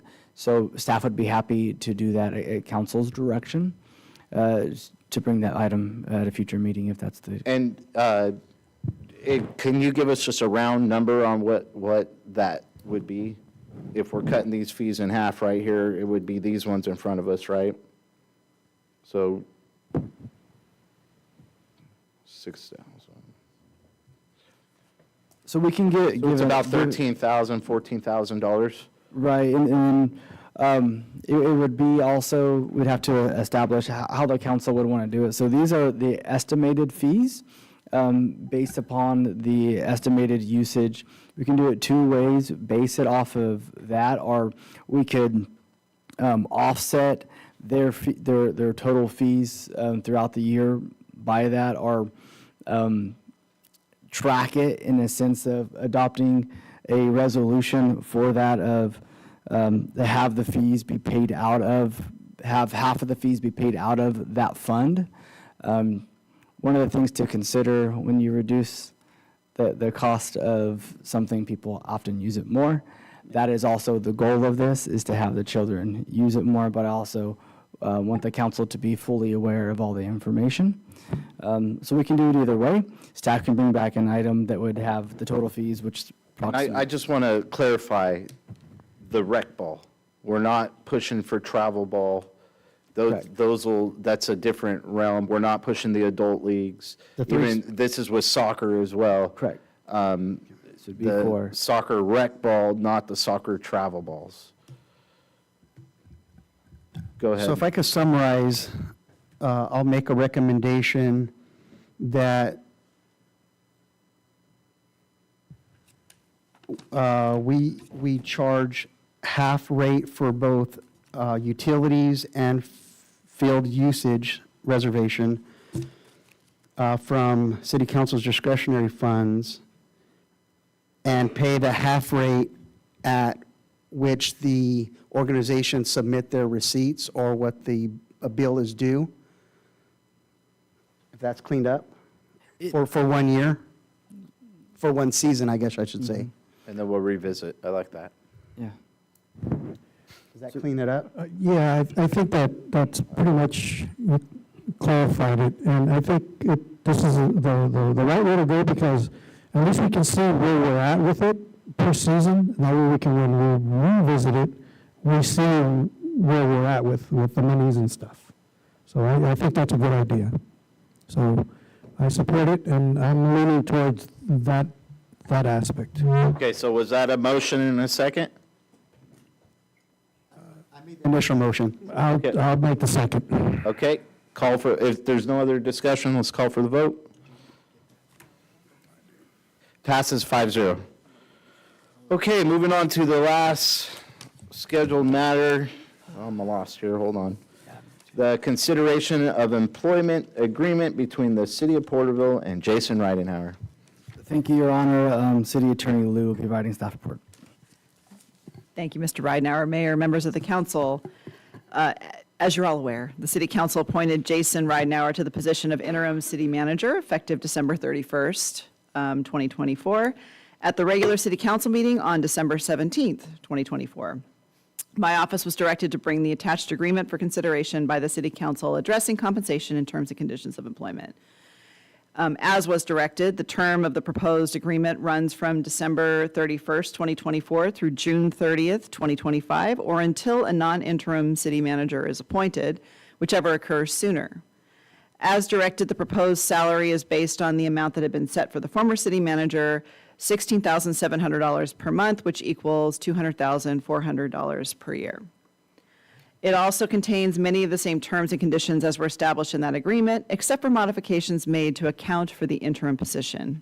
Those include a right to return to the deputy city manager position at the end of the term or in the event of removal from the position, unless the termination is due to misconduct or abuse of the position, and the removal of the severance pay benefit that had been in Ms. Hildra's contract, since that was for a permanent position. The recommendation is that the city council consider for approval the employment agreement between the city of Porterville and Jason Ridenour. Thank you. Awesome. We'll pull that back to the council. Any comments, Councilman Beltran? No comment. Councilman Green? No, no comment. Councilman Rivas? No comment. Vice Mayor McCurvey? No comments. Well, that must mean you're doing a good job, Jason, huh? I know we have been a change in direction and really putting a lot of work and pressure on you and pushing you in different ways that probably no council has before, but I appreciate your work ethic. I know that you try to be here before everybody else, and you're always kind of the first guy in, last guy out leadership tone, and we appreciate that about you. So I'll make the motion for the consideration of employment agreement between the city of Porterville and Jason Ridenour. That's the motion. I second that motion. Okay, if there's no other comments, call for the vote. Passes 5-0. Okay, we're going to move on to AB 1234 reports. This is a time for all AB 1234 reports required pursuant to Government Code 53232.3. Now, do I need to read that? Okay, I didn't think so. Okay, so we'll start with the Tule River Improvement, JPA. Mr. Green? Or I'll start if you don't mind, and then Stan, you can add anything. We had our quarterly meeting. Michael also attended with us and introduced us to everybody. It was our first meeting. And it was a great meeting, very cordial. We learned a few things. The agenda was really just to talk about when we're going to have an opportunity to go and clear some of the areas of brush in the Tule River. And we talked a lot about still having some discussions about the flood, the potential for a future flood, and how that might affect how the releases are coming out of the Army Corps. And so there's a new calendar that's going to be put out. I haven't received it yet, but I got to get a follow-up from the JPA. But it was a relatively short meeting. Those are the two high-impact things that I wrote down. Stan, was there anything else in that meeting you want to report? I think you kind of covered it all, Mr. Vice Mayor there. Yeah, it was rather short. Well, I think it was less than an hour. So it was quick. Mr. Knight, anything you want to add? No, he covered everything. Wonderful. Okay, moving on to Local Initiative Navigation Center Committee, LINC, Councilman Beltran. LINC met on January 8th at 3 p.m. across the street at the Centennial Plaza Conference Room. The meeting is called to order. There was a welcome introduction. Minutes were approved. On the budget, there was just a small item. There was a $100 was motioned and approved to move money over to the vision services. Those are for readers, for individuals to help them cope with reading. Item 5 was a navigation center update. Both the emergency housing and emergency beds and bridge beds sections are full. There were 3 pending housing as of that meeting. A great update was as of December 23rd, the newly installed, well, they had been installed for several months. They've been trying to find personnel to monitor them. The free public showers and restrooms became operational. It's limited capacity right now. It's only Monday through Friday from 12 to 2 p.m. They are closed on major holidays.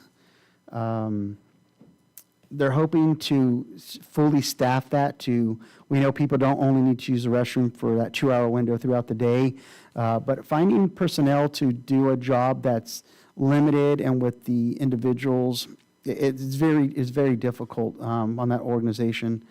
There was a small issue with towels. Obviously, with homeless individuals, they don't always have stuff that they need, but towel service has been provided. If anybody out there needs to utilize, especially the showers, the address is 140 South C Street, and they can call at 559-521-0632 for more information. The next item was the upcoming events, which is the point in time, which there was a volunteer status and the upcoming meetings that'll be happening.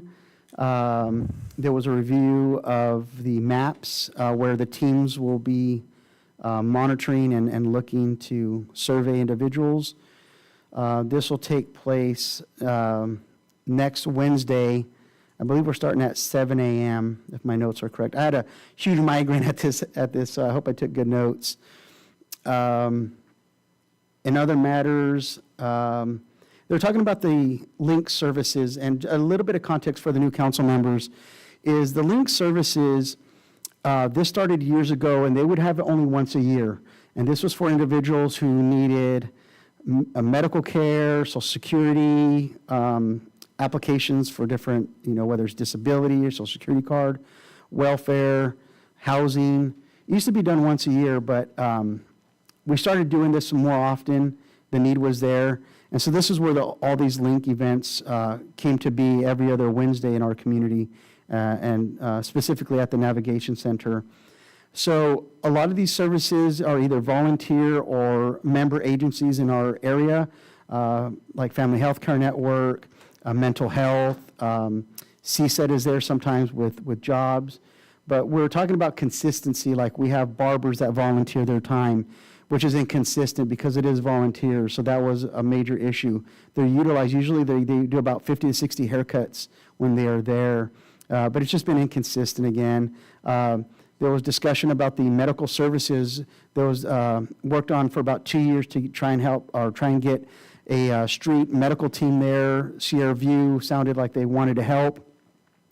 It's been several months on any follow-up from them. So the agreement with the committee is to reach out to other local providers in our area for them to bring either mobile services or a street, what they call street medicine team, to come and give these medical services. It is a burden on our local emergency room. And so that was the action taken to make some contact with them outside agencies. We wanted to support Sierra View, but they're unable to do that this time. The last item was discussion of the January 23rd Zoom meeting that is required by all the volunteers that will participate in the point in time study. Let's see. Volunteers are actually going to be meeting on January 24th, if you're available, at 10 a.m. at the Family Crisis Center on Putnam and Olive to help put together and sorting initiative bags. These are hygiene products, different things that the teams, when we go out to count, we give them these incentive bags. Sometimes there's a gift card in there, hygiene products, informational packets. It's not too late to sign up. I encourage council members to really see the agencies and volunteers, if you're available that day, to come out. If you either you help at the Family Crisis Center to fill bags, or come out for the point in time and actually go out with volunteers and go to the river, go to the shopping centers, go to the parks, and do that physical count of the homeless in our community. You really get a sense of not just who they are and where they're from, but also just the organizations that help facilitate that service in our community. And with that, the meeting was adjourned at 4:01. Thank you, Councilman Beltran. Moving on to Eastern Tule Groundwater Sustainability Agency. Councilman Green. That would be, I'm going to defer that to Mike Knight. I was out of pocket till, I didn't make the meeting till halfway through, so. Absolutely. Mr. Mike, I'd be continue. happy to provide an update. I had the privilege of serving my alternate role as on the Eastern Tule GSA Board. We met on January 9th at 2 p.m. here in council. Zoom options were available.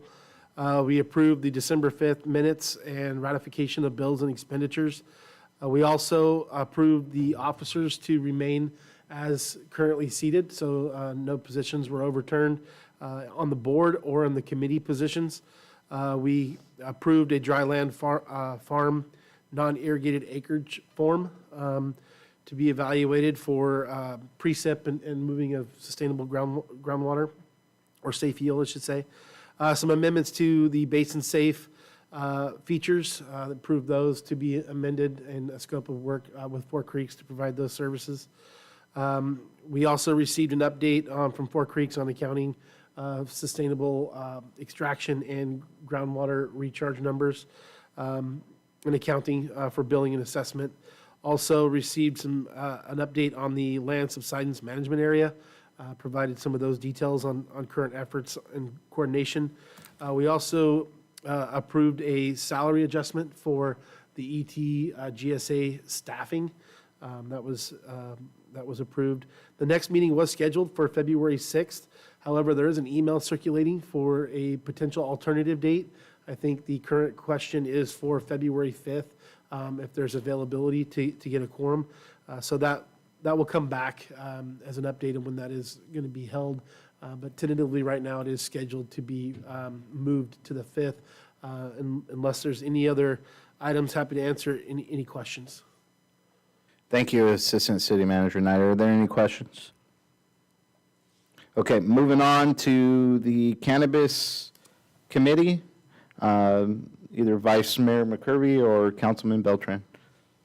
Rock, paper, scissors? Whoever's faster. I didn't write a report, but I think I took good notes.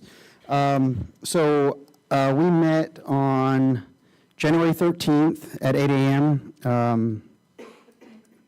Here at City Hall. There were only 3 items.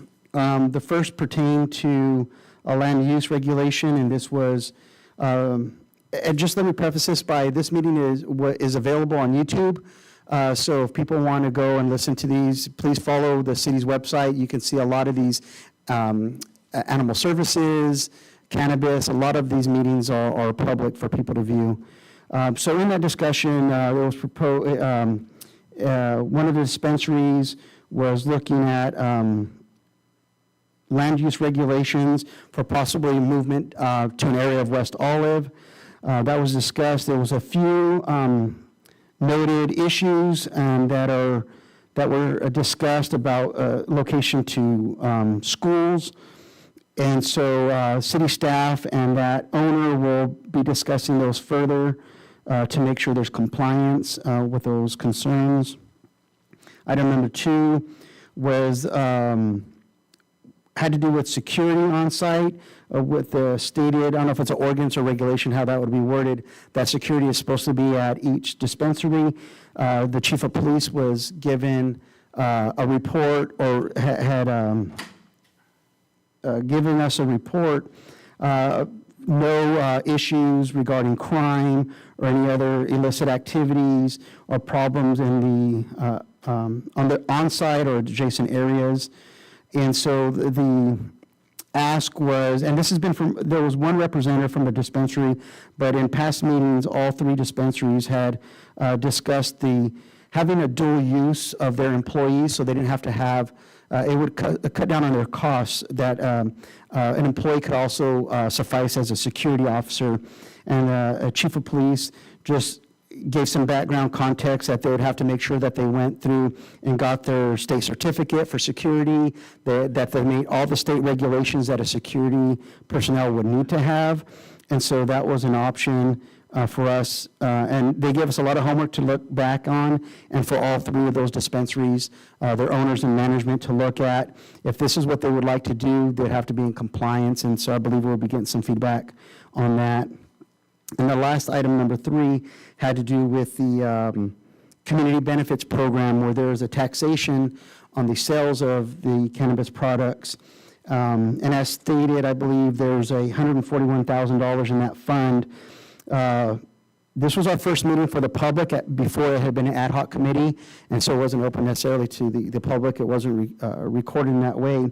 But this is the first one to let them know what the funding sources are, and that we were given a draft application of what the nonprofits and small business applications would look like and the purposes that those funds could be used for. We talked about similar to what we do with the fireworks applications, they would go into a lottery. And Vice Mayor McCurvey gave some direction on reviewing the applications maybe every year, because there was some verbiage from past council of regulating how much each application would allotted to use. But there'll be some more, like I said, this was a draft application, so there'll be more information forthcoming. I know staff is working on cleaning up the language that Vice Mayor had recommended.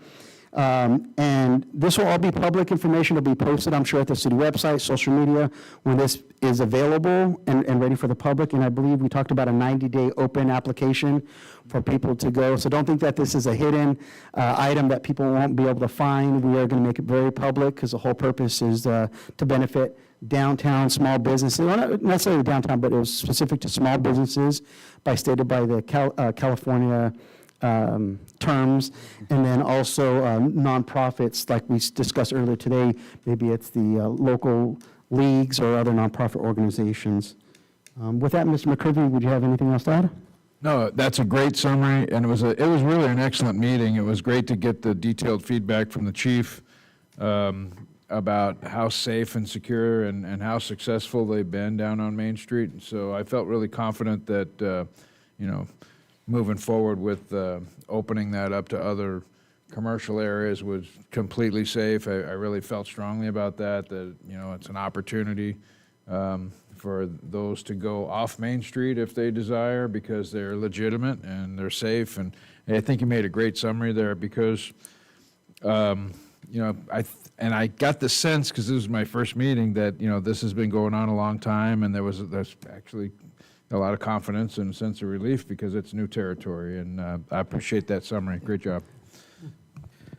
So one thing to note, building on both of your reports, we are just waiting on the payment of the last quarter for the Community Benefit Fund. And so after we received that quarterly payment, staff intends to bring those draft applications for council's consideration, as was recommended by the committee.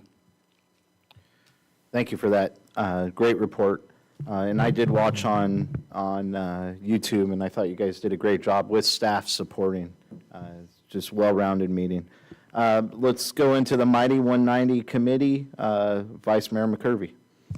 So the Mighty 190 committee, I have a ton of notes here. Let's the salient points. It looks like it kind of felt like reforming in some ways because it's the beginning of the year, but the topics of interest were, we really, and this is the thing about engagement, we talk about this in a lot of other things, is we really have to figure out how to get the hooks. They're talking about making an application for us to make it easier for people to access the information for points of interest on the Mighty 190. We need to look at things like adding hotel information and maybe putting out some pamphlets. Kathy Capone had suggested. I suggested maybe even making a link tree for the internet folks, but getting the information out there, making it accessible, but getting the engagement is always tough. But it looked like the discussion was very positive, got a lot of good input, a lot of people in the meeting. I don't want to list them all as a long list, but we talked about getting some signage on the Cloverleaf. That's underway. Jason brought that information. And, what I thought was odd was that we can't really advertise because of safety. So one of the suggestions that was made by County Supervisor Dennis Townsend was to look at, I think Dennis made this suggestion that we look at the mile markers and maybe replacing the mile markers, so when we get up into the mountains that we could use the mile markers to advertise and connect the points of interest, so it's not a safety issue. So they're going to be exploring that and ways that we can make that better. And there's some sloganeering to like Mighty 190, let's keep it mighty clean, and some things like that, so that we can make it fun, so people come and enjoy the destination of Mighty 190. So it's some great discussions around marketing and creating some things like treasure hunts. And Kathy had a really great conversation. And this is interesting because Kathy has been really engaged tonight. She called in and commented on a few things. She's so engaged. I really admire her tenacity. And she said that she's having this bird nature tour, and the flower treasure hunt in our Tule River Parkway this spring. And everybody's like, oh, wow, we didn't know about it. And we're all supposed to be people that are engaged in reading. And so it's like we're living in a time of information overload. But it's a great thing to know that Kathy does such a good job down there and so engaged. But we are doing so many things. Sometimes we maybe don't stop and look at some of those things as often as we should. So that was a lot of the topic of discussion. How do we get people more focused on that, and then how do we draw people in to make this a destination all the way up to the Western Divide? And the Western Divide is open, which is interesting. I was out this weekend driving around, and you can get up to Ponderosa right now. That may change. It usually changes. With the weather? Yeah, so we'll probably get some snow here. March is, I think, and Michael, you could corroborate this, March is the wettest month of the year. But just a great conversation. It was relatively short, and we'll be meeting again, but it was more centered around getting the signage and getting the information out to people. There's a lot of documents and things that are already produced, and it's just connecting it all together and making it accessible, putting out an application, and helping people to actually see it and so they can drill down. So there's lots of information all over the place. It's just getting it into a consolidated, easy-to-use application is the best idea that came out of the meeting. So that was my summary of the meeting for the Mighty 190. Thank you, Vice Mayor. Moving on to Tulare County Task Force on Homeless, Councilman Rivas. Yes, January the 15th, the Tulare County Task Force on Homeless had their first meeting. I was real privileged to be there, and along with Ms. Calderon. And what I got out of that meeting is there are groups of people in there that have vision to help out the homeless, and there's opportunities for them to get out of the situation that they're in. So with that,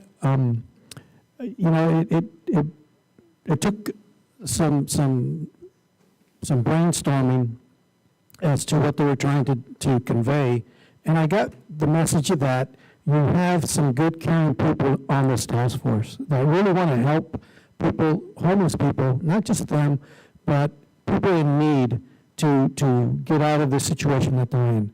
And I encourage people to engage in those types of committees and meetings because, like one member once said, everyone is 6 paychecks from being homeless. And, when he said that, it kind of made sense because it just takes that short of a time to become homeless. And it could affect anybody. It could affect any one of us. So I don't want to go on a big tangent but on that meeting, but it was a good meeting. Advent Hospital was there. They're trying to get 2 more mobile hospitals to go around Tulare County and have these clinics. So I encourage that. They're just looking for a donation or a grant. And with that, I'm going to turn that over to Ms. Calderon because she was next to me, and maybe she might have something to add to that. Thank you, Councilmember Rivas. The only thing I would add is possibly that Councilmember Rivas was appointed. Oh, I was. There you go. To serve on the committee. It will go before the Board of Supervisors before it becomes official, but the members voted. And then there's just roundtable about updates on city's efforts and communities' efforts around homelessness. And there was a couple short videos presented on coordinated care and the Prop 1, and an overview of the HMIS and the functionality and the data it collects. Well, congratulations, Councilman Rivas. So just for clarification, Ms. Calderon, what was he appointed to? Obviously, you said with the Board of Supervisors, but... So he was appointed to serve on the committee. Yes. As a representative for a jurisdiction. However, the Board of Supervisors has to approve it. So this task force made the recommendation. It'll go before the Board of Supervisors. Gotcha. Have we had a member from the city serve in this role before? Yeah, so the former mayor served on it. Gotcha. And then I served as alternate.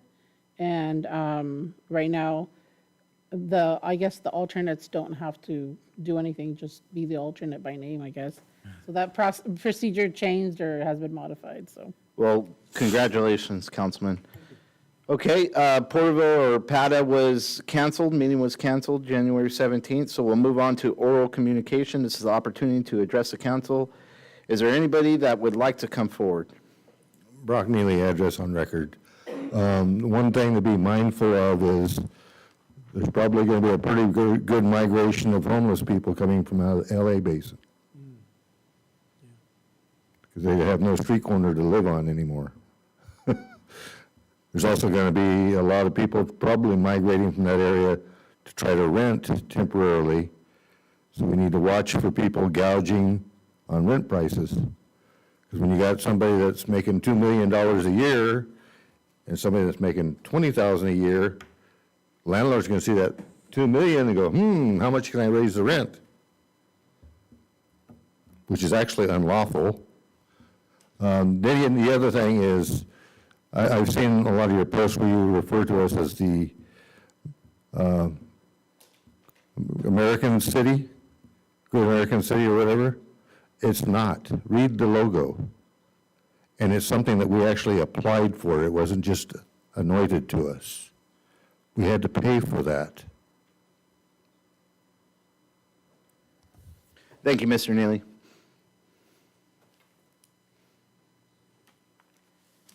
I can't believe how many committees, Jean Grafias, my address is on record.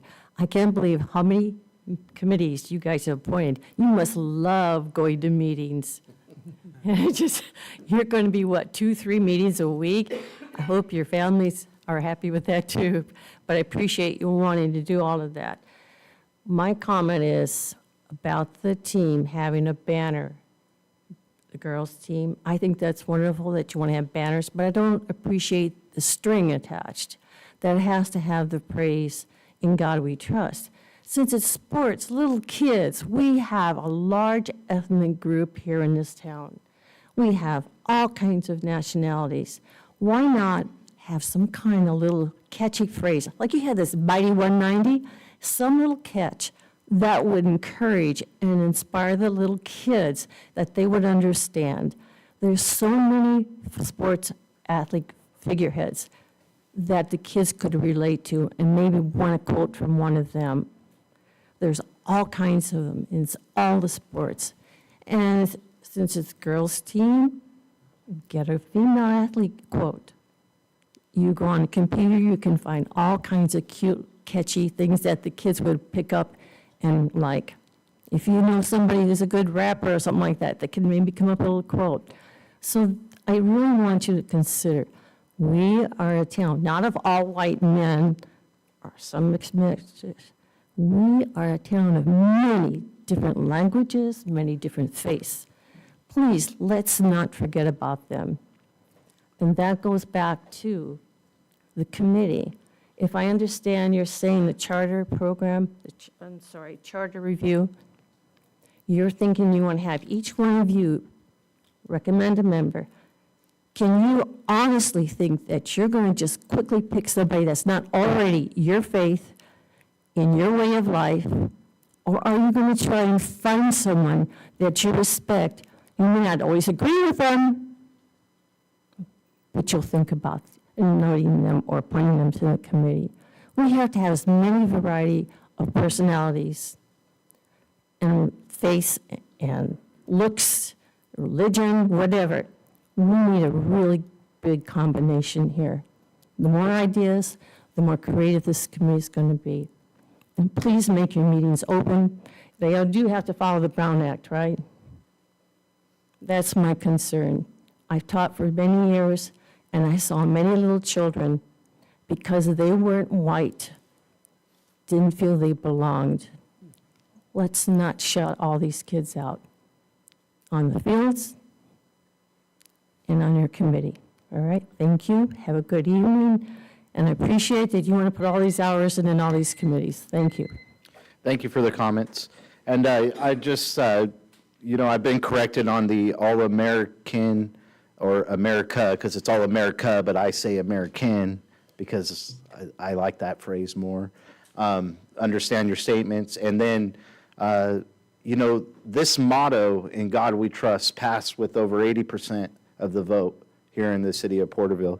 And it is a very catchy motto, I would say. And to my opinion, I believe if you give God his glory, he will bless this city.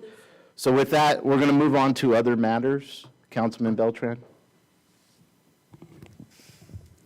Thank you, Mayor. Just want to go back in the early beginning of our meetings. It was really neat to see the Veterans Homecoming Queen in her court. It's always really neat to see the youth in our community step up, and I know a majority of their projects are civic-based, and so just that engagement and that they represent the city of Porterville is really neat to see them. And to acknowledge the Employee Service Awards, I think that's a great tradition that we have to see whether it's 5, 10, 15, or 25 years. I mean, it's great to show that individuals that love to work for the city of Porterville, it's a stable job, and watch them move up in their careers. It's just really great to see that. Vice Mayor had mentioned about the Thule Parkway bird tours and something that will happen later on in the spring. I actually participated in one, I believe about a week ago. I think it was last weekend. They're at the Parkway. And I've never done bird watching. That's not my thing. I learned a lot. I was just blown away by the information. I learned about hummingbirds and birds that are around and apps to use. And this bird that's always squawking outside my window in the morning, I'm like, what bird is doing this? And so it's really information. Again, it's this hidden jewel in our community that if the information for people to find this and just go. It was a beautiful day. There were people working on the gardens. I believe there was about 12 individuals that enjoyed this little walk. It was about an hour and a half. It was just perfect. It was just a perfect morning. So thank you for the reminder of that. I want to go back and address some of the youth sports and some of those things that we addressed earlier today. I believe Mr. Flowers had brought up, it'd be really interesting to get maybe some community projects together. I know the heart and soul of our community is the local sponsorships, mom and pop businesses that support that. I know past council member, Mr. Wyrock, was trying to get something going. He brought up this like Porterville love, some type of a phrase or a movement in our community. And I like that idea, and going back and feeling triggered about this injection, the shot. And I was just, kick around phrases or something of just, again, another motto of what Porterville represents. Maybe the Heritage Committee could come up with another type of term for community service, community outreach, not necessarily, I think more around community unity. And I think these service projects will bring that about. To hear this MHS Little League event that they had, to hear about the college athletes and high school athletes mentoring the younger athletes, that's a beautiful thing. And it took no money to do this. It's just people stepping up, word of mouth. So I think those are ways, and I know I voted no on a few of these items, and it wasn't that I was against what the purpose was. I just have a little bit different idea working in a lot of nonprofit groups of kind of how to tweak that it's not necessarily a burden on the city, but I don't mind that initial support. It's looking at the long-term feasibility of it. And so just trying to tie all that together, like I said, my children played youth sports, I played youth sports, and so I'm supportive. It was just, my no vote wasn't against it. It was, I would have tweaked some of those things a little differently, just because I didn't want that burden on some of them. But with that, thank you. It's great to be back. It's a new year. I'm very optimistic. I love some of the directions that we're going. I think there's going to be some great changes for our community. And so I look forward to continuing with the overall discussion, because I know we're all up here volunteering our time. And as you gentlemen are learning, it's a commitment to learn all this and a learning curve, but I know our hearts are there. So I thank you guys for your guys' time. Thank you, Councilman Beltran. Councilman Rivas? Thank you all for everybody coming out and giving us your guys' report. I know it's late on the agendas that I'm satisfied with what we voted on. You know, I do like the direction that the city's going in, and I hope we can all agree on that. And with that, it's late, and I'm ready to wrap this up. You earned your $20 tonight, that's for sure. Councilman Green? Yes, I have something, and I'll try to get us out of here in like 3 or 4 minutes. Promise you. December 17th meeting, a young lady came up and spoke at public comments, and she was speaking for her mother. And it had to do with the palm tree trash falling out of the trees up on Putnam and Martin Street. And I went up there and looked at it a couple of days later, and I went in and spoke. I stopped and spoke and visited with her mother.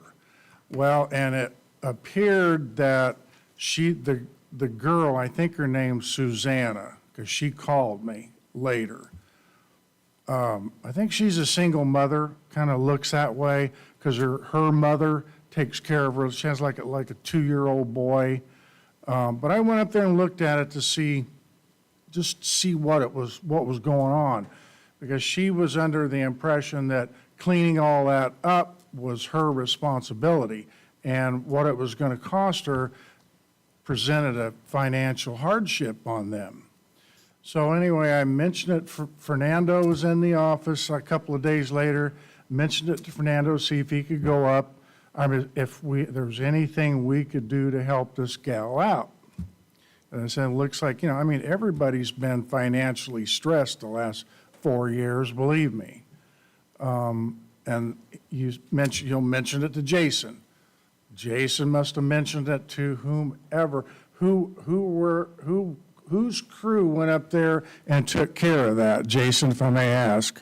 Well, I'd like to thank the Parks and Leisure Department. Was it Parks and Leisures? Care of that action for us. Well, I want to thank Fernando, I want to thank you, Jason, and I want to thank you, Donnie, and I would really like to come even thank the guys that went up there and did that. If there's any way I could catch them at the yard for a cup of coffee in the morning before they hit the field, I'd like to do that if I could.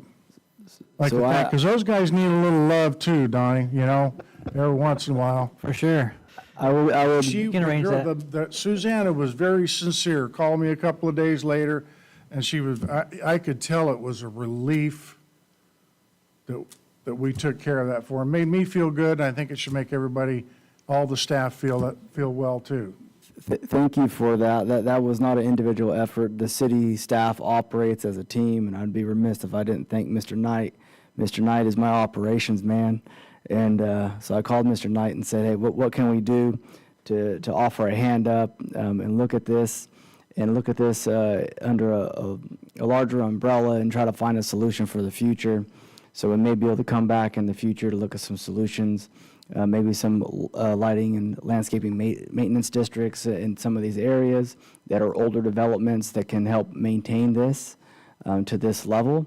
But, as you mentioned, Christmas was coming up and it was in the roadway. And so we just took the opportunity to provide a hand up. But again, thank you. Thank everybody. I appreciate it. That's a good story. And I think you better do your sexual harassment training before you start spreading too much love. But I like it. This is, it's really good to see staff willing to use discretion and go out and do what's best for the community. I love hearing that. It really is a great story. Moving on, Vice Mayor McCurvey. Well, you know, my kids, when they were growing up, they would tell me they were tired. I just tell them work harder. I know it's late, but I'm going to make a couple of motions tonight in other matters. I would just want to start off by saying it's been great to get started this year and spend a lot of time with a lot of the staff this year and get up to speed on a lot of the things and add some context to the processes and the policies. Thank you very much, everybody. It's been quite an education, and we got a lot of very talented people in our city, and I appreciate all of the time that you guys are taking to share that talent with us and help us to get up to speed as a new council and starting the new year. Thank you very much. It's been a wonderful experience. Along the lines here of what I'd like to ask for in other matters to put on a scheduled matter in the future meeting is something that we talk about this all the time, and I said this, I say it over and over again. The homeless problem that we're facing, and it's everywhere, right? It's touching every department. It's touching every person. It's touching us in ways that are personal. It's touching us financially. It's touching us spiritually. It is an economic drain on the city, and it's a spiritual drain on the city because it's out of control. It wasn't always out of control. So if we can get that under control, a lot of the things that we're building with the Butterfield Park stage throughway and the other things that we're building and plan to build with the Parkway, those things are all at risk if we have a lawless city. And I'm not saying our city is decaying, but we have an opportunity with the lawlessness to surge on that lawlessness and get it back under control, help those that we can help, connect them with the resources that we have available, and just move back to a world that's got more stability so that we can take care of the assets of our city. So when we build things and we spend millions of dollars, that we can take care of them, and our people are not afraid to go to the parks, and they're going to start using the parks, and we start building those parks up and making them really nice again.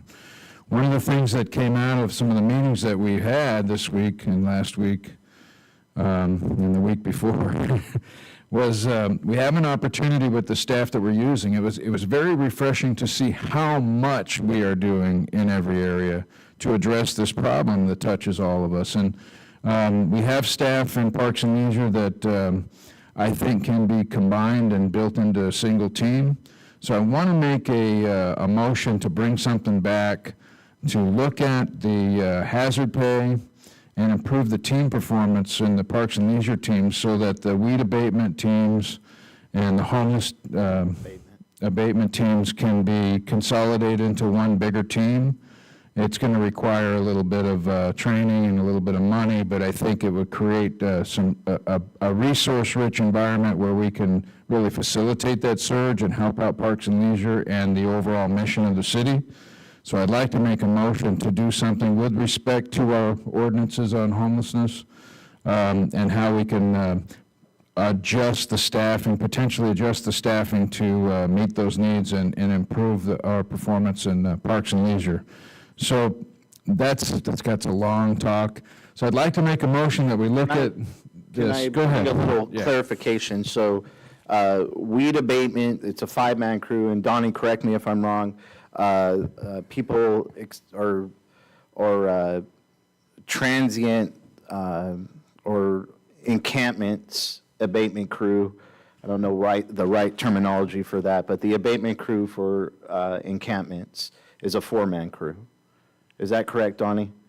Weed abatement has 2 full-time and 8 part-time, and the encampment has 1 full-time and up to 4 part-time. Got you. And so some of the conversations what we had in these meetings with the directors, there's 4 that are getting the hazard pay to do homeless abatement or homeless encampment abatements.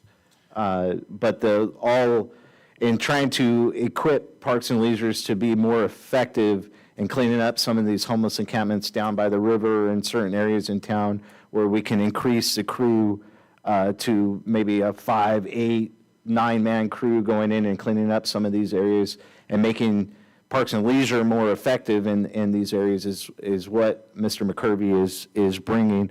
I think his motion is more asking for the numbers on what that looks like, what that impact is to Parks and Leisures if we did bring an equaled hazard pay for the weed abatement and homeless abatement and making them one unit, being able to do weed abatement and homeless abatement. Okay, we can do that, and admin services typically gets involved with some of that as well, just to make sure.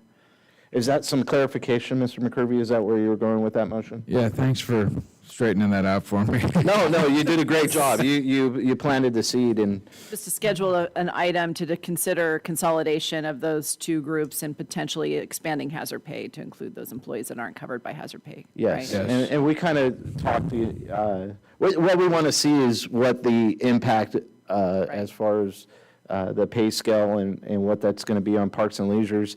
And then also, if we could have some briefing on the pros and cons, right? And obviously, the money is the con, but what are the pros? And that way we could have a well-informed decision when the council decides which way to go. So there's a motion, the clarification with a second. Are there any other questions? Okay, we'll call for the vote.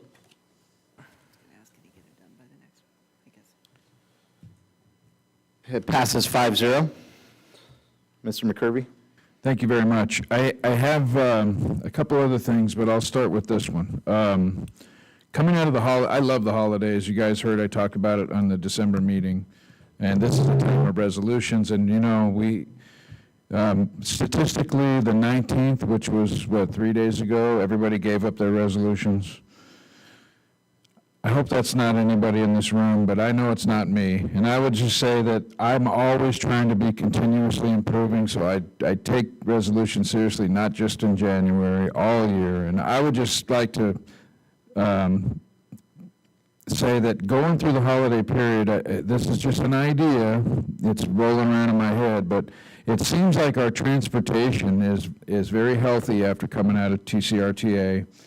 And had some great conversations around that. So when I think about what we do for Halloween and Parks and Leisure, what we do for Christmas with all of everyone that sets up their displays and they compete, I would really like for us to consider using our transit to make a tour, to tour those things and pay for it so that we can earn some revenue, and so we only get people that are serious on the bus to drive around and look at those things during Halloween and during Christmas and then potentially other seasonal times of the year. So this could lead us to something about heritage. We could have a bus that drives around and looks at heritage, but what I'd like to do, and this is where I'd like to go back and look at a couple of things in transportation.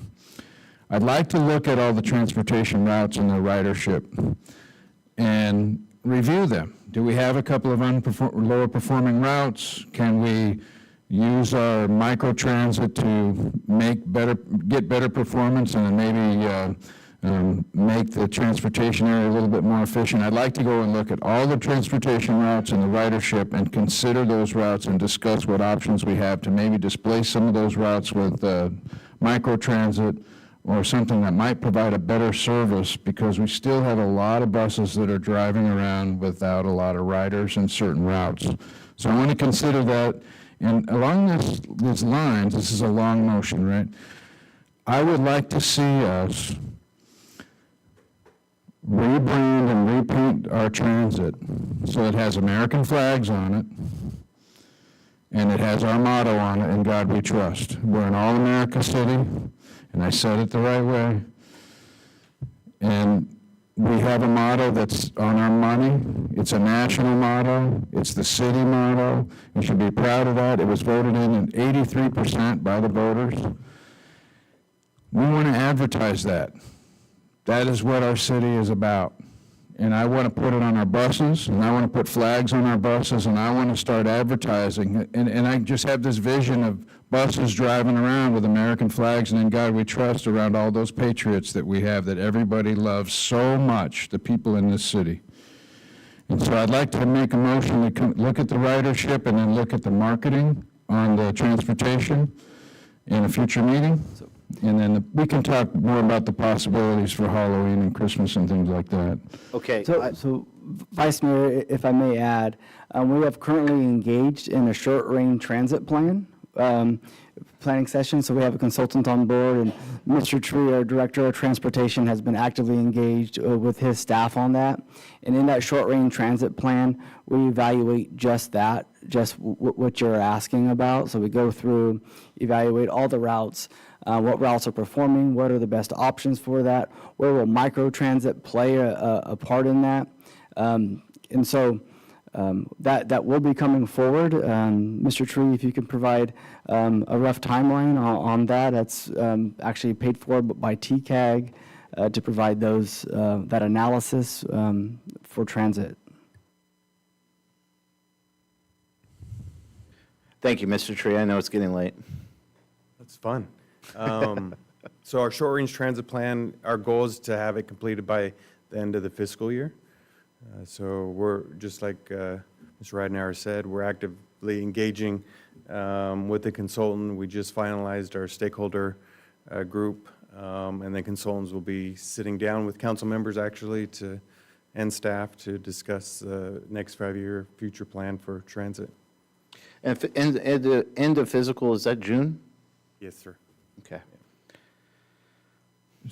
Can we start painting before June? I'm sorry, what was that? Can we start painting buses before June? So Put it on for the next meeting. Yeah, so we can have an item on the next agenda about wrapping the buses. Yeah, not And so we could have that for a scheduled matter. I just wanted to provide some clarity of the evaluation of the routes. And I'd so I like to think it would- bring some clarity to his motion Right. too, but go Yeah, ahead. so it would be, that is a larger discussion that we love to have, and I would say my direction and with Mr. Knight and Mr. Tree is we're constantly evaluating that, and so we'll look at. Looking how we I can be think more that effective, That yeah. discussion is best with the data that will be included in that short-range transit plan through their investigations, and so I'm happy to have that on to have a preliminary discussion as a scheduled matter, but I just wanted to provide that information to you to let you know that that is actively happening. Thank you, Mr. Ridenhour. And so talking about the wrap, some kind of, maybe not American flag, but the stripes going down with stars in the front, blue with white stars. And then it's very easy to do the In God We Trust on the front of the buses now. It could flash that, and then the route that it's on, going back and forth. I think that would, do you think that would cause a safety issue with not having the route on there the whole time, Mr. Tree? The digital displays on the front, side, and the rear buses can be programmed. There's no visual impact for the driver. We often try to promote free transit on public Earth Day and other events, so Gotcha. No problem programming to whatever you'd like. And I love that staff is already looking at transit and how we could be more efficient. You know, I take pride in getting Pete Vanderpool to talk like Greg Meister when we say, we're a rural community. This is Tulare County, this is the city of Porterville. He doesn't say the city of Porterville, of course, but he says Tulare County. And he goes, we shouldn't run transit like San Francisco or LA. We have to do our own style of transit. And the beauty of the leadership in this, and through the staff and the former council, is pushing microtransit and how effective that's been in our community. And so if we could utilize that to be even more efficient and be able to use certain funds in other ways to benefit the constituents of Porterville, it's going to be a big deal. So just for clarification on Ed's motion, we have a motion on the table. We talked about the wrap, the In God We Trust. That can be separate from the transit issue that we will get in June. Correct. Okay.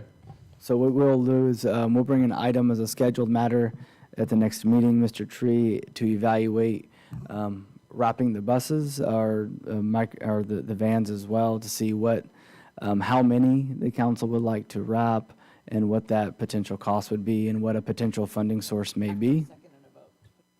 Yes, yeah, no, we're just getting clarification. And also, because I know we utilize the transit buses also for a water conservation on what schedule we're on, so that'll all have to be considered in this conversation going forward. Okay, so we have a first and a second with the clarification. I'll be the second.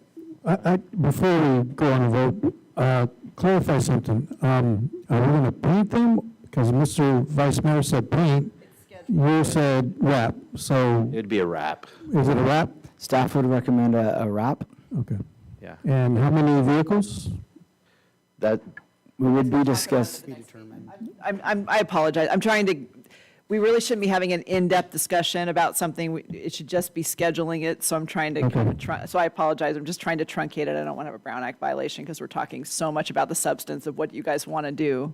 it's still a Brown Act violation when we're open on the dais. Yeah, because it's not currently on tonight's agenda. You're wanting to schedule it for a future meeting for a Okay. discussion. But I think we have enough direction, right? Okay. To bring the item back. And then you guys can make all those decisions on numbers and how and what and all that. I think you guys can do that then once it's agendized for the meeting. Okay, Councilman thank you. Beltran, do you have comments? Go ahead, finish up. No, I'm done. Thank you. Thank you for answering that. Thank you. I would just summarize is, I like the idea. My preferred is, now that we're aware of it and staff is aware of it, is to maybe wait a little bit closer to June as far as the wraps, because we just got those done. They're pretty fresh, so to take out that kind of funds and do it again, I say let's let that wear out a little bit before we rewrap them. So you can also discuss timing of when you'd like to Yeah, have that's them a good done. conversation. Yeah. Yeah, we just got those done. No, So- it's open for the Yeah, discussion, so right? yeah, I mean, we could bring it back and then set a timeline later, so. So we have a motion, we have a second. If there's no other comments, we'll call for the vote. Nope.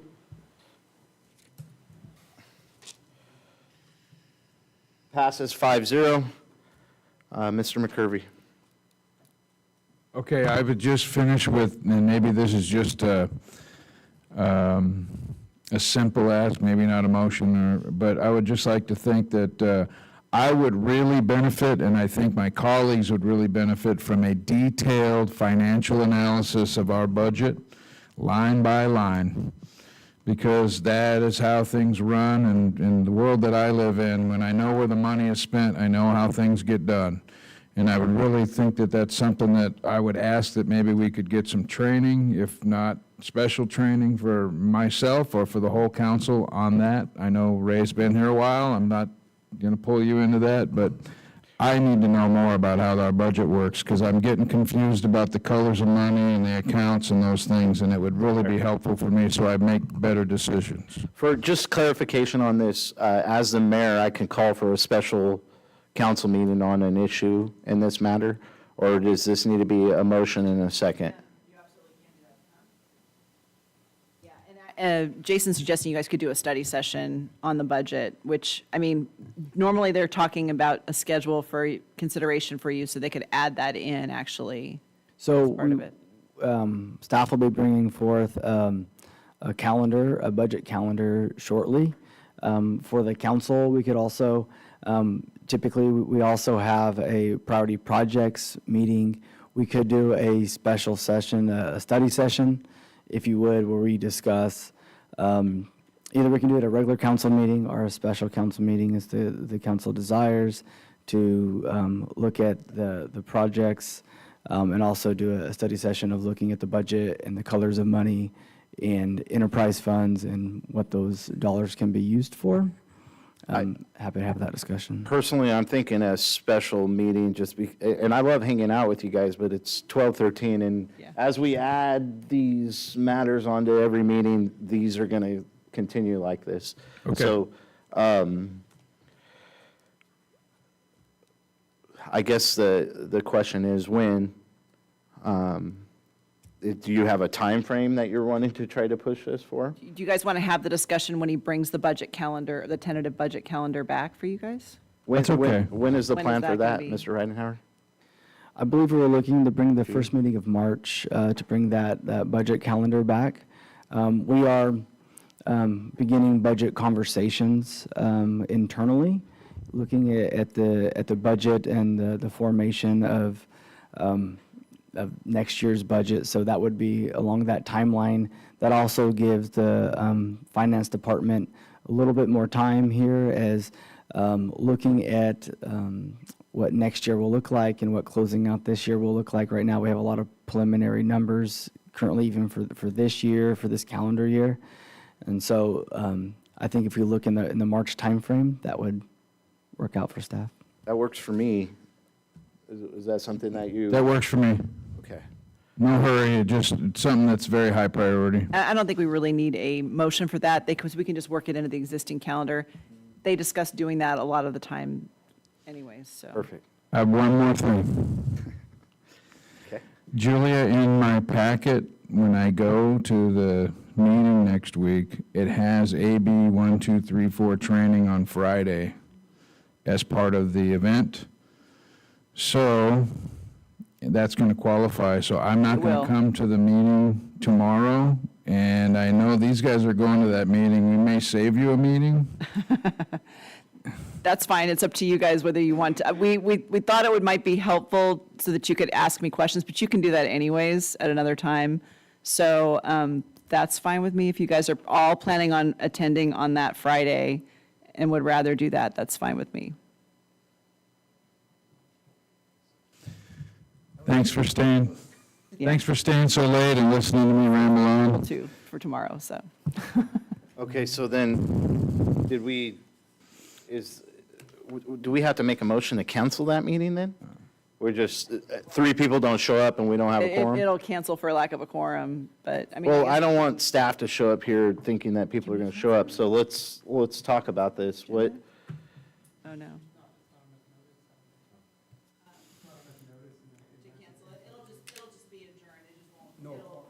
It's here that it's not going to happen. It's fine.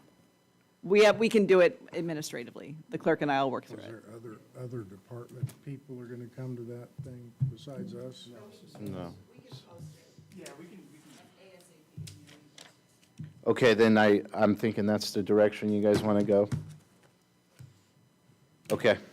All right, well, then I'll close it up.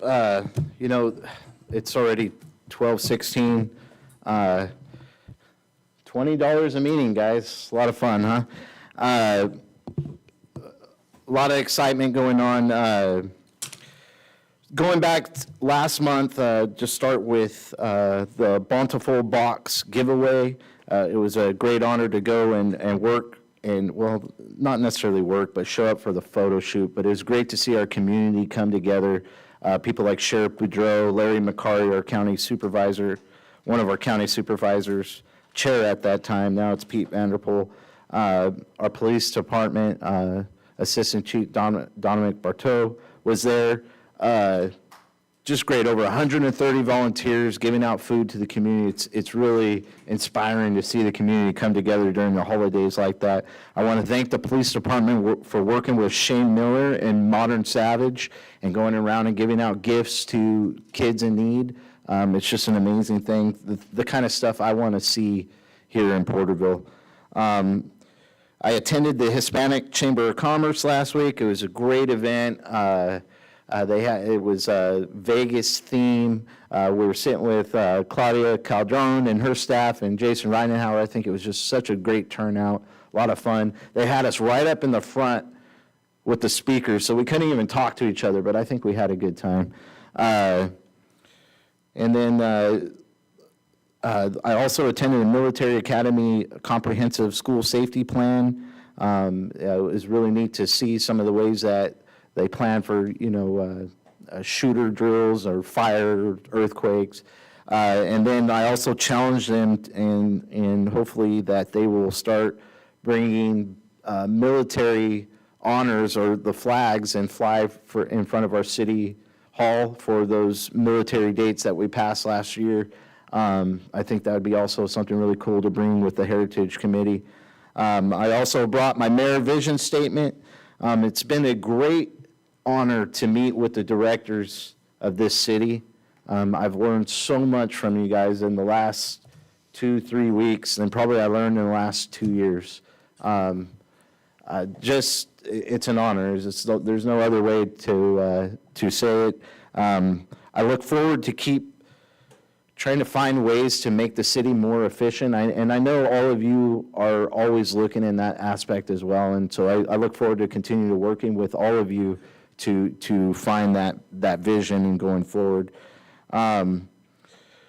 With that, I have a rant on the fires in Palisades, but I'm going to hold back on that. I think it's just such a, I say I'm going to hold back, but I'm going to go anyways. So it's just a complete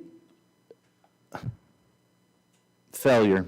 You know, I think of when I hot-shotted, and I've been in communities when the power went out because the fire takes out the power poles and water, the pumps go out, and so the pumps that pump the water to the tanks go dry really fast when firefighters are pushing hose lays. And it is devastating. It is heartbreaking to see someone watch their house go up in smoke and be right there next to them and say, I'm sorry, there's nothing I could do, and move on to the next house and start trying to save the next resident. And so it's something that's been around. I've been out of the hotshot world for 15 years, but it was a problem 15 years before that, and that is our electric grid. In these communities, the electric grid should be underground. But through the policies of this state, we are more prioritizing windmills and solar panels, and the train to nowhere will spend $11 billion on something that is inefficient. It isn't working. And then to go into CEQA and the regulations in the state that is just destroying this state. It really is, through regulations. And like I said, this isn't on you guys. This is a rant of mine. But I think a CEQA, taking 7 years to remove brush that's 40 years plus old. It's set up for failure. And it's a failure from our government at the highest levels, and it's just really sad to see, and I'm sorry for the victims of failed policy. With that, I will end with a motion. I have one of my own, and that is a very similar motion that we did for the girls' fastball. I'd like to do the same thing for Little League, and that is a $2,500 donation with the string attached of a banner with the city logo on both fields in center field, with the motto of "In God We Trust." And so that's my motion. And again, it's to schedule it for the next meeting for discussion. Yeah, Yes, ma'am. thanks. I'll second that.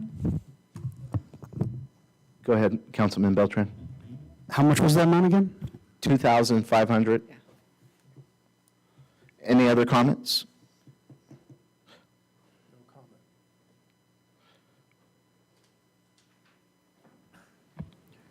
No comment. Okay, well, then with no comments, we have a first and a second. Let's call for the vote. Passes 5-0. Okay, and then I believe we still have some closed session. Very short. Okay, so this meeting is not adjourned. We're going into closed session. And there's no expected report out of closed session. Okay, thank you. Thank you all.